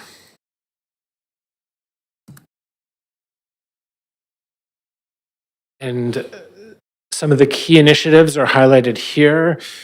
The next section of the presentation will provide some more details on the various highlights, and the report has significant details around projects and programs contemplated in the plan. And in addition to discussing the projects, we also have a focus on outcomes that will be achieved through the planned investments. And the plan report that accompanies this includes a geographical view of the investments proposed in the plan. And as you'll see, there's significant investment across all areas of the city included in this plan.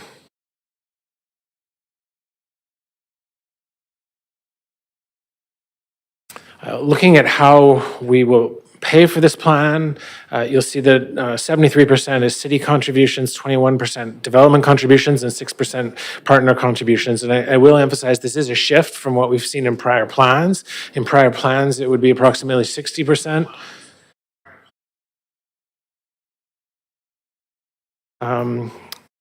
60% city contribution and 40% development and partner contributions. And so with the slowdown in the development market and with the constraints on senior government budgets, we've seen a shift and accompanying with council's direction to invest in renewal, that's driving this shift to 73% city contributions. Were it not for the direction to increase city funding towards renewal, this plan would be smaller than the prior plan, but this approach is needed to advance critical investments in infrastructure renewal.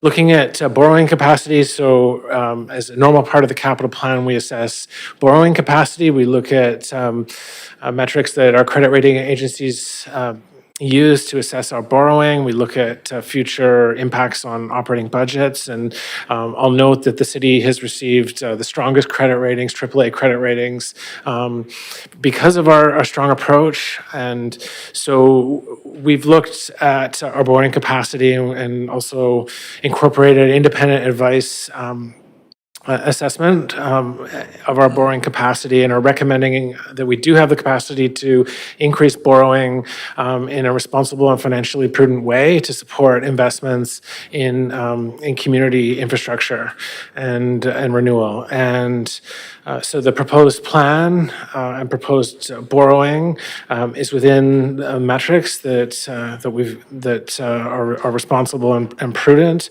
However, at the same time, we are not recommending that to increase above this amount because, again, as we increase beyond these metrics, it creates risks around the city's credit rating as well as impacts on future budgets in terms of affordability. And so related to this, as part of the report, you'll see the proposed plebiscite borrowing of 800 million, or 790 million, just under 0.8 billion. And this, if approved by council, would be the plebiscite borrowing question that would be put to the electorate in October. And you'll see the breakdown of the recommended borrowing summarized here.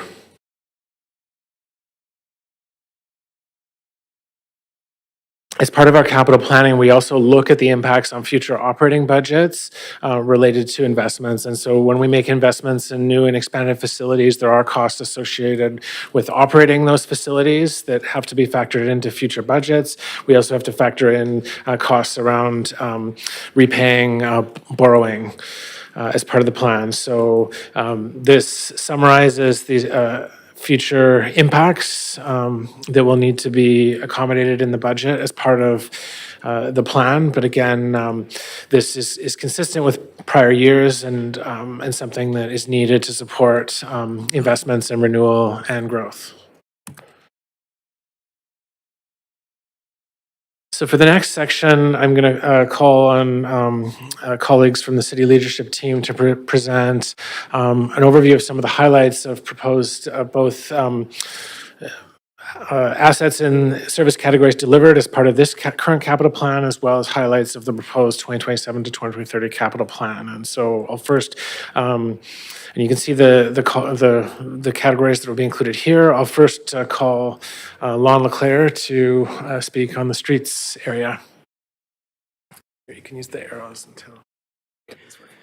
Good afternoon, Mayor and Council. Lon Leclerc, General Manager of Engineering Services. So for this category, this is probably one of the most visible and consequential for most people's daily lives, is the streets category. The assets in this category include 1,500 kilometers of roads, tens of thousands of poles, almost 1,000 traffic signals, 30 vehicle bridges, of which 6 are major. What we've delivered so far in this capital plan are approximately 20 kilometers of new or improved bike lanes, 60 kilometers of roads renewed, 7 kilometers of sidewalks renewed, Thousands of poles have been replaced. Importantly, we started the renewal of the Granville Bridge. Phase 1 was completed. This is structural repair and recoating of the Granville Bridge steel frame. We've also launched closed the RFP on the means prevention fencing. This is the conceptual design. We have a consultant secured, so that'll be, it's funded out of this plan, but it continues into the next plan.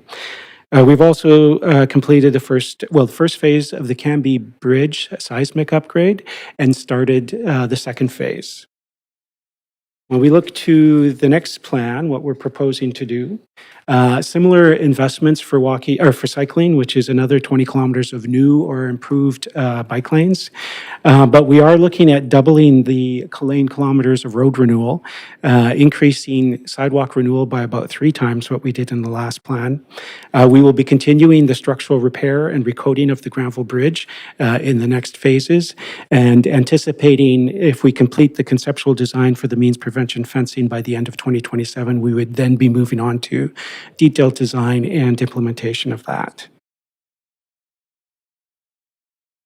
Just to highlight the Canby Bridge work, this is a big project. The seismic upgrade results in a very significant improvement in seismic performance of the bridge.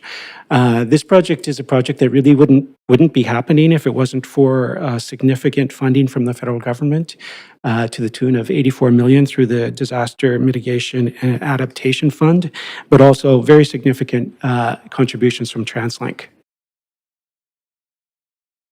Another thing I did want to highlight as well, earlier this year, Council received a presentation from staff on the VanStat on the conditions of the roads and sidewalks. And in that presentation, you would have seen that the average condition of the road has been deteriorating for the last couple of decades. As a result, Council directed staff to include $104 million in renewal in this area. What that means is that for the first time in decades, actually, we will see the average road condition actually improve in the next capital plan over the next 4 years.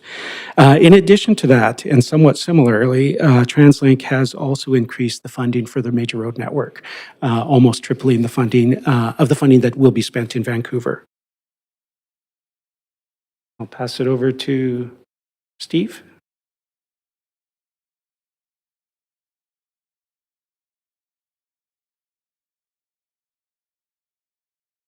Good afternoon, Mayor and Council. I'm going to be sharing the Parks and Public Spaces plan as part of the capital plan. So parks and public open spaces often fill the role of third place for many in Vancouver, providing the many amenities and needs that fill the space between life and our time at work or school.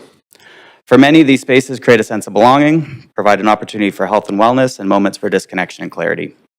The city's parks and public open spaces network consists of a wide range of assets, as you can see on the screen, that people interact with every day, from the seawall and waterfront spaces to sports fields and courts, playgrounds, dog parks, plazas, and the essential facilities like washrooms and field houses.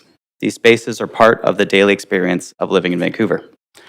When these spaces are designed and well-maintained, Vancouver achieves a level of livability that sets it apart from cities around the world. These investments we are discussing today are focused on maintaining and improving these spaces so that they continue to meet the needs of a growing city while remaining accessible, welcoming, and resilient for years to come. As I prepare to guide council and the public through materials supporting the important decisions today, a review of what can be achieved over 4 years is best captured by looking at what we've come to accomplish over the past 4. Of the $273 million of city-led capital programming in the last 4 years, approximately 99% has already been allocated and in the process of being delivered or delivered. The park board team and engineering team are proud to have delivered 2 exceptionally strong capital delivery years in 2024 and 2025, both exceeding over 100% of delivery. And we remain on pace for 2026 for another solid year. Of note on this slide is the breadth of what has been delivered. We've invested across the entire parks and public spaces system rather than focusing on any single asset type. In park amenities, we've added new parks, upgraded existing parks, expanded sports infrastructure, renewed playgrounds, and advanced planning for our future inclusive destination playground. In our natural areas and urban forest work, we've restored habitat through creek daylighting projects, implemented green rainwater infrastructure, and planted approximately 11,000 trees. We've continued investing in our seawall and waterfront assets, renewing piers and marine structures that are critical to public access to our long-term asset management. And delivery included upgraded park buildings and infrastructure, including washrooms, fleet assets, decorative water features such as the Queen Elizabeth Park dancing fountains and waterfall. And finally, we've contributed to expanding and improving the public gathering spaces through public realm improvements, permanent neighborhood plazas, temporary public spaces that support vibrant and active communities.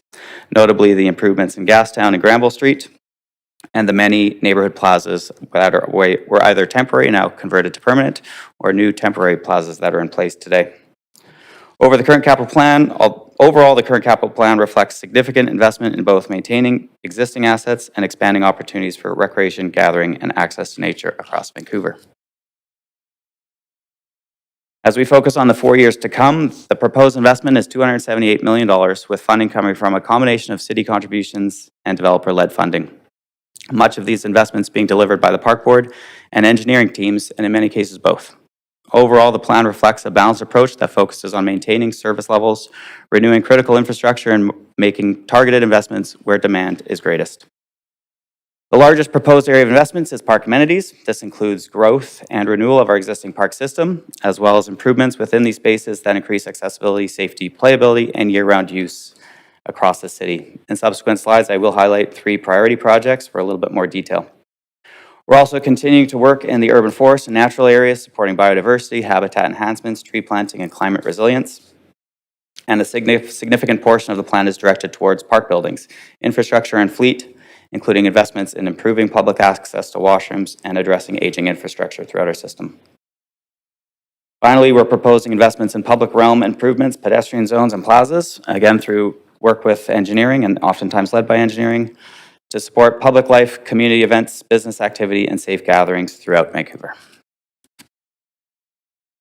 Highlighting one exciting project is the Burrard Slopes project. Again, this is a piece of work jointly led by Park Board and engineering.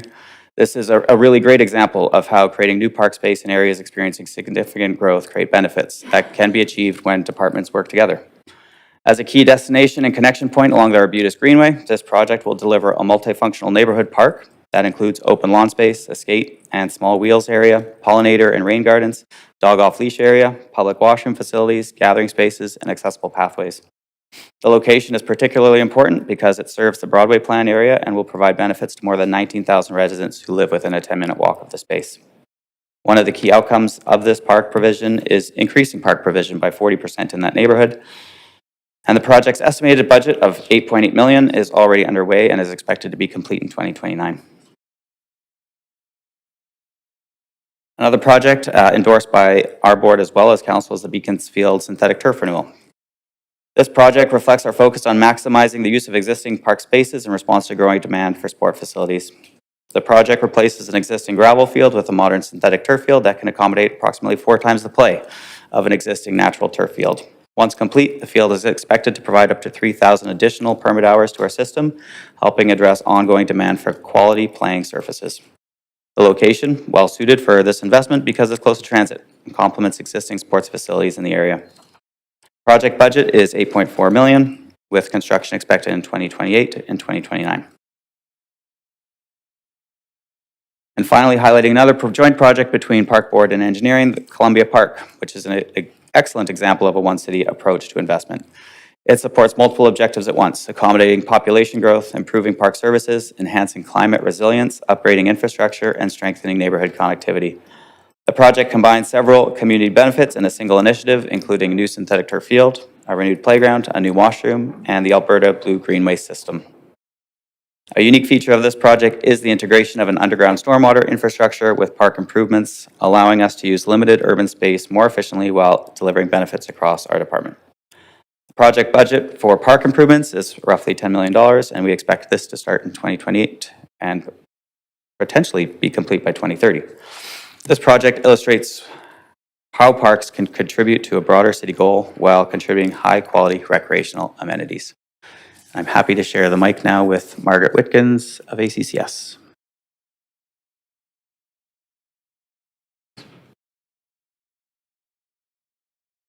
Thank you. Let's see, I think this just, great. Great. Arts, culture, and heritage includes cultural centers, entertainment and exhibition facilities, theaters, performance spaces, public arts, and heritage. These facilities help create the vibrancy of the city and shape its character and expression. The 2023 to 2026 capital plan delivered a number of key projects within this area. This included the renewal and expansion of the Peony Amphitheater, a new covered multi-use outdoor venue with a 10,000 person capacity. It also included delivery of temporary and permanent public artworks and ongoing maintenance and restoration of existing artworks. Cultural Spaces grants supported approximately 150 projects across city-owned and community cultural spaces, including upgrades to galleries, theaters, and artist studios. Notably, capital grants supported council priorities related to cultural redress, including renovation to the Chinese-Canadian Museum, the Joy Kagawa House, and the future Japanese-Canadian Hastings Park Interpretive Center. Looking ahead to the 2027 to 2030 capital plan, there's a focus on maintenance and renewal of existing facilities, including major renovation and enhancements of the historic Fire Hall Arts Theatre, with an emphasis on accessibility and functionality. Improvements related to accessibility and functionality will also be advanced at the Vancouver Civic Theatres. Cultural grants will support city-owned and non-city-owned cultural spaces and cultural redress priorities, and there will be continued advancement of the public art program, including permanent and temporary artworks and maintaining and restoring existing artworks. A highlight is the Fire Hall Arts Center renewal. This builds on council direction from the midterm capital update. The Fire Hall Arts Center renewal is a priority project focused on accessibility and functional upgrades. It's a 12,000 square foot facility with 140 seats and a city-owned heritage facility that hosts over 200 events a year and serves around 35,000 attendees, with a strong focus on equity, disability, and Indigenous programming.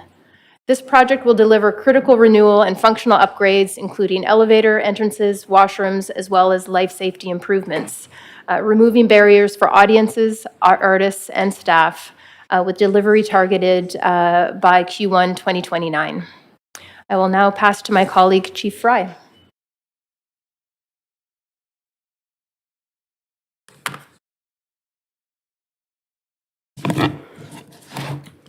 Good afternoon, Karen Fry, Fire Chief and General Manager for Vancouver Fire Rescue Services. Firstly, I'd like to thank each and every one of you. This will be my last presentation to you, Council, before I transition into retirement. Sorry, Donnie. We have accomplished so much in our term, and I can't tell you how much your support has meant to not only me, but to our entire department. Our city and our firefighters are safer because of you and your support for public safety. So with that support, it doesn't end when I leave. We move towards the next capital plan, and I will present on public safety, which includes VPD, VFRS, and the animal shelter. While I am standing here today, I'd like to acknowledge my colleague, Chief Rye, with an R, who will be here to answer any questions that you have towards the VPD portion of the capital plan. So Vancouver Police and Fire have been protecting our beautiful city of Vancouver for over 140 years this year. Currently, VPD has 5 primary and 10 secondary police facilities and approximately 500 vehicles and equipment, while our Vancouver Fire Rescue Services has 19 fire halls strategically located throughout our city and 5 specialty facilities with approximately 150 vehicles and equipment. The city also has 1 animal control shelter and 8 vehicles and equipment. So the delivery of the last capital plan will see an allocated $144 million spend at the end of this year. Some of the biggest projects include our renewal and expansion of the Downtown South Fire Hall 8, due to be completed in 2029. It is a fire hall with social housing high-rise and daycare.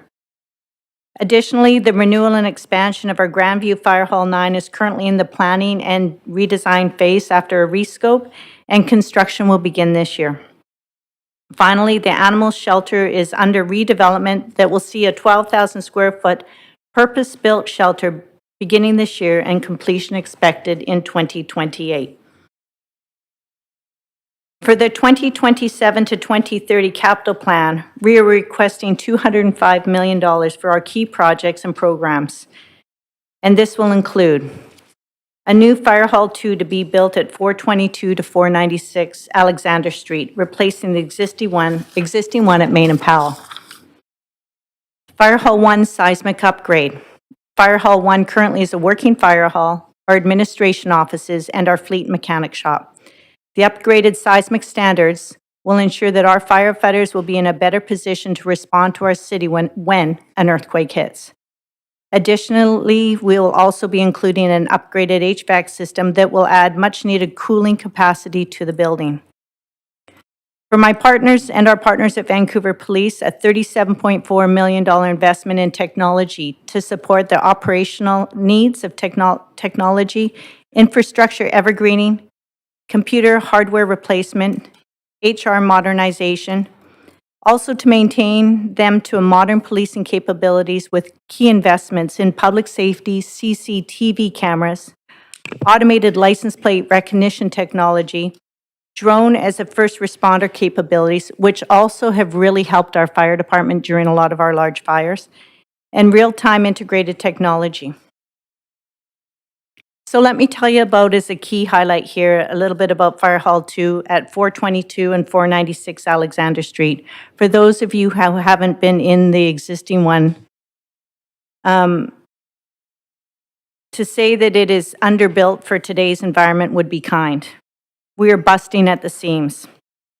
This new fire hall will be built in tandem with Fire Hall 9. Some of the key outcomes will be floor base, which will allow all current apparatus to be parked inside and respond from inside. It will be built to the most up-to-date post-disaster requirements, and it will keep our firefighters safe. It'll have upgraded ventilation, decontamination, and respite. For both police and fire, we are looking for investments that will include renewal of our aging vehicles, 240 police cars, which include a marine unit and a modest 26 vehicles for growth, 50 vehicles equipment for fire replacement, and an additional 6 apparatus for growth and surge capacity. With our last growth plan, we took out of our reserves, and so we are very limited right now in our ability to increase our staffing levels when needed for large events. Finally, police are looking for $5 million for facilities that will support their ongoing life cycle renovations and replacements over their building infrastructure. And with that, I will turn it over to my colleague, Craig Crawford.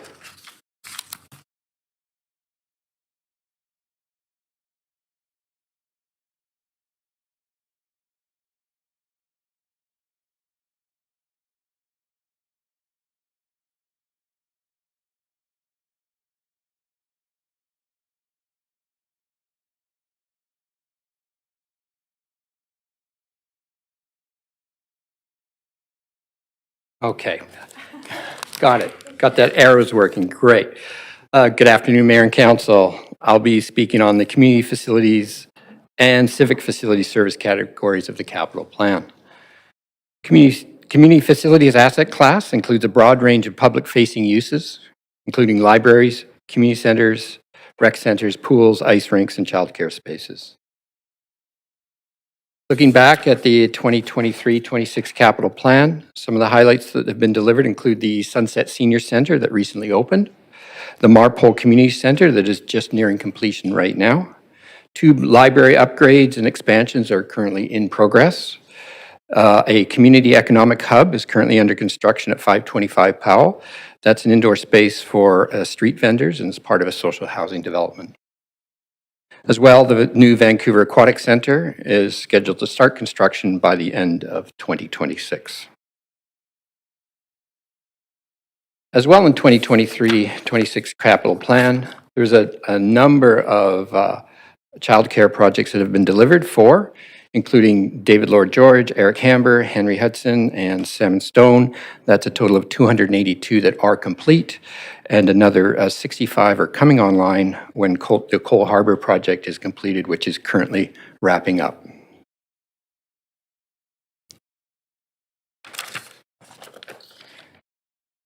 Moving on to the 2730 capital plan for these community facilities asset class. We have a community center renewal program that's in alignment with the 2730's capital plan focus on renewal and replacement of the city's aging assets. As well, we're going to continue to modernize the city's libraries with a focus on the main library. And as well, we're looking forward to delivery of up to 160 more childcare spaces. These will be in-kind amenities delivered through private developers.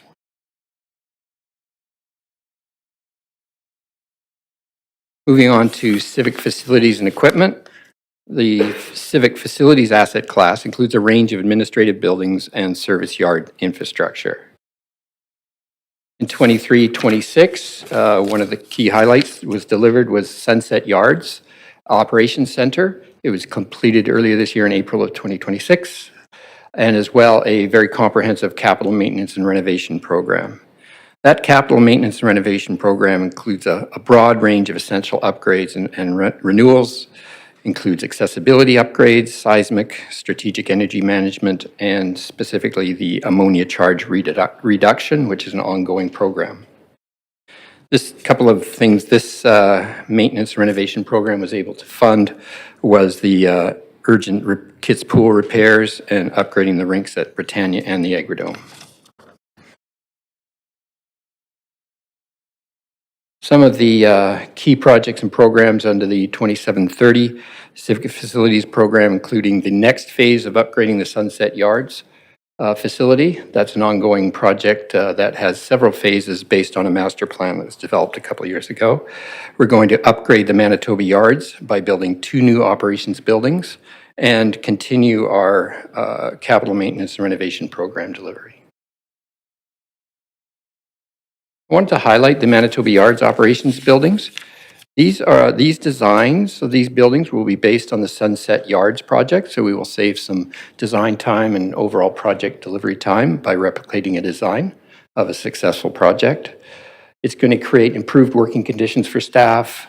It's going to create a more efficient use of the site and be seismic resilient with some post-disaster capacity and reduced operating costs. These buildings, the Sunset Yards building was built to a passive house standard, so it should have excellent energy efficiency going forward. That's the end of my presentation, and I'm going to invite Josh up to talk about seismic and climate resilience.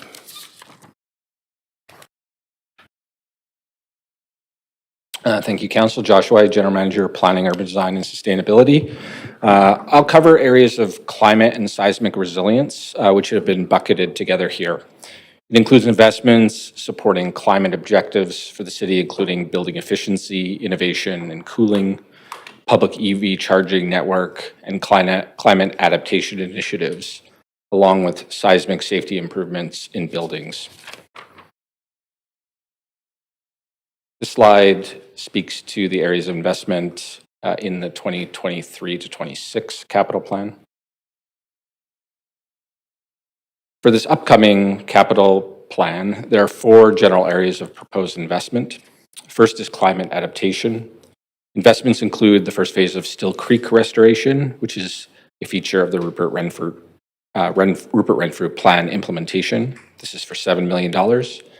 We are also continuing programs for extreme heat safety for vulnerable residents, up to 1,500 units.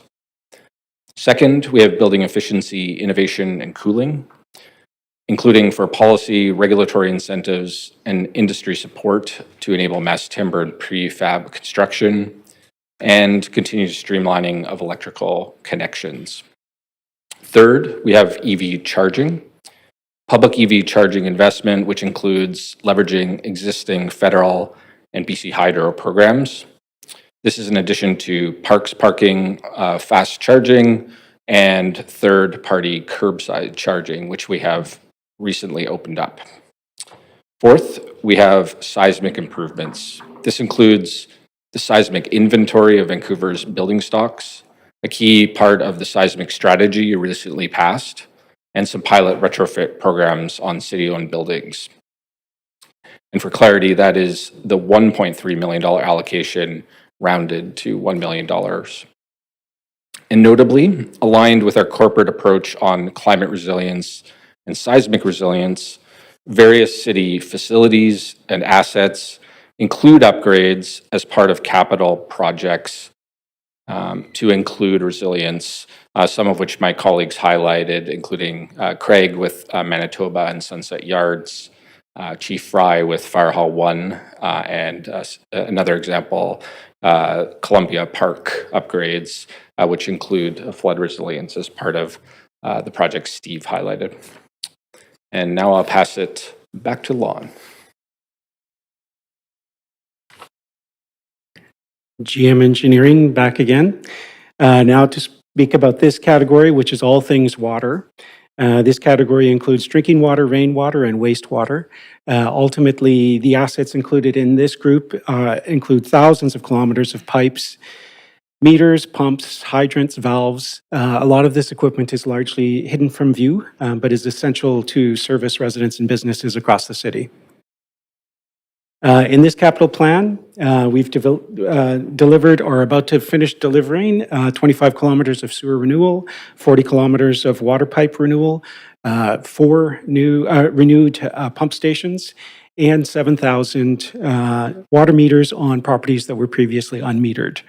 In addition to that, we've delivered green rainwater for infrastructure and flood management in key locations across the city.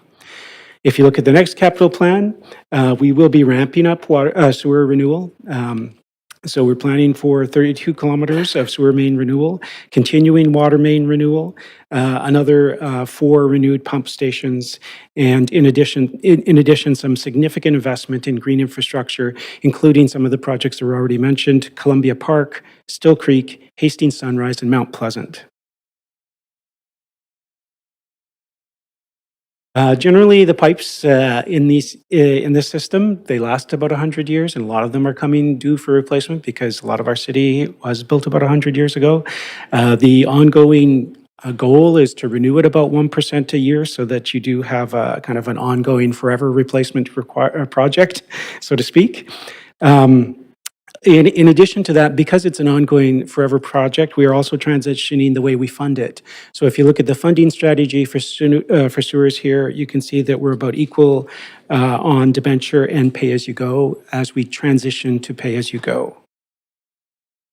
For water, we are already at the kind of renewal or the pay-as-you-go rate. So the great news for the water renewals work that's underway is that there is no ongoing borrowing costs because the fees that we collect that year for water help pay for the renewal. In addition, into the next capital plan, in response to council direction, we're ramping up our metering of unmetered properties. So in this capital plan, we've delivered 7,000 new water meters. In the next capital plan, we're planning on doubling that to 14,000 water meters on existing unmetered water properties. I will also talk to the next category, which is waste and energy utility. In this category, we have the region's only landfill. Of course, this is a Vancouver-owned and operated landfill, but we do receive waste from all the cities across the region. We also have our own transfer station for solid waste at Manitoba Yard. We have 2 recycling centers, and then we have a host of equipment that's related to sanitation, including sweeper trucks and waste pickup trucks. In addition to that, of course, we operate our own neighborhood energy utility. As part of this capital plan, there's a lot of obligation that comes with managing a landfill in terms of progressive closure, managing leachate and stormwater, but also capturing the gas that comes off of the landfill, and we've been very successful at being able to repurpose that gas as renewable natural gas. Also, our neighborhood energy system expands as development around that area that it serves expands. In the next capital plan at the landfill, we will be continuing to do the ongoing stewardship of that site. In addition to the usual leachate, gas, and stormwater management, we're also going to be investing in renewal of the the way stations, and the stormwater management system. In addition, the neighborhood energy utility will continue to expand as consumer demand expands in the area. The landfill, as both of these as utilities are kind of funded by users, and so the work that that happens at the landfill in terms of its funding strategy, it's generally all pay as you go, with some partner funding from Metro Vancouver. And with that, I'll turn it over to Tag.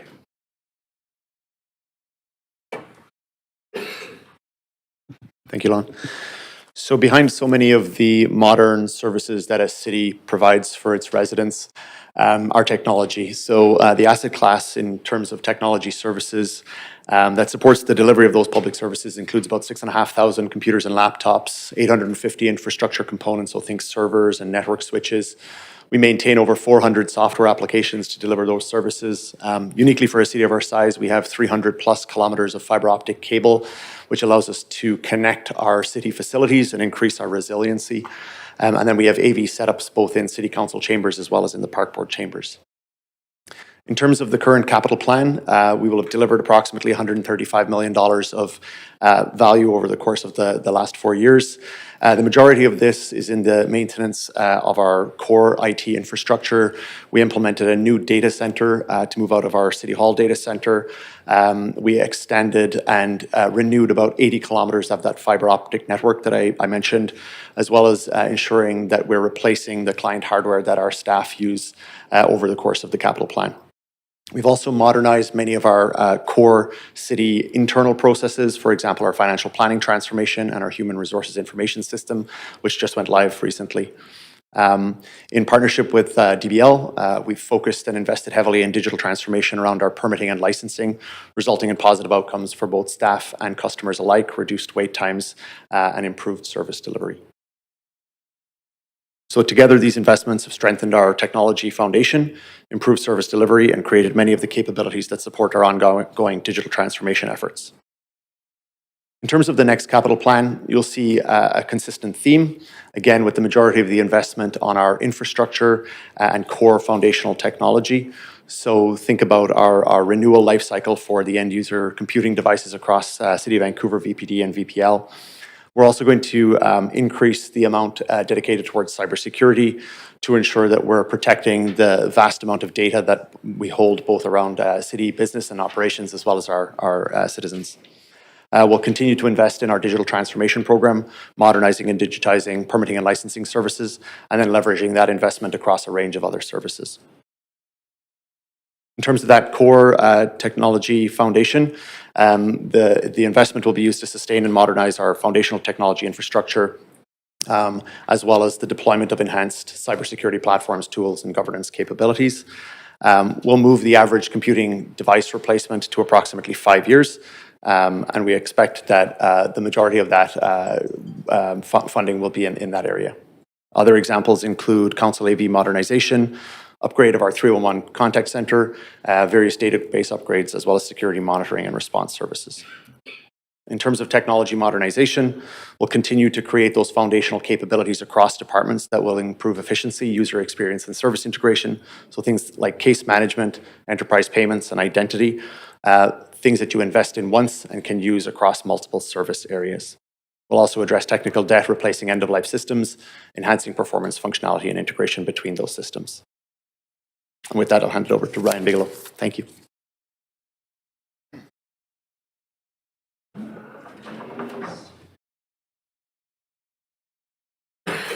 Afternoon, Council. Ryan Bigelow, Managing Director of Non-Market Housing Development and Operations.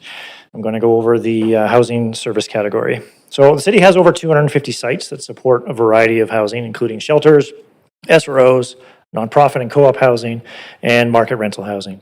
The city directly owns and operates just over 1,000 SRO and social housing units, as well as a handful of market rental units. The city also acquires and holds land for future housing development. Notably, the city's housing assets are just part of a larger housing system, and most of the housing assets in Vancouver are partner-owned. So to support the preservation and growth of this partner housing, we provide capital grants.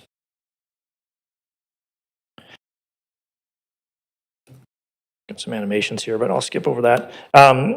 For the 23 to 26 capital plan, we included 675 million towards housing. 340 million was city-led and 335 million related to in-kind assets we obtained from developers. Notably, towards the end of the capital plan period, many senior government funding programs were wound down, as well as we saw a softening of the housing market. But despite these headwinds, the city and its nonprofit delivery partners have leveraged over $1 billion in senior government funding and financing for housing development on city land during this capital plan, which is significant. But we don't expect the same in this upcoming capital plan. While 2026 has been filled with uncertainty for new housing developments, we intend to utilize all the funding in the 2023 to 26 capital plan. Some highlights: most of the housing capital went towards acquisitions of land for future housing development. We acquired or transferred 10 sites, which once developed will deliver over 900 homes. And we have additional acquisitions anticipated throughout the rest of 2026. We funded significant pre-development activities at a cost of $40 million, much of which will be recoverable when those projects proceed to construction. This helped initiate or advance 24 projects closer to construction, and once developed, these will deliver over 3,000 homes. Council also approved $30 million in capital grants for 6 projects to nonprofits developing on their own land. Most of these started construction or will start construction shortly and tally up to about 800 homes. Lastly, we replaced 30 city-owned SRO rooms and provided a number of SRO grants, improving the livability of 480 non-city-owned SRO rooms.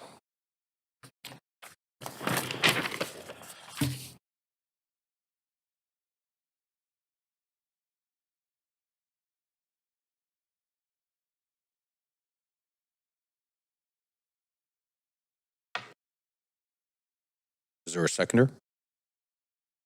Councillor Orr. Okay. Any discussion? Councillor Kirby-Young.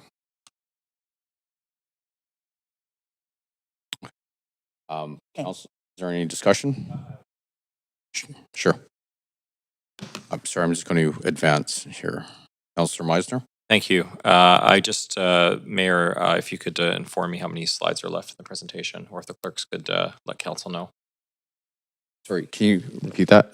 I just want to know how many slides are left in the presentation. 12 slides. 12? Okay, thank you. Just 13 slides to present. So, and roughly how much time would that be? I think roughly 10 more minutes. Any other discussion, council? Okay. All those in favor say yay. All those opposed say nay. Nay. Sorry, clerk, how many do we have to? Is it a simple majority? 2/3. Okay. It looks like that was 2/3, so we will extend to hear the end of the presentation. Thank you. Okay, I'll talk a lot faster. For 27 to 30, limited senior government funding and the softening housing market conditions are anticipated to continue and will have a significant impact on the delivery of new affordable housing in Vancouver. So the proposed plan includes 176 million towards housing, 104 will be city-led, and these investment levels align with the anticipated conditions. So nearly all of the city-led plan will be funded by the empty homes tax at $88 million. So how are we going to use this 104 million of city-led capital? 75 will go towards acquisitions, SRO replacement, and development. We anticipate acquisitions of land and building to deliver approximately 210 affordable homes and initiate 10 new development projects with our pre-development capital. To make our housing dollars stretch and deliver more affordable housing, we will leverage senior government funding where it's available, but we also will explore alternative funding approaches where it's not. While acquisition funding is lower in this capital plan, greater emphasis is being put on redevelopment of existing city lands, which will help the city continue to progress its housing goals and targets. Capital maintenance is the next largest program at 17 million to preserve our existing housing stock, and we'll spread that across 9 buildings and 771 units. Housing capital grants are the third largest program at 10 million to help nonprofits deliver affordable housing on their own sites. The grants are meant to complement senior government funding programs, not replace them, so we're earmarking funding for roughly 2 to 3 projects. just to illustrate some investments from the capital plan, I wanted to highlight two items that are advancing our housing goals on city land. First is the acquisition of an assembly on Renfrew Street and the future redevelopment of a nearby city-owned site that's underutilized. This acquisition was completed last year, and we're planning the development of the site to replace and expand co-op housing. Once developed, a nearby city-owned site can be unlocked for further development. Overall, this pocket of sites could deliver roughly 8 times more housing than what exists today and demonstrates the magnitude of additional housing we can create on city land that we already own. Lastly, I wanted to provide some greater emphasis on our asset preservation efforts. So I wanted to highlight one of our buildings where capital maintenance dollars are going. At 1067 Seymour, it's a city-owned and operated building, provided affordable housing to 110 residents, primarily seniors. Building was constructed in 1991, so it's not really a new building, but has many years left in it if it's properly maintained. So through this capital plan, we intend to complete maintenance and replacement of key building systems to continue providing affordable and livable housing here. So that's it for housing. I'm going to pass you over to Alicia McCallum to summarize some of our engagement through the capital plan. Perfect. Thank you, Ryan. Good afternoon, Mayor and Council. I'm Alicia McCallum, the Chief of External Relations, and I'm pleased to present you the results of our 2027 to 2030 capital plan engagement process. And in contrast to my colleague, Chief Fry, who did a great job of holding it together this afternoon, this marks my first time presenting in Council chambers today. I'd like to start off by talking about the capital plan engagement background and objectives. It ran more than 2 weeks, from May 22nd to June 7th, and that gave people time to learn about the capital plan and share their input. We asked for input on specifically capital investment priorities, how the city manages infrastructure, financial strategies for capital planning, and the results are a snapshot of public priorities, and we want to remind everyone that should be considered alongside asset condition, service needs, financial capacity, and of course, council direction. So in terms of how we engaged and who we heard from, we used online and in-person tactics to reach those who were interested or impacted, and that included a survey in 7 languages, 10 pop-up events. We issued postcards, we did an email outreach, we circulated posters, and we had a social media campaign. In total, we heard from approximately 500 people in person, 4,265 online survey responses from residents, businesses, and community organizations.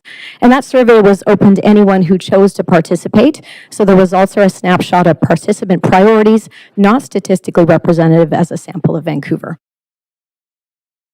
In terms of the profile of survey respondents, we heard from a broad range of people across the city. The survey respondents included people living in different neighborhoods from different age groups, business owners. Sorry, I've never had a problem with projection. I think we've gathered that, yeah. People from different age groups, business owners and operators, and people connected to community organizations serving Vancouver. Respondents were a mix of homeowners, renters, people in different housing situations. About half of those respondents were homeowners. Nearly 1/4 of those respondents lived in households with children under 18, and the results were weighted to match census data on age, gender, geographic region, and among those residents. In terms of the priorities for the capital plan investments, I'd like to give you now an overview of the respondents' priorities for investments. Respondents were asked to rate the importance of the 12 capital plan investment categories. Overall, the results show a strong interest in core infrastructure, transportation, community facilities, parks, and recreation. These priorities generally align with council direction, including increased investment in roads and sidewalks and renewal replacement of major recreation facilities. In the online survey, water, sewers, and drainage was the highest rated category, with 97% of respondents saying it was either very or fairly important. Other top categories included transportation and streets, community facilities, and parks and open spaces, waste collection and diversion and disposal. At the in-person pop-ups, participants identified housing as the top priority, followed by community facilities, transportation and streets, parks and open spaces, and childcare. When asked about transportation and street improvements, respondents prioritized protected bikeways and cycling connections, pedestrian safety, transit-supported street improvements. In terms of parks, open spaces, and related amenities, recreation facilities were the top priority, followed by buildings, park buildings and infrastructure, park renewals and amenity upgrades, urban forest and natural areas, and seawall and the waterfront. And in terms of top priorities for community center spaces, This slide will show you the top priorities for residents living near the 5 community centers identified by Council for renewal or replacement. Across those 5 locations, amongst the strongest priorities for facilities were the fitness facilities, pools, libraries, or learning commons. Overall, the results show a strong interest in renewing these facilities to support recreation, wellness, learning, and flexible community use. In closing, I'd like to acknowledge and thank our public engagement team for their expertise and professionalism throughout this process, and I will ask Colin to return to the podium to wrap up our presentation.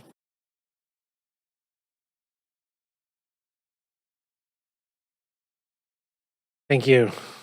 I'll wrap up the presentation with just a summary of where we are in the process. So again, this is a key stage in the process for getting council's approval of the capital plan that will inform the electorate approval of the debenture borrowing through the plebiscite on October 17th. And further, I just, again, like to acknowledge the work of many staff in the departments represented here for their work assembling this. And with that, I'll conclude the presentation. Thank you. Great. Thank you very much. That was a very comprehensive presentation. So thank you, everyone, for all the work that you put into it. Okay, can we please have a motion to recess until Thursday, July the 6th? No, we don't need a motion? Perfect. All right. We are recessing until Thursday, July 16th, 2026 at 1 p.m. in the council chamber and online. Thank you very much.